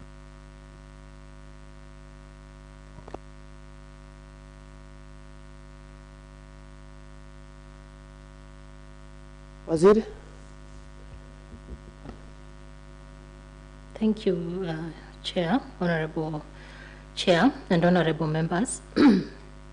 I feel like I am giving a wrong impression, probably, that I am not taking responsibility for this. And I think I have been very categorical, Honorable Member from Kipchimjim, that I am also very concerned about the issues that have been raised under the Department of Roads. However, some matters are procurement matters, some matters are financial matters, which require me to do further investigation and more research on them. I received my invitation to come here on Friday, and I really know and appreciate the magnitude and the weight of the matters that are before this House. All these issues are being thoroughly looked at, personally by me and Honorable Vincent. I am one of the most detail-oriented people. I take a lot of time. I read all reports. I read all documents. And I don't feel big in any way. This is my work. This is my responsibility. And I do take it very seriously. However, for particular issues, for example, this issue of Tokila, the Department of Public Works, Roads and Transport made a payment of $2,964,000 to Tokila General Supplies for general office items and stationery. The committee observed that the paid amount was $2,964,000, while the invoiced amount was $2,900,000. Further, the tender opening Tokila General Supplies was not among the committees evaluated as per the evaluation report dated 13th December 2024. This is also the information we have at the department, and this is what is the subject of the current ongoing investigation against the staff, both by the agencies and myself at the department. So yes, I am taking this matter very seriously. Thank you. Thank you, Waziri. I want to just know from your end, what have you done to cure such things so that in the near future we might not be able even to, if this committee will now listen to your evidence and now to weigh with Moses' evidence, you know, we have to weigh, either to be on the Moses side or to be on your side. And I cannot tell you will be on the center between you. You must give the verdict to this county assembly and the members of the public, either way. What if that you will be given a chance to serve in this department. What are the plans that you have to ensure that such things will not happen? And what are the things that you also ensure that this money is being turned back from the contractors back to the county coffers? Thank you, Mheshimiwa. So as I had stated a bit earlier, I have requested for an overhaul of the department, and we are going to, because I realized that these are mainly procurement issues and accounting issues, whereby procurement processes are flaunted and are not followed to the letter. I have taken upon myself to ensure that we add and change more procurement officers under the Department of Roads. We are also working very closely with the Department of Finance and the head of supply chain just to train, sensitize, and ensure that our staff are conversant with the issues of procurement and how these works are done. I have also initiated a very fast turnaround time where contractors don't delay to be processed for their papers and their documents. This will ensure that also with the new system of EGP, I think this can assist us a little bit better, just to ensure that delays are not made or people don't do procurement based on an individual, if they have liked or they have not liked. So I just want to assure this House that on matters procurement, I have taken them seriously. We have discussed them with the Chief Officer and His Excellency the Governor as well, and just to ensure that procurement process is adhered to and that contractors who have done works are paid on time, because all these works are budgeted for. There is no reason why people don't get paid, yet the money is in the budget. There is no reason why the schedule is not adhered to, yet the Mheshimiwas have budgeted for the said roads. So give me time, allow me to implement this budget that we are currently on, so that at least we can all walk this journey together and see the changes that we will implement. Thank you. Chairman.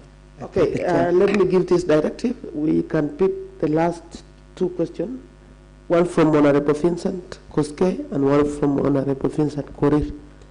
Then I'll give Moses to do a closing remark and Brenda B closing remark before we adjourn. Waziri Brenda from the HADO committee reports department contracted Enri Supplies Limited for motor vehicle maintenance, but there were no vehicle inspection reports attached to the payments documents. How can you assure the committee that these services were actually rendered?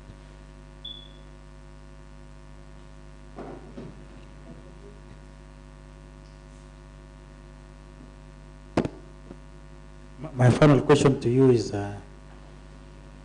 what is your view on the county assembly, especially on oversight?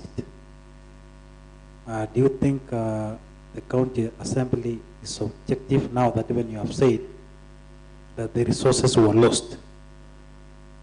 Do you think that are we doing an objective work, or we are after the executive?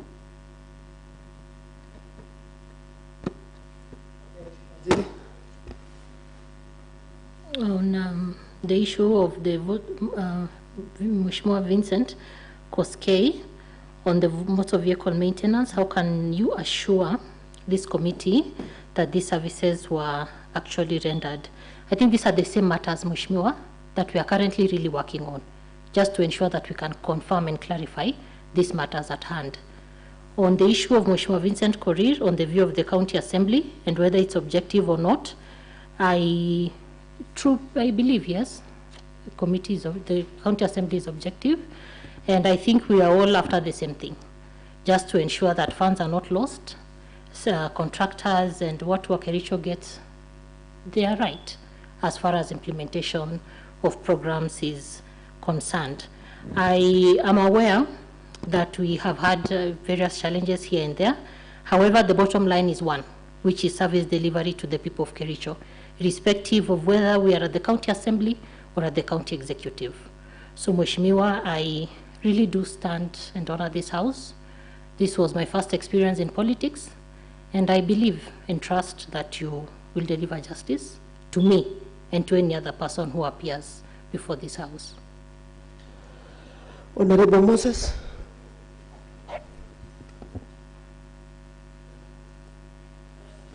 Two minutes or more. Thank you so much, Chairman, for the opportunity to give my final remarks. We have heard you, Waziri. The committee have heard you on the various responses that you have indeed made to the allegations that have been made. Waziri, this is a take-home message to both you and the committee that number one, on the unfair rolling of works in an event that one ward got an extra allocation. It is not that it was done that at this particular moment they are happy. They are also sad. In an event, Waziri, that Tendenos will get close to 10 million. It is not that we are happy. We are equally sad. This county has 30 wards and an equal share of development must pass across the 30 wards if it is development. Chairman, if it is blessings, we require blessings distributed across all the 30 wards. Chairman, equally the same. If there are curses from department that are administered to the wards, Chairman, it should be across the 30 wards. I'm saying so, Chairman, because the department are currently paying on pending bills. Pending bills on works that was done. Lucky are the wards, Chairman, that got the share of the works being done because the pending bills are being paid. Woe and disarray and disorder to the wards where no works was done because there will be no pay of pending bills. There are no even pending commitments. Chairman, we are pleading as a motion mover that when you retire, consider that fact of a diminution of justice to the great people of this county. Thirdly, or secondly, Chairman, primary oversight begins from the department. As of the case with security, security begins with me. Oversight too begins with me. As a department of roads, where the CEC is tenable, roles of budgeting, roles of oversight begins from the department, and we will never wait for secondary institutions, that is EACC, DCI, Assembly, whistleblowers to do the oversight for us. I think we will have failed as an institution and as a people. Issues of errors. Errors can happen, but it is a very funny one. That is connivance. Connivance, Chairman, is secret approval or passive cooperation. A whopping sum of money, Chairman, cannot be lost without a passive cooperation of a department. I wish to conclude by saying, Chairman, that it is important as we take responsibility for what we undertake as a person. I invite myself to a meeting where I'm the chair, I'm the secretary, I'm the clerk, and I'm everything, so that I could examine myself. what if I had done this? Would the Department of Roads lose the whopping sum of money? Chairman, it is up to you to make that decision. I wish to end by reading Section 9 of Leadership and Integrity Act of 2012, Chairman. This act provides that a state officer shall take personal responsibility for the reasonably foreseeable consequences of any actions or omissions arising from the discharge of duties of the office. Chairman, I thank you. Thank you, Honorable Moses, and we want also to appreciate and, you know, being a motion mover is not just but a small thing. It is something that you need to have given to the best of your knowledge and understanding. So, Waziri, I want to give you 2 minutes so that I will do. As I end, there's something that I've forgotten finally, that we come from a periphery ward. I represent a periphery ward, as I have said before. We are bordering Baringo County. We are bordering Tendeno Soget borders Baringo County. Tendeno Soget borders Nakuru County. Tendeno Soget borders Wasingishu County. Tendeno Soget borders Nandi County. Chairman, the great people of Tendeno Soget had missed on devolution from 2013. We had the hope that 10 years down the line, we will have issues of roads addressed and addressed conclusively. When we make our budgets and allocate as a priority that roads remains a priority in Tendeno Soget, let it be. And if it is not, Chairman, we are even ready. I also, as an MCA, if I'm a stumbling block to the implementation and rolling of works by the executive in Tendeno Soget, I can as well, Chairman, step aside so that we could give an opportunity the executive to roll the works in Tendeno Soget without favor, without discrimination, without tribalism, without any other manner of disregard to the Constitution. Chairman, I thank you. Thank you so much. I think Honorable Brenda B, you have just, that is appeal from a number of honorable members, not only Moses. And sometimes I ask myself a lot of questions. If more than 10, 15 members are going through what Honorable Moses is going through, what else, Honorable Brenda, that you want us to do? As honorable members, not even to have that energy to ask for the right of our people. When one staff or one CEC or CEO is misusing the opportunity that they have to disadvantage other wards in the name of those people who are pro-government are getting more than those people who are not in the government. The government belongs to the people. And if the government of the day are not in good terms with an honorable member, the government of the day was elected by the people of that ward. Why don't you do the right thing by delivering service to those people? So I want to give you 2 minutes. You do your closing remarks. And particularly,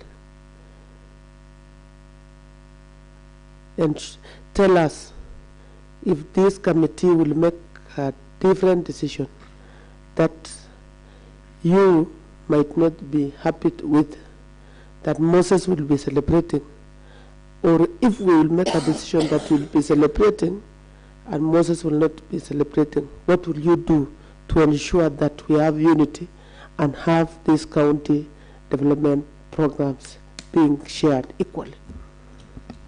Thank you so much, Mheshimiwa, Honorable Chair, Honorable members of this committee. I really want to say thank you for the opportunity that I have been given to appear, to be able to defend myself personally, as well as to defend the Department of Public Works and Roads and Transport in Kericho County. I have heard you. I have heard the concerns that have been raised, and I am particularly concerned just to ensure that I assure the members of this House that what has happened, let us put it in the past.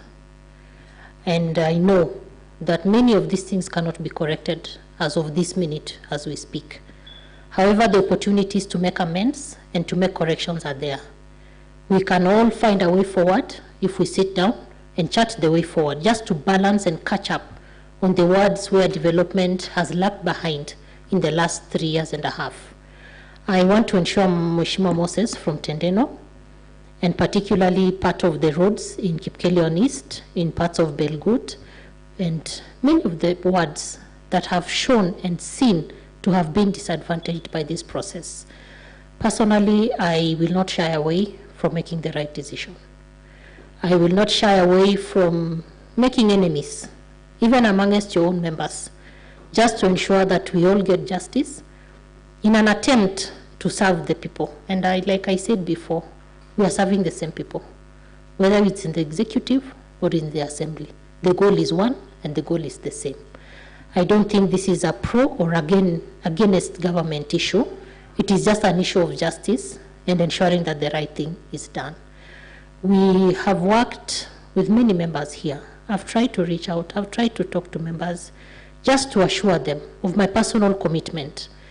And in this particular case and in this particular now, just to really apologize, even to Moses from Tendeno, to apologize to Kapsuser, Waldai, those wards that have really been disadvantaged. I want to assure you that this is not something that will happen in this financial year. It is better to do 2 roads across the 30 wards than to do 1 road here and 10 in this other ward. And I do acknowledge the errors that have happened. And given another opportunity to serve, I want to assure this House, in general, not just this committee, of my personal commitment and constant negotiation, discussion, visits to your wards, and just to let you know that I will be on top of things, I will be on top of the stuff. All the reports that will come, we will take the necessary action that we need to take, and we will walk this journey with you and to the people of Kericho. Thank you. Thank you so much, Waziri, and thank you so much, everyone, honorable members, members of Secretariat. Waziri, I think you are okay, especially as that we have been called names outside there, that we are doing impeachment every now and then. No. It is our duty. Yes. In fact, if they can have a better name outside impeachment, it is our duty to ensure that our people get their rightful share. We want to thank you, Waziri. Number of people could call us names outside there that this is a rock assembly, but you managed to appear before this committee. We want to wish you well as we retreat to have a report, and as you know, it is a procedural motion where we will share the report as early as tomorrow for you and for the people who appear today. Although one person or one CC just resigned yesterday, and we will be able to share 2 reports as the committee. As the other committee will proceed tomorrow, we want to wish you all the best, as when you plan to give everyone a rightful share.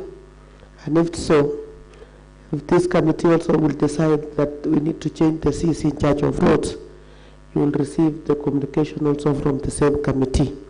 Otherwise, thank you so much, and I want to request the Sajinata to just to take our CC to clerk office if we can get a cup of tea, and this meeting start at John until tomorrow 9:30. Thank you.